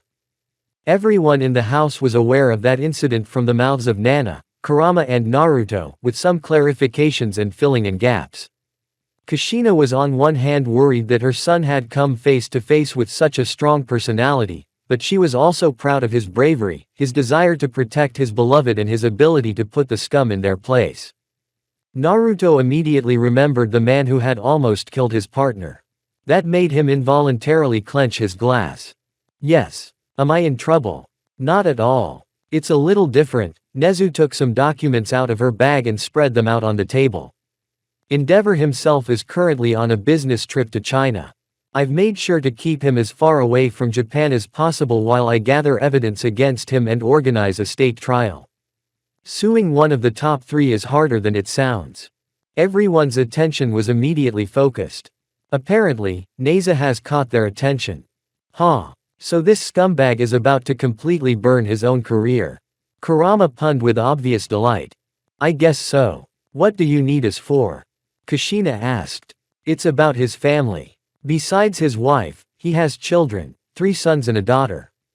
And all that would be fine, but on the internet I've found rumors of domestic violence by Anji Todoroki." A somber mood takes over everyone present, especially the 3 scarlet-haired men. "What can we do to help?" Kushina's question came up instantly. Nezu smiled at her desire to help, so she immediately sketched out the plan. Outside the mansion, decorated in traditional style, there was a beast of a dark race in a business suit and a mother and son duo with him. The whole plan was to get the Todoroki family to testify against Anji. To facilitate contact with them, Naruto and Kushina, who were somewhat in a similar situation, went with Nezu. Fu, Kurama and Chome stayed at home, as too many people might scare the family and make the others suspicious. As soon as Kushina rang the doorbell, the door was opened shortly after by a woman with straight white hair, grayish-brown eyes, rounded facial features and long eyelashes. She appeared to be in her mid-30s. At first, the woman's eyes were fixed on someone who looked like a mother and her child, but after coughing a little, she looked a little further down and saw someone in whom she recognized the director. "Hello, Mrs. Todoroki. I am the headmaster of Nezuo, and these are my companions, Uzumaki Kushina and Uzumaki Naruto. May we come in?" Ray just nodded in response and let the guests in. "May I ask the reason for your visit?" The voice sounded slightly shy and calm. The director's answer came immediately. "I wish to bring Anji Todoroki to court and have him punished to the full extent of the law, and I need all the evidence I can get against him, including yours." At that very moment, the woman froze. She could not believe what she had heard. After 14 years trapped by that monster, she had hope. But why would she want to do that? He may have great merits as a hero, but there were too many casualties and damage from his activities. I can't let someone like that be an example to many, and I can't let him go unpunished. That was all it took to convince Ray. "Please come in. Would you like tea or coffee?" he said as he escorted the guests into the kitchen. "Tea, please," replied the whole trio. When everyone was seated at the table, Ray prepared the tea and went to call the children. It was then that the 4 youngest Todoroki appeared. The first and oldest to appear was Toya. The boy was about 13 years old. He had gray hair and turquoise eyes. He had some minor burns on his body, which already gave him a bad feeling. He was wearing a blue t-shirt and black pants. Next was a girl of about 11, named Fuyumi. She had white hair, only slightly different from her mother's, with red locks, and it reached her shoulders. Her eyes were dark. She wore a lilac t-shirt and a crimson skirt. Next was a boy of about 9, with white hair and gray eyes, wearing a blue t-shirt and gray pants. His name was Natsuo. The younger of the two was Shoto. His eyes were heterochromatic, and the parting in his hair clearly separated them into two colors, red and white. He was dressed in a yellow t-shirt and blue shorts. But there was something else about him that stood out besides his hair, the bruises all over his body and, above all, the burn on his left eye, which he seemed to have received recently. As soon as he entered, his attention was focused on the guests, especially Naruto. The first of them to speak was Toya. Is it true that you want to imprison the Endeavor? Yes. And to do that, I'm going to need your help. I want you to tell me all about the Endeavor from your point of view. The children nodded, some confidently, others hesitantly. Suddenly, Natsuo spoke up. It's you, isn't it? The boy asked, pointing at Naruto. You're the one who undermined the Endeavor's reputation. Yes, Uzumaki merely replied, and was oblivious to the presence of the three boys beside him. Great. Toya said. I couldn't believe it when I saw how you scared the Endeavor. How old are you? 5 years old. That's not even real. How did you do that? Is that your quirk? I'm 6.5. And it wasn't exactly my quirk, but yeah, that's about it. Uzumaki didn't realize how much everyone in the house liked him. Toya-kun, do you mind if I start taking your statements? Then I'll question each of you in turn. Okay, said the boy, interrupting his talk with Uzumaki. While Toya chatted with the adults, Naruto and little Todoroki played in the backyard. Overall, the new acquaintances proved to be an interesting bunch, and Uzumaki got along more or less well with each of them. Shoto, however, had no experience with his peers, nor with any other children except his brothers and sister, and it was not easy to establish contact with them. Naruto himself was no different, as the only children he had interacted with were Saiko and Fu, and that for no more than half a month. Within an hour and a half, Uzumaki had gotten to know each of them better. Toya was a fun-loving kid who liked to play and have fun, but sometimes he put on a tough guy mask. He dreamed of becoming the ultimate hero who would save everyone and everything. Fuyumi was outgoing, and it seemed like she could be described as a very loving older sister, as she would even tell Naruto to be careful when he ran around. Despite that, she was shy in some respects. As for her future profession, she wanted to be a teacher. Natsuo, though quiet and retarded, was nevertheless quite an interesting conversationalist. He liked to tell interesting stories that had happened to him at school. He also told how he dreamed of becoming a doctor so he could help those in need, though not in the same way as the characters. Shoto showed little emotion and only occasionally uttered a word, but he clearly showed interest in interacting with others. He was negatively affected by the fact that his father had taken him away from the rest of the family for training purposes. He also seemed to be ashamed of his scar. What do you want to be, Naruto-chan? Fuyumi asked him. The nickname made him very uncomfortable. He had only been called that by his mother and then Nana to tease him. He wanted to protest, but didn't. Ramen Katador, replied the boy, eliciting laughter from Fuyumi and the others. There is no such profession, Toya informed him. If there isn't, there will be. Nothing prevents me from creating one.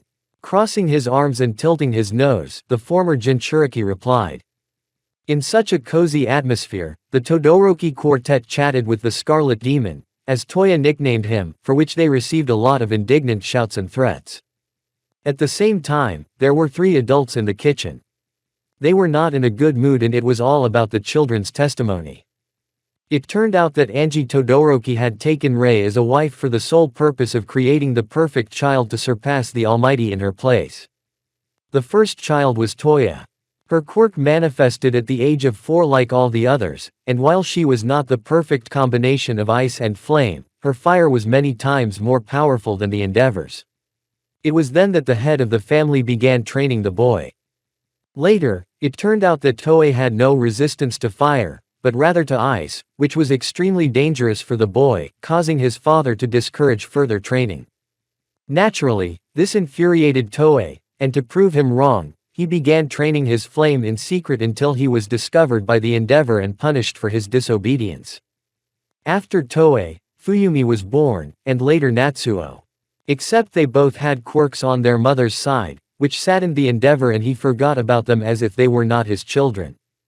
It wasn't until the fourth attempt when his successful creation, Shoto, who had both ice and flame quirks, was finally born. With the awakening of his quirk, all hell broke loose. Angie trained the boy mercilessly. She could punch him in the stomach until he threw up, make himself inflate and then freeze. She didn't care about his age, or his pleas for her to stop, or Toei's cries for her to stop torturing her brother. One day, just 2 months ago, Toei had enough and challenged Endeavor to a duel. Endeavor showed no mercy and knocked the boy out with a single punch in the same second. This went on until the whole family, Endeavor doesn't count, gathered around the TV and witnessed the unthinkable. The Endeavor was afraid. And that's an understatement. He was trembling, and fright and fear were written all over his face. And all this on live television. No wonder he was afraid of a 6-year-old. It turned his worldview upside down, for at last someone had put that piece of that man in his place. The Endeavor's mood had taken a turn for the worse since then. One by one, information about the damage and casualties he had caused was leaking out. No one would ever know that it had been Nezu's fault. Everything that both he and the commission were trying to hide was appearing on the internet, in the news, in the newspapers. His ratings began to drop and the negative comments about him became more and more numerous. One day, he became so angry that, while sparring with Shoto, he miscalculated his strength and threw a fire attack directly into his eye, leaving him with a scar. Rei, who had done her best to protect her children from the beginning, but trying not to go against the Endeavor's insane will, was furious. She did not care about her fear of the man. Her maternal instincts kicked in. As soon as she saw the wounded and sobbing Shoto, she wordlessly hurled a gigantic chunk of ice at the Endeavor, which froze him so badly that even with her own flames and Todoroki's strength he could not get out. It wasn't until later that Toya freed him. By the time they were able to help Shoto, the Endeavor was frozen and grayish all over. From that day on, something began that neither Rei nor the children had imagined. Angie was afraid of her own wife. She tried not to show it, but her reactions whenever Rei was around, her dwindling presence in the house, the fact that she made no effort to get rid of her. Everything spoke for Angie. It seemed as if the times were more or less even. That's the way they had been living until now. Rising from the table, Nezu, taking the dictaphone on which he had recorded all the statements and a notebook in which he had taken some notes, headed back to O. Rei-san, I can assure you that very soon the Endeavor will pay for all its sins.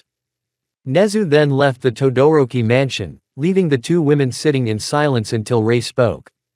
Uzumaki-san, by the way, what are you doing here? I don't mind your company, and yes, your son has taken a liking to my children. Saying that, she looked towards the courtyard where the children were chatting happily. It had been a long time since he had seen them laughing so casually. It made her soul feel warmer, just like the scarlet-haired girl. I wanted to help, not physically, but at least mentally, because I understand your situation. Habanera admitted. What do you mean? Rei didn't understand. She decided it would be fair for her to find out the truth and Kushina answered as she did. Actually, I come from the same clan, the Uzumaki clan. All of its members possessed a powerful quirk. Almost every member of the clan possessed power comparable to your top 10 heroes. We lived on an island until our clan was destroyed. Only I and a few others survived. That memory made Kushina's expression take on a darker tone. Only that small handful had managed to hide, unlike me. It had all happened so fast that I wasn't even surprised that they could forget a girl. I didn't know where they had gone or what could have happened to them. It wasn't long before help arrived and I was taken to Konoha. Not many people knew where this village was, it didn't appear on any of the maps. However, as soon as I settled there, I became an object of ridicule or harassment, and the reason could be anything: my hair color, my dialect, my strength. One day, people who knew my strength wanted to kidnap me, and they would have succeeded if a boy had not saved me. He helped me and confessed his love. I was very happy, but it turned out that he did it all to get a son out of me with the same power as me, if not more. Ray realized what was coming next, so she squeezed the narrator's hand by way of consolation, so she gave him a grateful smile and continued. It turned out that she wanted to raise a strong hero and thus increase her power on the world stage. I only found out when I was pregnant, so because of my weakness I couldn't do anything about it. I had long suspected his character, but I had denied it, not wanting to admit that the man I loved so much could only see me as a means to achieve his goals. I felt it all the time. I'm usually a good judge of people's emotions and personalities, and I constantly felt that there was something off about Minato, but I ignored that feeling. I didn't want to admit that the first person I loved so much might have been using me from the beginning. He himself had died shortly after I gave birth, but that didn't make me feel any better. I was separated from my son, so I couldn't influence him. So how did I? A girl saved me. She, you could say, pulled me out of the darkest hole in the world and delivered me to UAE, where I had already met Naruto. Ray looked at the woman sitting next to her and realized how alike they were. They essentially shared the same pain, though she preferred not to share a similar fate with anyone. And how did she feel after being reunited with her son? After a moment's thought, the former Jinchuriki answered. When I was away from him, I just wished I could have seen him, hugged him and asked, "How are you, son?" And, if anything, helped him with some advice. That would have been enough for me. When I finally got to see Naruto, words couldn't even describe all the happiness, the satisfaction, the disbelief at what was happening. It was as if a very important part of me, long lost, was back in place. That's how I would describe it. Their conversation did not include the words, "I'm sorry, I sympathize with you," or, "but it's all for the best now." But in this brief moment they have known each other, they didn't need words to show their support. Glancing at the clock, Kushina realized that it was getting close to dinner time and the children were probably hungry. Looking at Ray, she realized that they shared a common thought. "Well, Uzumaki-san." Kushina. No suffixes or formalities. I think after what we've learned about each other, we can skip a few points of introduction. Though I'd rather we had more than bastard husbands to bond over. Ray nodded, letting out a slight chuckle at the thought. Then call me Ray. I wish my friends wouldn't call me by my last name. Okay, Ray-chan. Can't I use chan? I'm older than you. No way. That's not how I address my friends, Databane. Well then, Kushina-chan. She didn't look up at the slightly swollen Kushina. Would you like to have dinner together? Hearing the question, Uzumaki nodded his head. Already about to get up, she noticed that Ray was still holding her hand. Noticing the same, Ray immediately let go of her with an, "I'm sorry," but Kushina ignored her friend's slight embarrassment and stood up, resting her hands on the table, and announced. "Fine. Just dinner at our house. Oh. You haven't met Fu-chan, Chome-chan and Kurama yet. And there's nothing for dinner. We have to prepare something, Databane." Kushina, calm down. "No. I'll make something right now." "How did you?" Ray fell silent as a clapping sounded next to her friend and an exact replica of her scarlet-haired acquaintance appeared. "Okay, go home right now and prepare dinner. Don't forget to let the others know about the guests." Kushina ordered. "I know, Databane. I'm your clone. I know you're my clone, so don't argue and obey." Letting out a sigh of anguish, the copy left the mansion and headed towards Uzumaki's house. "What was that?" asked the Todoroki matriarch in slight surprise. "My clone. Is that your quirk?" Not really. It has many more functions than normal clones." Reflecting on what he had said, Ray replied. "Is that what you meant by powerful quirk?" In response, Kushina turned up her nose proudly, crossing her arms. "Huh. You haven't even seen 5% of my abilities. I assure you there are many more I can surprise you with, Datbane." "I'm sure there are," Ray replied with a light, soft laugh. "Then I'll go get the kids and we'll all leave together." Ray couldn't argue with the Scarlet Beast. He didn't even seem to know what a no was, so he just nodded and got up to leave. This meeting was the beginning of a new change, and only in the future would it be possible to see what that change would bring, whether it would be for better or worse. But that was for later. Now they were enjoying the present, not worrying about the future and forgetting about the past. Chapter 17. So now start flapping the wings carefully, very slowly and gently. At that moment, Nana was giving instructions to Fu, who had a pair of wings coming out of the lower back, similar to those of dragonflies. Their color was changing smoothly from light green to orange. Like this? The girl asked, flapping the wings gently. Yes, and now. Stop. Shimura shouted as his student soared, sending the heroine flying after her.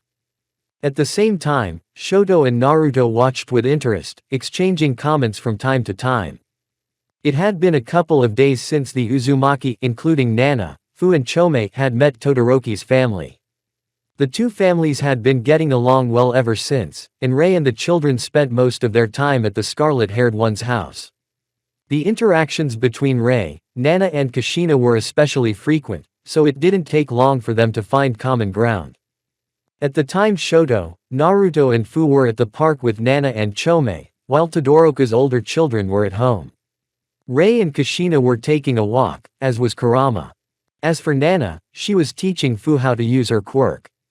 Exactly quirk, for as Hikari had said, her chakra had transformed into quirks, something similar to her old abilities. Kurama guessed it was something like the body's adaptation to the new world, or more likely the intervention of the goddess herself. Fu and Chome's quirks shared the same powers and name, Kabutomushi.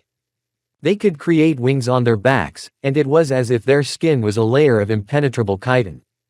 On top of that, enhanced physical strength that made them capable of lifting things that weighed 100 times their own. Kurama and Kushina had yet to discover his current abilities, and Naruto only knew for now that his previous techniques like shadow clones, Rasengan and invisibility were still with him. She took off faster this time, said Uzumaki as he watched Nana try to catch the girl flying away. Yes, nodded Shoto. It's like she did it on purpose. Knowing Fu, that could be true. When Shimura was finally able to lower the former Jinchuriki to the ground, he turned to the entire trio. So, I have about an hour left before I have to start my patrol. How about some ice cream? They didn't need to be told twice. The boys nodded vigorously at once. Taking the boys to the nearest stall, Shimura gave them each a serving of the cold treat and went off to prepare for the patrol, remembering to tell them to be careful. Thus, the whole trio sat nonchalantly on the bench, chatting and eating. However, there was something about this whole atmosphere that kept Shoto's mind blank. Naruto. Don't you find all these looks people are giving you a little strange? Noticing this, Uzumaki looked around at all the people, and indeed they were squinting fearfully in his direction, and some of the adults were fencing in the children who wanted to approach him. This sort of thing made Naruto frown involuntarily and clench his fist. They're acting like Konoha, though not as rudely, Uzumaki thought bitterly. Turning to Shoto, he replied. Not at all. You could say it's the little things. Shoto nodded, pretending to agree with him, but he immediately noticed his friend's reaction to those people's actions. Looking at Fu, he saw that she was experiencing the same feelings. But she didn't have to think about it for long, her thoughts were interrupted by a voice. Hey, it's you. Looking at the source of the sound, she saw a somewhat shy-looking boy, with green hair and eyes, and freckles on his cheeks. Oh, the broccoli boy. Immediately the scarlet-haired man responded. Did they know each other? He ranted, a common thought in the two boys sitting next to each other. Broccoli boy. The boy asked in confusion. Sorry, I'm not very good at remembering names. Oh, that's all right, then. But then they were interrupted by Shoto and Fu. Do you two know each other? Asked the heterochromatic as the girl scrutinized the stranger. We met a month or so ago. Uzumaki replied simply. Hi. I'm Midoriya Izuku. Himura Shoto. Uzumaki Fu. Midoriya nodded, jotting down their names in a notebook she had inexplicably pulled from somewhere. Then her gaze shifted to the scarlet-haired boy. AAA. That's right, I'm Uzumaki Naruto, Datbeo. Datbeo. The green-haired boy didn't understand. Don't listen to him, he says it a lot and it doesn't make sense. Shoto replied. And why did you call me? Uzumaki asked Midoriya. I wanted to thank you again for helping me that time. Bowing slightly, Midoriya replied. It's nothing. The important thing is that Bomber stood behind you. Izuku nodded his head, only his face trembled for a moment, something that did not escape the young shinobi. He didn't stand behind you, did he? No, that it's you he. Yes, Kacchan continues with his attacks. Shoto and Fu were the only ones who didn't seem to know what they were talking about. So Naruto decided to clear everything up. Kacchan is the bomber. The guy is explosive in every way. He's a bully and attacks Midoriya and anyone weaker than him. Kacchan is not a bully. He's just playing, defending his friend's honor for the young broccoli. To make it clearer to the others, Naruto explained what happened a month ago and how he met Midoriya and Bakugo. After the story, the others looked at Izuku with some skepticism. As rude as it sounds, this kind of thing doesn't seem like games. If the three of us think like that, it's probably true, Fu replied, alluding to his social conscience, which is unusual for boys his age. But he wants to be a hero. Kacchan can't be bad. Everyone looked at him even more incredulously. Having decided that nothing would come so easily to him, Uzumaki had already got it into his head what was good and what was bad, but Shoto beat him to it. Tell me, if a grown man attacks another just because he feels like it, what do you call it? Bad. Are you sure? What if that person has a powerful quirk that would surely make him a hero? But that's no excuse. No matter how powerful, that doesn't give him the right to bully others. Naruto looked at Shoto and couldn't help but feel impressed that he had gotten that point out of him so easily. Look, Broccoli, I understand your childhood friends and all, but I know for a fact that if I were your friend, I wouldn't have attacked you without the right reasons. What kind of reasons? You know, sparring, testing your reflexes, or to beat the ghost out of you. There's no such thing as ghosts. Shoto interjected. Yes, they do. You just haven't seen them. You mean you've seen them?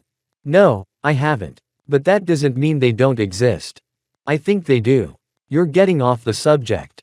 Fu interrupted them. Remembering his original purpose, Naruto continued. What was he saying? Basically, friends don't attack friends for reasons like a weak quirk or lack thereof. Okay. Midoriya pondered over his words. Immediately, she recalled those times when she was nicknamed Deku, how they laughed at her shyness and weakness. Right after that, the moment when Kacchan had fallen off the makeshift bridge came to his mind, and how Izuku, concerned for his integrity, had come down to lend him a hand and help him, but Bakugo had only patted him on the arm and, calling him Deku, had replied that he didn't need the help of a useless loser. It seemed as if friendship between them was no longer possible. But after all, they had been friends. At one time, even Mrs. Bakugo had let her call her aunt, just like her mother did with Kacchan. They had known each other since birth. Could such a friendship be broken by Quirk's absence? After all, they had even vowed to be best hero buddies. Kacchan could not go back on his word so easily. His musings were interrupted by a smack on the forehead. I realize you need to think about it, but save that for later. By the way, Fu caught her attention. Why didn't you tell your parents about the bomber? After saying that, Midoriya felt slightly dejected. Dad left with his sister to America as soon as it became known that I didn't have quirk, and Mom is already too worried about me. I don't want to add to her troubles, replied the boy matter-of-factly. Putting a hand on his shoulder, Fu replied. You know, in the time I've known Kushina-san, Rei-san and Nana-san, I've learned that it's quite normal for adults to worry about children. Even if there's nothing wrong with you, they still worry. Fu is right. Keeping quiet only makes things worse, Shoto supported her. Midoriya, after hearing her words, decided she would think about talking to her mother about her situation. Iz was interrupted by the sound of clapping, the source of which was Uzumaki. Now that that's settled, I suggest we take care of the next important matter. What matter? The three children asked in unison. Midoriya, you want to be a hero, don't you? The answer was a nod. Well, With or without quirk, you need to train to strengthen your body. And what do I have to do that? Broccoli replied, afraid of what Naruto would say. In response he received a punch in the chest. You have to catch us all, so you will. Run away, Uzumaki replied. Fu and Shoto noticed the situation and also scattered in different directions. Hey, it's not fair. Izuku complained damnedly. Did they really want to play with me? Stop, I have to catch them right now. Running after Shoto, Midoriya thought. Without further ado, that day was the beginning of another wonderful friendship, and this world moved even further away from its origins. Chapter 18. Naruto opened his eyes. Total darkness all around him. He could see his hands, his feet and a stone platform that allowed him to float in the dark fog. Is it a vision again, or is it just a dream this time? The answer came to him in the form of the landscape opening up more and more before him. The dark mist was dissipating until it formed a ball of open space, at the center of which was a stone island with 9 numbered high-backed thrones arranged along a circular table. On 8 of them, misty figures of various colors began to manifest. Soon they began to take on human forms. To be more precise, 7 of them transformed into ordinary-looking people and only one glowed with a golden color. It was faster than I thought, said the first one. In theory, it shouldn't have come for a few years. The fact that we arrived at the singularity point when Quirk herself had not yet been transported is quite amazing, I must say, said the girl on throne number 7. Shall we pause and turn our attention to our guest? Spoke the 9th figure. Perhaps. Stop. Now that everyone was paying attention, they noticed someone who shouldn't be there in the first place. Of course the goddess is coming to our meeting. 5 growled. Be polite, Banjo-kun, I may be nice, but I'm not patient, said the goddess in an insinuating tone. And how could she not show up at Naruto's meeting with the previous users? I think you're too fond of him, NYA. The girl 4 spoke with a nervous giggle. Her outward difference from the others were her cat ears and tail. Uzumaki, who had been watching silently the whole time, decided to let out a cough to get attention, which he succeeded in doing. Oh, sorry, Ototo. Sending him a sweet smile, Hikari pulled him onto her lap. So, I guess you have questions. 2. The conversation began. Actually, I think it would be a good idea if you introduced yourself first, 5 interjected. You should do that. Then I'll start. My name is Shigaraki Yoichi, the first owner of One for All. Nice to see you again, 9th. Yoichi appeared exactly as in the vision, sickly and thin, hiding his green eyes behind white bangs. This story was written before many of the quirk owners appeared, so there are other quirk users here. I am Tokatsu Nico. I am the second user of One for All. In the beginning, I owned a quirk under the name, Anabiosis. Nico was a man with hair as black as Naruto's and red eyes. His body was very muscular. He was dressed in a dark blue sleeveless t-shirt and black shorts. The man's image was completed with bandages tied from his fingers to his elbow, metal knuckles and boots of the same material to protect his shins and toes. Tokatsu radiated the aura of an older brother. Inazuma Miku. Third user. Quirk, Rift. Miku was a tall girl with a stocky build, green eyes and purplish black hair. She wore a dark sweatshirt that reached below her waist, tight pants, gloves and sneakers. The very cut of the fabric of his suit was lightweight, without restricting movement. He also wore protections covering vital areas of his body. Around her waist she wore a belt with a pair of daggers and 2 holsters with spare pistols and magazines, and on her back a katana in a dark scabbard. She looked calm and expressionless, if her image said anything. I'm Yatsum Nekomi, NYA. It's nice to meet you. I'm the 4th user, and my quirk is a beast. A cheerful and outgoing character. That's exactly what Nekomi was, a brown-haired girl with brown eyes, dressed in a lime-colored t-shirt that exposed her stomach, a loose skirt just above the knee, and fingerless gloves. She wore no shoes. Her cat ears and tail were what most drew the former Jinchuriki's attention to her. Banjo Daigoro, also known as Arkan. 5th user. My quirk is a black whip. I can't believe the last user is a brat who doesn't even go to school. He said it with no insult intended, but the word, brat, itself didn't sit well with Naruto. Daigoro was a bald man dressed in leather pants and jacket, with a holster and glasses on his forehead. Starting at his neck and going somewhere under his jacket, two scar-like cracks were visible.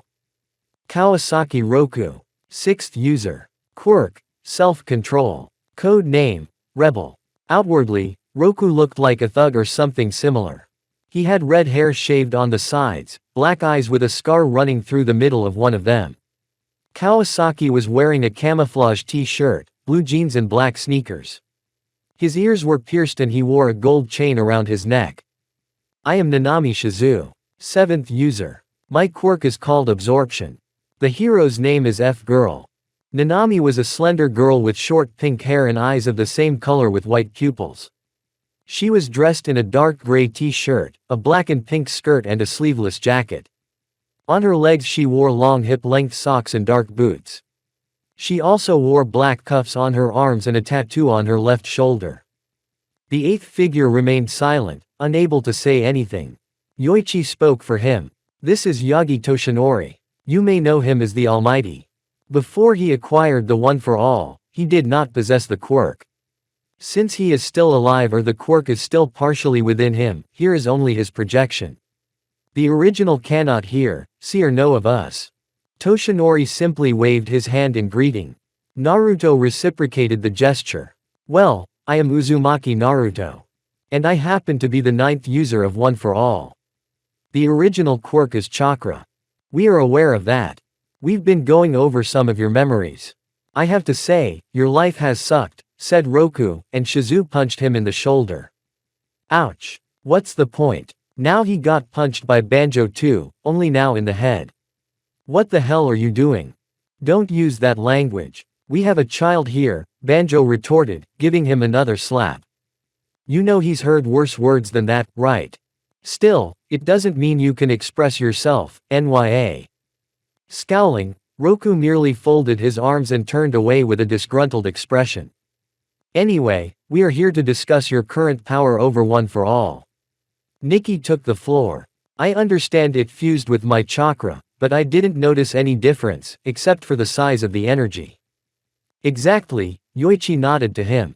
As you know, the quirk itself originated because of my brother, Shigaraki Akuma. At the time, it seemed that I didn't possess the power myself, but it was only latent.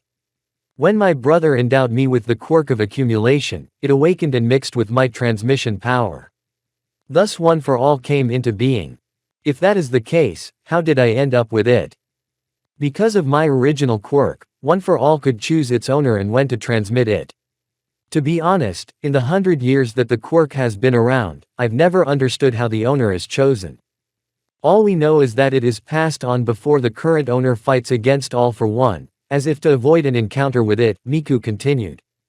There is another aspect of this quirk. Those who already own the quirk cannot own the One for All for a long time.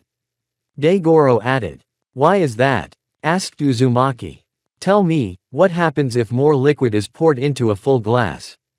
Asked Banjo. The water would spill out of the glass. Uzumaki replied, not understanding what the question was about. Humans are like a glass of water, they too have limits as to how much they can hold. A person cannot have more than one quirk, otherwise they overload their body. Uzumaki remembered Hikari saying that humans had limits to the amount of power they could hold, and nodded, understanding what they were talking about. When I wielded One for All, I realized that with my current power, I would be unable to resist that evil, even with such a powerful quirk. Banjo said, letting out a dark tendril. That's why I avoided facing All for One for a long time and devoted myself to developing One for All to strengthen its power. My turn came when I was 19. I carried the baton for about 20 years, until I began to notice strange things. My body grew weaker every day, and cracks began to spread through it. Banjo showed the cracks themselves covering part of my neck and the left side of my body, down to my waist and elbow. I realized I wasn't going to live much longer and turned on All for One. I must admit I gave him a good beating. Proudly I added the fifth. But it's the cracks themselves. They were caused by too much energy in my body, like weakness itself. Demanding too much of my body weakened it every day, and the stronger One for All grew, the harder it was to hold on to it. Wait, But that doesn't mean the same thing will happen to me. Naruto worried. Don't worry, kid. You, like Toshinori, are exceptions. While the eighth was an empty vessel, which is why he was able to hold the baton for 40 years, you are an even more unique case. Shizu reassured the boy. Your uniqueness lies in the fact that One for All has blended with your quirk, reaching a new round of its capabilities. It has even enhanced our quirks, which will have to awaken in you later. Taiketsu announced enthusiastically. Also, due to the second fusion, One for All lost the ability to transmit. Apparently, the chakra is strongly connected to your body, which might explain this phenomenon, Miku added. So I'm the last owner of this quirk. And that I can awaken your quirks afterwards. You've already awakened them, you just need to get used to them. It might take you a few years because of how much they changed when they entered your body. But don't worry, you're not alone in this, NYA. But I think you'll have an easier time with my quirk. Just increase your physical parameters, NYA. Combined with One for All. Hey, it's not really one anymore. Basically, you have incredible physical power, NYA.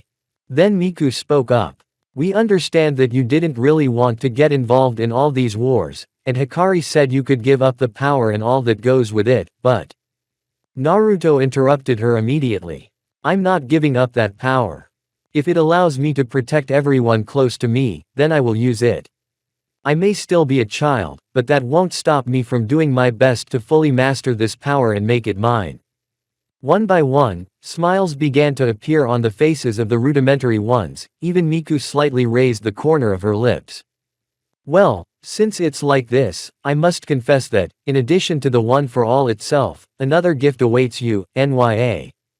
What is it? You'll find out. You'll be awake when you do. Nekomi said with a sly smile. After saying that, Naruto saw her begin to dissolve into a red mist. Good luck, Naruto, I'll be watching you. Hikari shouted for the last time. As the ninth disappeared, a question from Miku followed. Tell me, why did you lie to her about giving up your power? One for All has no such function. The answer came immediately. I didn't lie.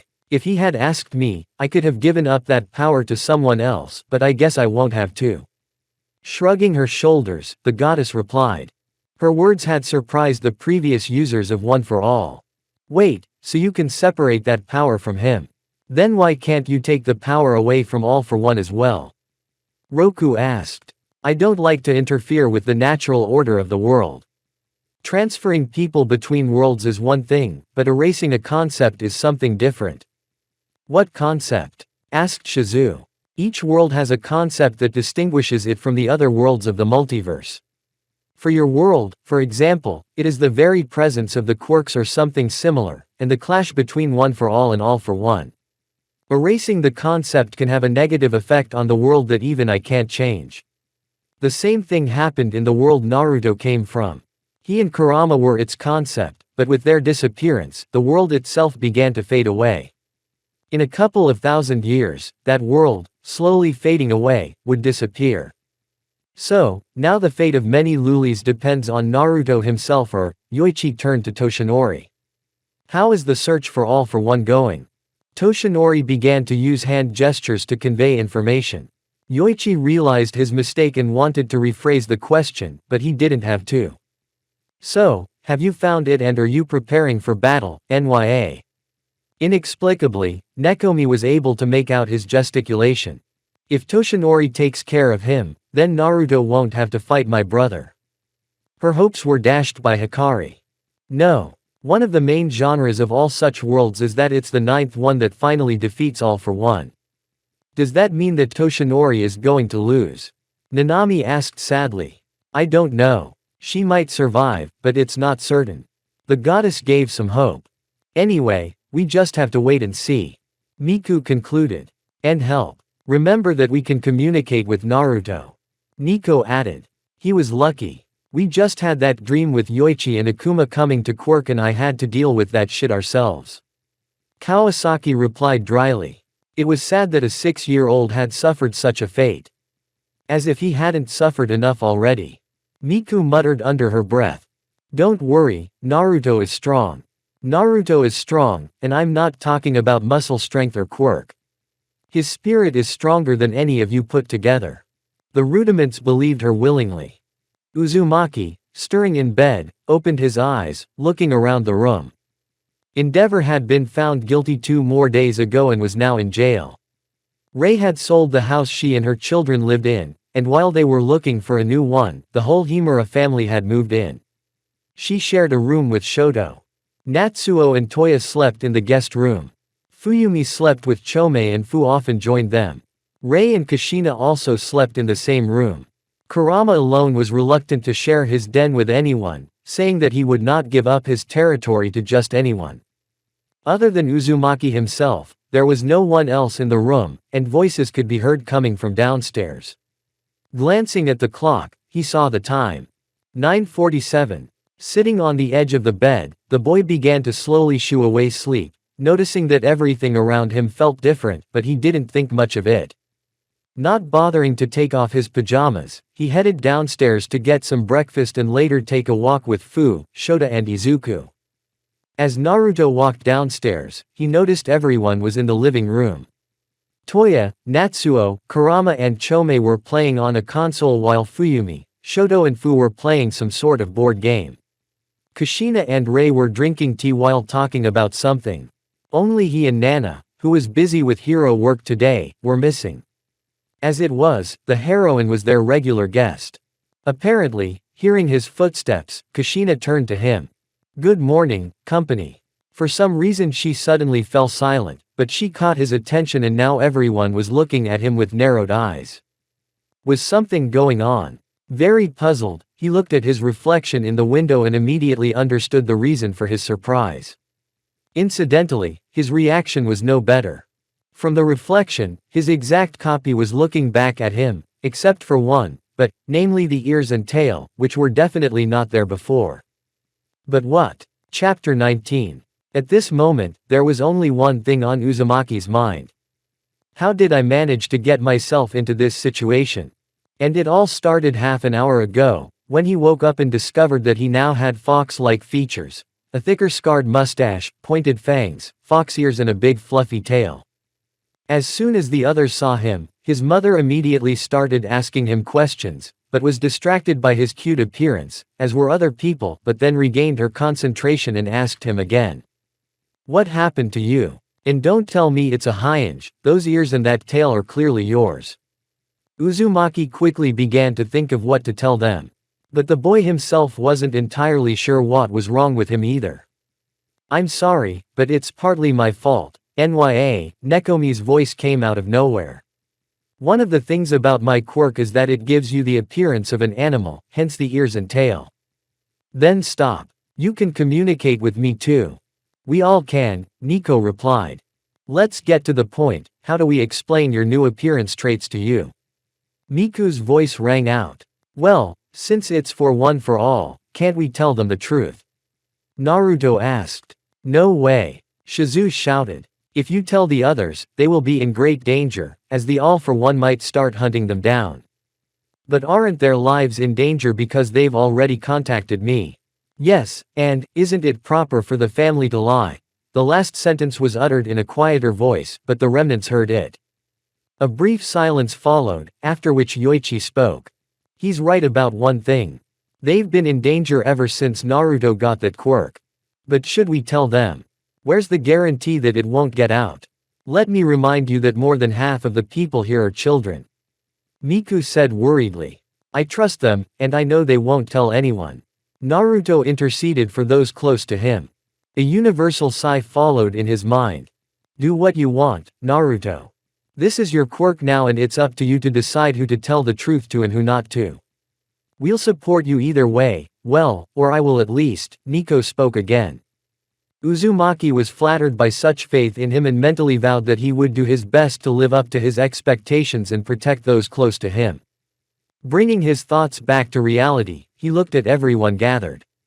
Reading his gaze, Kushina put her hand on his shoulder and sending him a comforting smile said, "Naruto, whatever it is, you can tell us. But, if it's hard for you or for some other reason you can't do it, we'll understand." After saying that, Naruto was determined to tell the truth. How could he think of lying to them, especially to his mother? Prepared, he told everything he knew about One for All, from the dream he had had a month ago to today's meeting with the remnants. Silence fell. Everyone tried to realize what they had heard. Some didn't even believe it, but the boy's words sounded too convincing to refute. Toya was the first to speak. So, a quirk that has existed for 100 years has chosen you as its owner to defeat a villain that has existed since the beginning of the quirks. Also, now you can communicate with the previous owners and use their quirks. Naruto merely nodded. But that sounds like something dangerous, doesn't it? Why did you agree? Fuyumi asked. Her voice betrayed her dismay. If this power has chosen me, I can't give it up. I don't want to run away. Naruto replied firmly. Kushina looked at her son and didn't know what to feel. Fear for his fate, joy for having such a brave son, pride for being recognized as worthy of such a mission. She had missed 6 years of his life and there were many things she didn't know about him, but of one thing she was sure. Once Uzumaki made up his mind about something, he didn't back down. That was the motto of his clan, and that motto was followed by her son. So she already knew that, as much as she wanted to keep him out of trouble of this magnitude, she wouldn't be able to. There was only one thing left for him to do. I am glad that you have decided not to run away from your responsibilities and I am even prouder to have such a son. Know that I will support and help you in everything you do. Thank you, Mom. Uzumaki replied happily. I'll help you too, exclaimed Toya. So you can always count on me. And I'm willing to help you. Fu added. So am I, Shoto said more calmly. Don't forget about me too, said Natsuo. The remnants watched it all, and some of them couldn't hide their smiles. Telling them about Quirk was a good decision after all. Nico said with a satisfied tone. We don't know yet, because some of them might betray him. Miku replied neutrally. Don't be so heavy. I can tell by looking at them that their intentions are pure, Shizu scolded her. He has learned the dark side of humanity since he was born. I think he needs someone he can trust, and the more people he can trust, the better. Daigoro expressed his point of view. I don't see what your problem is. Quirk recognized him as worthy, so why can't you? Exclaimed Roku, for which he received a stern look from the third one. I'm not saying he's not worthy. Like the fifth one said, Naruto has been through things that no adult, I'm not talking about a child, can endure. He knows how cruel the world can be and he knows it's not black and white. I just don't want him to know the betrayal of those he cherishes. Inazuma confessed. No one is going to betray him. Naruto is the kind of man who gathers good and honorable friends around him. He will not be betrayed by them, Tokatsu told him. I wish I had your trust, Miku said, looking at her feet. After the revelation, Naruto was asked a few questions, but overall, nothing had changed. The new power had not changed his opinion of him, nor his relationship with the others in the house. Uzumaki was now making up for the breakfast he had missed, which consisted of toast and scrambled eggs. Hey, what will you tell your other acquaintances about your new appearance? Fuyumi asked him. Naruto stopped his breakfast and started to think. She brought up an important point. If the new function of our quirks was any indication, it's going to be a bit difficult with your new appearance, NYA. I could wear a henge and no one would notice anything, Ninth merely replied. But his idea was immediately contradicted by Kushina. No way. The henge dissipates when you lose concentration or take the slightest physical damage. Saying I use henge to get ears and a tail. Not bad, but not a good idea. Kurama found the answer. Without taking his eyes off the joystick he replied. Just say that his quirk evolved, or whatever you want to call it, and some familiar traits have awakened because of it. I think I'll be the proof of that. I don't think quirks work that way, said Rei hesitantly. Life is full of exceptions. Naruto is one of them, said Kurama. And Nezu and the others. I don't think they'll believe it, especially if they know the truth. Said Naruto. People will believe anything you say if you make it as convincing as possible. Especially since the evolution of his quirk isn't a lie at all. Hey, who knew Kurama could be so smart? Kushina scoffed. Hey. I guess he's right. If we say that the sudden surge of energy in his quirk woke up some family genes, then I guess we can, Miku's voice rang in her head. Is that possible? Whatever. The main thing is to get the others to believe it. Whether it's true or not, it doesn't matter. Izuku Midoriya stood in a park near his home, waiting for his new friends. The word itself sounded unfamiliar to him. Since it was revealed that he did not possess the quirk, many things had changed in his life. Even before that unfortunate trip to the doctor, he had many friends, got along well with everyone, and adults found his mumbling endearing. It was from his 4th birthday onwards that things began to change rapidly. Those he called friends began to spend less and less time with him, excusing themselves with urgent matters. Adults who knew his situation began to whisper in his presence, and teachers began to pay less attention to him. But Izuku was not offended, angry, or complaining. He believed all their excuses, ignored the whispering, and justified the teacher's behavior by the fact that there were many children in class. Things got even worse the day Bakugo's gang, with Midoriya in tow, wandered into the forest. As they were walking by a log, Katsuki suddenly fell into a small stream, and Izuku, frightened by his friend's condition, climbed down, getting his feet wet and reaching out to help his best friend. Except Kacchan didn't accept the help, instead he yelled at him and scorched him with his blast. Izuku didn't understand at all. Why Katsuki Bakugo, the one they had been inseparable from since they were born, the one whose determination and quirk admired, the one who promised to be the best hero duo with him, the one who was one of the closest people to him, was starting to treat him so cruelly? Why was the one who wanted to be a better hero than the Almighty bullying the one who didn't deserve it? Why was Kacchan attacking him mercilessly, just for defending the others from his attacks? Why didn't the adults do anything when he was being bullied in front of their eyes? Why? Why is it Deku, his lack of quirks makes him worse than the others? Eventually, Midoriya himself began to believe in his own worthlessness and went from a green ball of happiness to a quivering ball of various complexes. What about family, you ask? A week before her birthday, her father and older sister had left for America, where Inko and Izuku were supposed to go to, after taking their exams. He remembered well the night his mother called his father to tell him that his son had been left without quirk.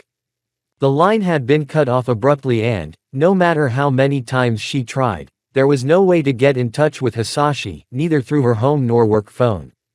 Inko became depressed and, being a tall, slender woman, she became short and plump because of her own stress. Izuku himself tried to contact his father or sister, but also to no avail. His sister, Midoriya Izumi, was basically an older female version of him. Same hair, same eye color, same freckles on her cheeks. But, unlike him, she possessed a powerful quirk that allowed her to manipulate all nearby objects, telekinesis, to be more precise. The boy didn't tell his mother anything about his problems in his personal life. He didn't want to worry her anymore. He was already a burden to her. He didn't want to make things worse. Her life had started to change for the better a month ago, when Izuku had been rescued by a scarlet-haired boy in the forest while enduring another beating from Bakugo. He kicked Bakugo and his sycophants' asses without using any quirk. And he was also the first person who, knowing he didn't possess a quirk, said he could be a hero. Had he really found someone to look up to as the Almighty? That day they parted ways, and she never learned his name, although she went to the park every day to meet him. But the only person who resembled him turned out to be a blonde-haired, blue-eyed man with similar facial features. From that day on, of course, Katsuki started to behave even worse, as if he did not accept his defeat and used Izuku as an anti-stress bag for encounters, which Midoriya, luckily, often managed to dodge. The next time he saw that boy was on the news, when he was yelling at the Endeavor. Izuku and Inko watched it all with bated breath. Could a hero be bad? After all, Endeavor is the number 2 hero, one of the strongest in Japan. How could he be a villain? But, apparently, all is not what it seems at first glance, for after all the news channels and some internet sites began to reveal Endeavor's dark exploits. That day, Izuku realized that not all heroes are good and not all are concerned about the welfare of civilians. He was very upset to learn how secretive those he admires can be. And so, about a month later, Endeavor ended up in the most guarded prison in the whole world, where only the most dangerous villains went, Tartarus. But above all, Izuku Midoriya had finally met that boy. It took Freckles quite a while to decide to approach him and his friends, for fear of being rejected. But before he knew it, he had made 3 new friends who didn't mind his specialness, or his mutterings or questions about his quirks. All 3 seemed to have powerful quirks, and Naruto's quirk could easily rival the quirks of the top 3 heroes. For the first time in a long time, he felt very happy. Hey, it's Deku, isn't it? Naturally, even happy moments have pauses. Kachan. Looking around, Izuku realized that they were not alone. 3 more companions had come with Bakugo. Midoriya realized that it was useless to run, for as Naruto had pointed out, he had a weak body. Even a fight was out of place here. He felt fear awaken in him and his legs began to shake involuntarily. He knew where the situation was headed. Let's play, Deku. But it was much worse than that. Maybe he hasn't come yet. The question came from Kushina, who was watching the trio in search of her green-haired friend. He usually comes before us, Shoto replied. Maybe he's playing hide-and-seek. Suggested Fu. What do you think, Naru? Uzumaki was about to answer, but stopped himself. His ears were suddenly sharpened, noticing some distant noise. Even in the morning, after waking up, Uzumaki had noticed that everything seemed very strange to him at the moment. The reason was that his vision, hearing and sense of smell had improved several times, coinciding with his new appearance. Without realizing it, he took off as fast as he could into the forest, alarming the others. The sounds he heard sounded like the sounds of something hitting the water. They were accelerated and aggressive. He didn't like it. He scattered energy all over his body and, after climbing the tree, ran through the branches like a beast on all 4s. Reduce the energy you are driving. It's too much for your body. A voice sounded in his head, but he paid no attention to it. When Naruto reached the source of the sound, he was horrified. In a clearing, several boys were laughing as they drowned another in the river. The river itself was not deep if you were an adult, but it was dangerous for children. Come on, Deku, you were just about to learn to swim, weren't you? Came the voice of one of the children holding the victim's head so he wouldn't float too far. Hearing his words, Naruto stopped standing still and pounced on the one holding the red-haired man, hitting him right in the nose. All of the attackers were shocked. Their friend had just been knocked off his seat and lay on the riverbank with a bloody nose. Looking at their attacker, they saw a scarlet-haired boy with fox-like features and went into a stupor. The bloodied iris, the slit pupil, the feral grin and the snarl forced them into that state. It was as if a wild beast had taken over the boy. Naruto, calm down. Don't act rashly, Daigoro told him. As he heeded her words, he heard a cough, and looking at its source, he saw Midoriya nearly choking on the water. Naruto immediately calmed down. He stopped emitting grunts, his iris turned purple again and his pupil dilated back to its previous state. Uzumaki helped the injured man out of the water, but did not allow himself to be distracted for long. Monster, you again. Turning his head, he saw the now familiar exploding hair and red eyes. What are you two doing, have you gone crazy? Naruto shouted at them. You'd better not interfere. There's more than one of us, you can't do it alone, came the voice of one of the attackers. No. Don't touch him. Bakugo shouted at them, making everyone look at him in surprise. I'll take care of him myself. He continued as his hands clapped. Only his attack was not meant to happen. Unexpectedly, Bakugo was caught in midair by the golden chain that held him. Following the chain, Naruto spotted his mother, who was looking sternly at each thug. Let's go, shouted one of the boys and they all ran as far as they could, but were stopped by a wall of ice blocking their path. You're not going anywhere, Fu shouted, standing next to Shoto. Hey, let go of me, witch. Katsuki shouted, but was silenced by a punch in the stomach. Watch what you say. She's my mother. Uzumaki shouted angrily at her. Bakugo, after briefly thinking about it, decided to shut up. Kushina, meanwhile, approached a wet and still trembling Izuku. Are you all right? Are you in pain anywhere? Can you breathe normally? Her voice was worried. It's not normal, Izuku replied, trying to fake a smile. Kushina turned to Shoto and asked him to light a fire near Midoriya, which he did. Kushina herself wrung out the boy's wet clothes, taking them off beforehand, and asked Shoto to dry everything with her fire as well. Kushina then looked back at her attackers. She then averted her gaze to Naruto, asking him, "What happened here?" I heard splashing and ran towards the sound. When I got there, I saw Izuku being pushed into the water and they wouldn't let him float out. I hit that. He pointed to the guy holding his bloody nose. And pulled Izuku out, and that's where you guys came in. Kushina, like Shoto and Fu, was horrified. She had never experienced such cruelty from children before. Yes, they had attacked her too, sometimes hitting her, but they had never tried to kill her. Was it true? The woman asked coldly, looking at everyone, including Bakugo, who was still hanging. We were just playing, answered one of them. His gaze became even colder and harder. Bakugo called us. He said he wanted to teach Deku a lesson, and that he had figured out how. TCH. Cowards. Katsuki hissed, but was ignored. She picked up the phone and started dialing something. Soon there was a beep, followed by a chirp. Putting the phone to her ear, Uzumaki began to speak. Yes, is this the police? All the attackers immediately blanched. I'm calling from Musudafu Park. Yes, there's been an attack. No, not the villains.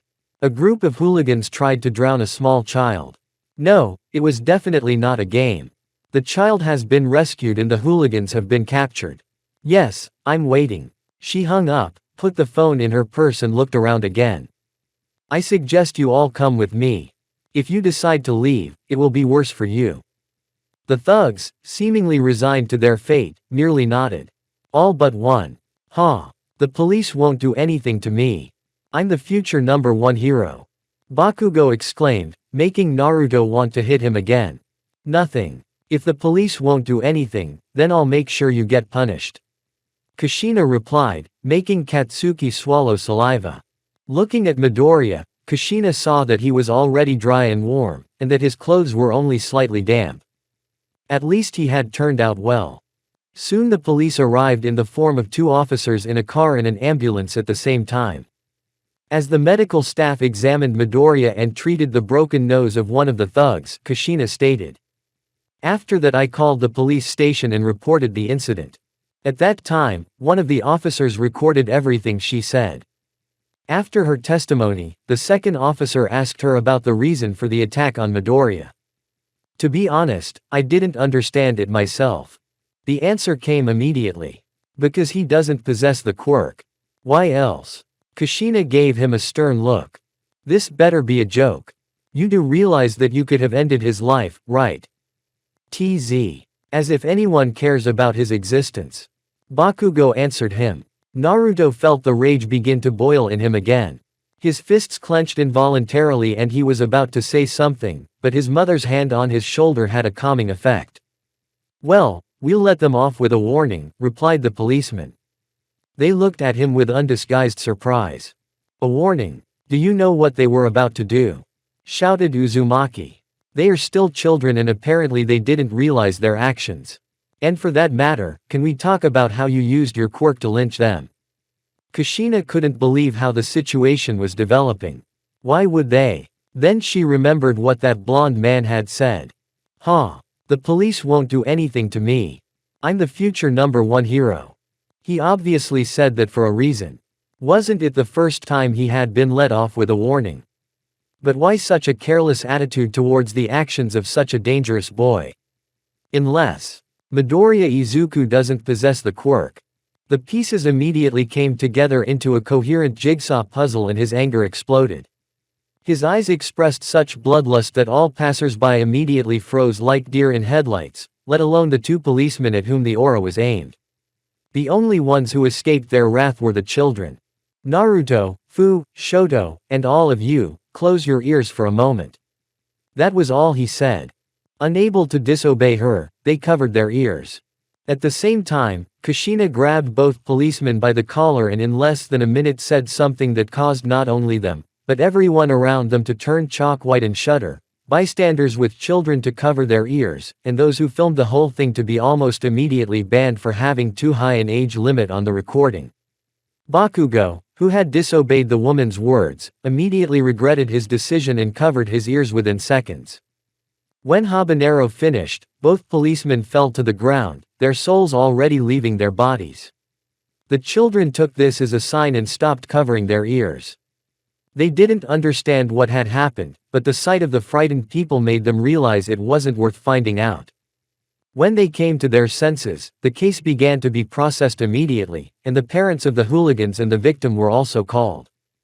Midoriya Inko was a gentle and kind woman by nature. She was easily moved by different situations, especially when it came to her son. When it turned out that her son did not possess any quirk, her whole life changed drastically. Hisashi abandoned them and took Izumi with him. Her son became more depressed and her smiles were not as frequent as before. She lost many of her friends when she went against their advice to abandon her son because of his worthlessness. All this caused Inko to sink into her own stress until her slender figure disappeared, gaining mass. But not once did she blame Izuku for her problems. Her son was the only ray of sunshine that kept her from despairing completely. Naturally, she still had her best friend, Mitsuki, and their friendship was passed on to her children. Gradually, her son began to come home with more and more bruises and scratches, but he excused himself by playing with the others. Inko was not blind and knew the reason for them, but she was in no position to do anything about it, and Izuku himself did not seem willing to drag her into his troubles. Inko believed that the reason for this distrust was precisely herself. She had seen how her son had suffered when he returned from that doctor's trip. What had she done? Apologized to him, sobbing loudly. No comfort, no support. It was something she felt guilty about to this day. Then she noticed some changes in Izuku. Despite the summer vacation, he was always cooped up at home watching Hero News and taking notes, but it had been a month since her son had started going out a lot, though she hadn't been able to figure out why. And now, for the past week or so, Izuku had started coming home with a genuine smile and the same childlike excitement as always. When she asked him about the change, she was surprised when he told her about his new friends. She was happy for him and involuntarily asked about Katsuki. In the same second, her joy vanished and she began to answer his question inarticulately. She hadn't asked about young Bakugo since then. Maybe he and Katsuki had fallen out. He would have to ask Mitsuki. But it wasn't necessary. Soon, she herself discovered the reason. Hello, I'm Midoriya Inko. I'm Midoriya Inko. I was called because of my son. The young officer asked her to identify herself and, after verifying her identity, pointed to the door on the right. When she entered the room, she saw a tired-looking chief, probably drinking a strong cup of coffee. Noticing her, he put down his drink and offered her a seat in a free chair. Hello, I'm Police Chief Kamaru Ryo. I believe you are Midoriya Inko. Yes. I got a call from the police station to tell me that something happened to my son. Is he all right? Seeing how worried the woman was, Ryo didn't hesitate. Her son is perfectly fine. He has already been examined and has testified about the incident. Now he is with the one who really told us what happened. Inko breathed a sigh of relief. But there was still one question left. What happened? On the phone they only told me that Izuku had been attacked, but they didn't give me any more details. Ryo immediately stood up. Clearly the conversation was not easy. He told everything in the report from a general point of view. As the story continued, Inko became increasingly horrified. Her son had been murdered. And when it turned out that the instigator was Katsuki, who was considered her son's best friend, she nearly threw up.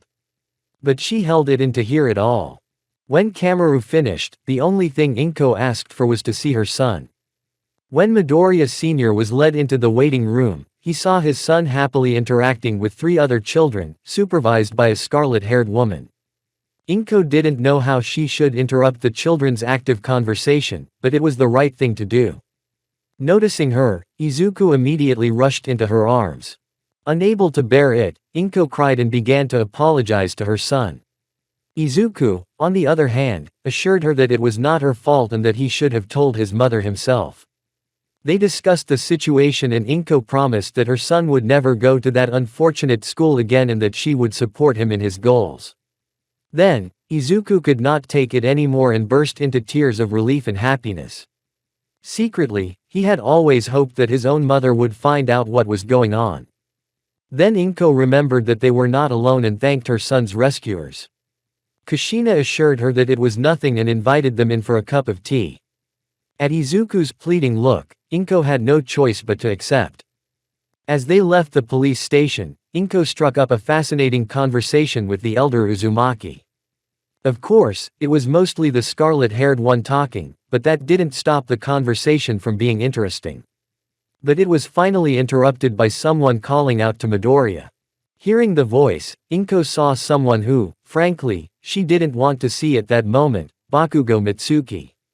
Next to him was Katsuki, very upset. Telling the others that she would catch up, the woman decided to heed the blonde. Kushina, realizing the situation, moved the children away from the listening area. Preparing to speak, Inko stood waiting, but seeing that the woman in front of her was having a hard time starting, she decided to ask. "Is there something you want to talk about, Mitsuki?" Surprised by how indifferent and cold her voice sounded, Mitsuki replied. I'm sorry. Honestly, I didn't know what was going on with our children." Katsuki. I don't want to hear excuses. Inko interrupted her. "I realize it all happened behind our backs, and none of us knew how serious it was. But that doesn't mean I don't see you as guilty, and neither do I, really. I'm taking Izuku out of school and I hope your son doesn't start having contact with him in any way from now on. I didn't file a lawsuit this time, only at my son's request. But if something like this happens again, don't expect a good outcome." For a sweet and caring woman like Inko, she said this with surprising firmness and without the slightest hesitation. Then she turned to Katsuki. "I hope that was clear to you. Don't think that because you're a strong quirk you'll get away with it." Midoriya didn't wait for an answer and continued walking along the previously planned route. Mitsuki felt empty inside and didn't know what to say, but she took her son home. They were going to have a long and difficult conversation. Arriving at Uzumaki's house, Inko felt a little uneasy. It turned out that two families lived there and the main residents were the children of both. While Izuku went to play in the courtyard, Inko was introduced to Rei. The woman looked to be her age, or close to it, while Kushina would be in her early 20s at most. Another difference between her and Uzumaki was her quiet and humble nature, as opposed to the cheerful and talkative scarlet-haired one. Kushina immediately started talking about current events and everything that was not. As expected, she is also the conversation starter in the house. Rei just listened with a smile and sometimes added something of her own. It felt like the two of them were sisters or something closer than just housemates or friends. Before she knew it, Inko was already part of their interaction. They were soon approached by another woman her age and Kushina's friend, Shimura Nana. He had a feeling he had seen her somewhere. The answer came when Izuku went into fan mode after seeing her. It turned out that Nana was the heroine of Nimbus. Evening had just fallen when mother and son left the big house. The children were very tired and fell asleep. To be honest, she too was about to pass out at any moment from the hustle and bustle of the day. Kushina offered to walk them out and as much as Inko refused, she went with them. Nana commented with the words, "If our tomato gets something in his head, he won't back down anymore." Kushina was immediately angry with Shimura and vowed that she would take revenge for that nickname. They were escorted to the door of the apartment, which made Inko uncomfortable, but she dismissed it as nothing. The woman never ceased to surprise her. When had the apartment door closed properly after saying goodbye to a new friend? Inko didn't know how to describe their relationship, but she wouldn't mind reconnecting with her new acquaintances. Too tired, the woman went to bed without even changing her clothes, tucking Izuku in beside her. She fell asleep almost immediately, fortunately after having dinner as a guest. Thus ended for Midoriya a day that had been nothing but an emotional roller coaster and events that had affected their lives. Shortly after Kushina and Inko left the house, Nana glanced into the living room, where the children were sprawled across the floor and couch. Focusing her gaze on one child in particular, Shimura turned to Rei. "Can you tell me why Naruto has ears and a tail?" He said it without surprise or anything, pure curiosity. Rei merely gave a multitasking smile and took her to tea. It was going to be a long conversation. Chapter 20. Aside from breakfast, the morning in the Intelli family began with Azusa deciding to tell everyone the news. "Remember I told you that a new family has moved into our street?" Without waiting for an answer, she continued. "It turns out that they now live across the street from us. Do you know what that means?" You could see the sparkle in the woman's eyes. "That we have new neighbors?" Saiko asked. "Exactly, I think we should welcome them as family," declared Azusa. "Well, I don't see why not. Meeting new people is always good," Makoto replied, and then looked at her daughter. "There may even be friends for you among them, Saiko." The girl looked at her father puzzled. "But I'm already friends with Naruto." "My dear, being friends with more than one person isn't bad either. The more friends the better, as they say," Azusa said cheerfully. "Anyway, any news about the new neighbors?" Makoto asked his wife. Holding a finger to her chin, Azusa began to recall everything she had found out about them. There was mention in the neighborhood chat room that the family was quite large. Many people wrote that they were nice, funny and outgoing. "I think we'll get along fine," Makoto replied, taking a sip of her coffee. "Tonight then?" "Yes, we'll have to prepare something." "What do you think, cake or pie?" Saiko wondered why her mother was so intrigued by strangers. Although she wouldn't deny that she herself was interested to know who her new neighbors were. With time to spare before dusk, the young Intelli decided to visit her favorite place for the first time in a fortnight, the park near her own neighborhood. She missed it, which was not surprising, as the park had created so many good and sometimes not so good memories for her. Once inside, he went to the playground, where he climbed to the highest point, which was the bridge connecting the two slides. From there he had the best view of the park and it was easier for him to find a scarlet top among so many others. "Looking for someone?" a voice was heard from outside. Turning to the speaker, Saiko saw a girl about her age, with turquoise hair, amber eyes and a pretty smile. "Yes, I'm looking for a friend. We usually meet in this park," replied the owner of the IQ-boosting quirk. "Oh, yeah, I'm looking for my buddies too." "Oh, did you lose them or?" "No. We're playing hide and seek. Let you help me find them, and I'll help you find your friend." "Isn't that cheating?" "Really?" the stranger asked with her head cocked to one side.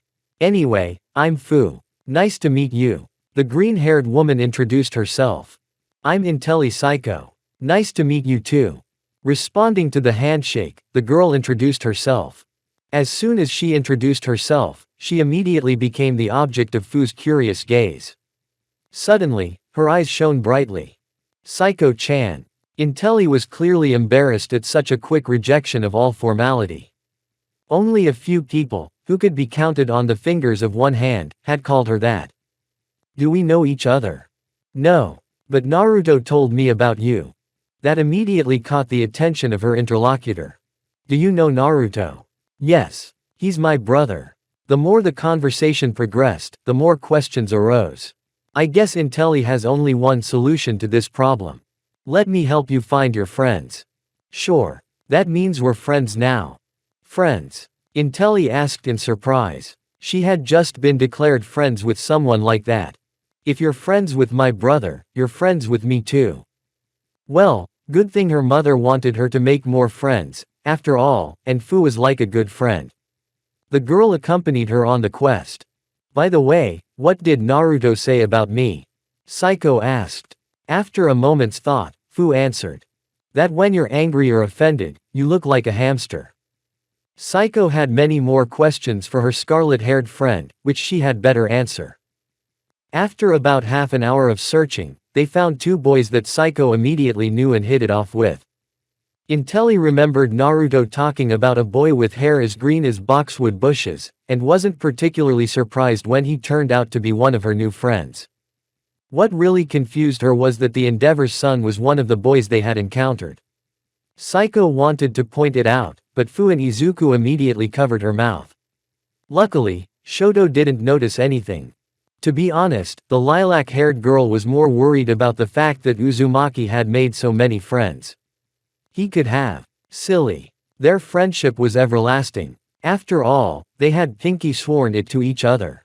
Anyway, he used his analytical skills and the knowledge he already had about his friend to make it easier for him to find him. His new acquaintances did the same. After all, finding this guy was quite a challenge. At least, it would have been if it weren't for the barely audible snoring that could be heard nearby.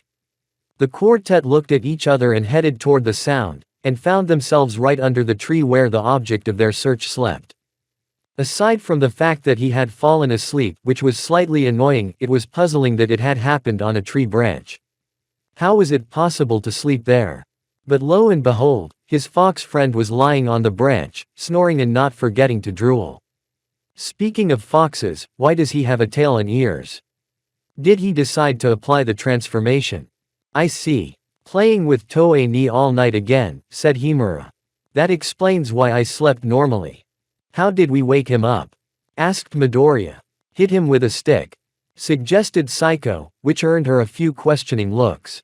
What? Or I can do this. Fu said, showing a pair of wings growing out of his back. She got up from the ground and flew towards her brother, who wasn't paying attention to anything, proving once again that he hadn't slept at all. He usually sleeps very lightly. Fu commented, while gently pushing him by the shoulder so he wouldn't fall off the branch.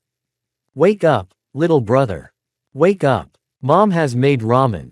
The sleeper's eyes immediately opened and his owner jumped up, forgetting his position, which caused him to fall off the branch, but luckily he was caught by Fu. The girl deftly grabbed him by both legs, which served to leave Uzumaki hanging upside down over the ground.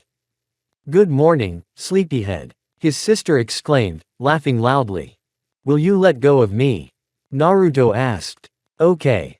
His request was fulfilled in the form of a gentle descent to the grass. Getting up and shaking himself off, he looked at Fu with some displeasure, but couldn't help but let out a chuckle. You found me faster this time. They should put special rules in the hideout for you. Huh. You're just too far away from me.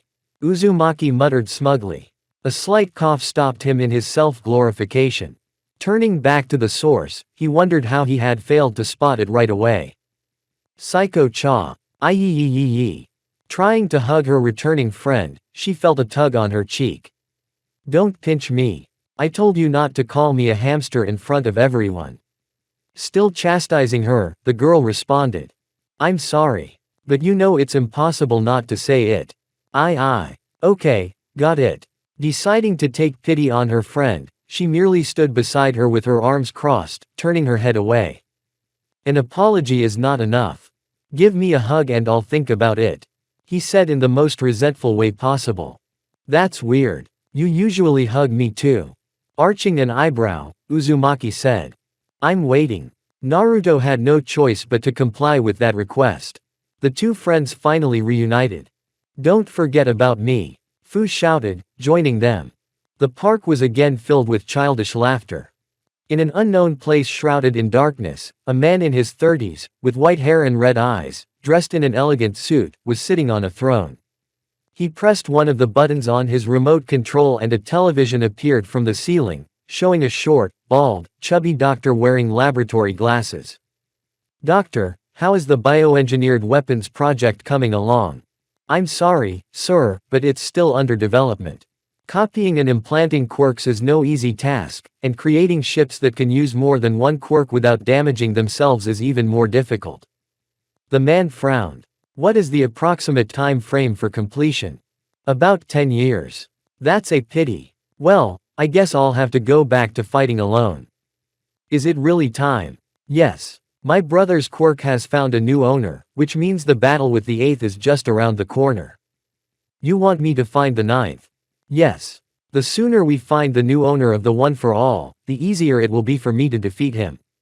Instruct the research team in Jiren. The more people we get involved in this, the more effective it will be. Yes, sir. The connection is over. Only the frown never left all for one's face. He knew it would be an uphill battle. All the previous owners of his brother's quirks had been no problem for him due to the weakness of his own quirks, and One for All wasn't very advanced then either. Only the seventh had given him enough trouble. The eighth, on the other hand. He had retained the quirk for 40 years and it was scary to imagine what that quirk had become. In the battle ahead, he would have to give it his all.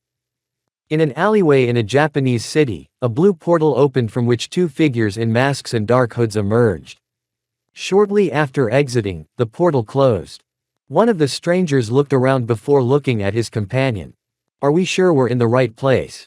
The other looked at the device on his wrist.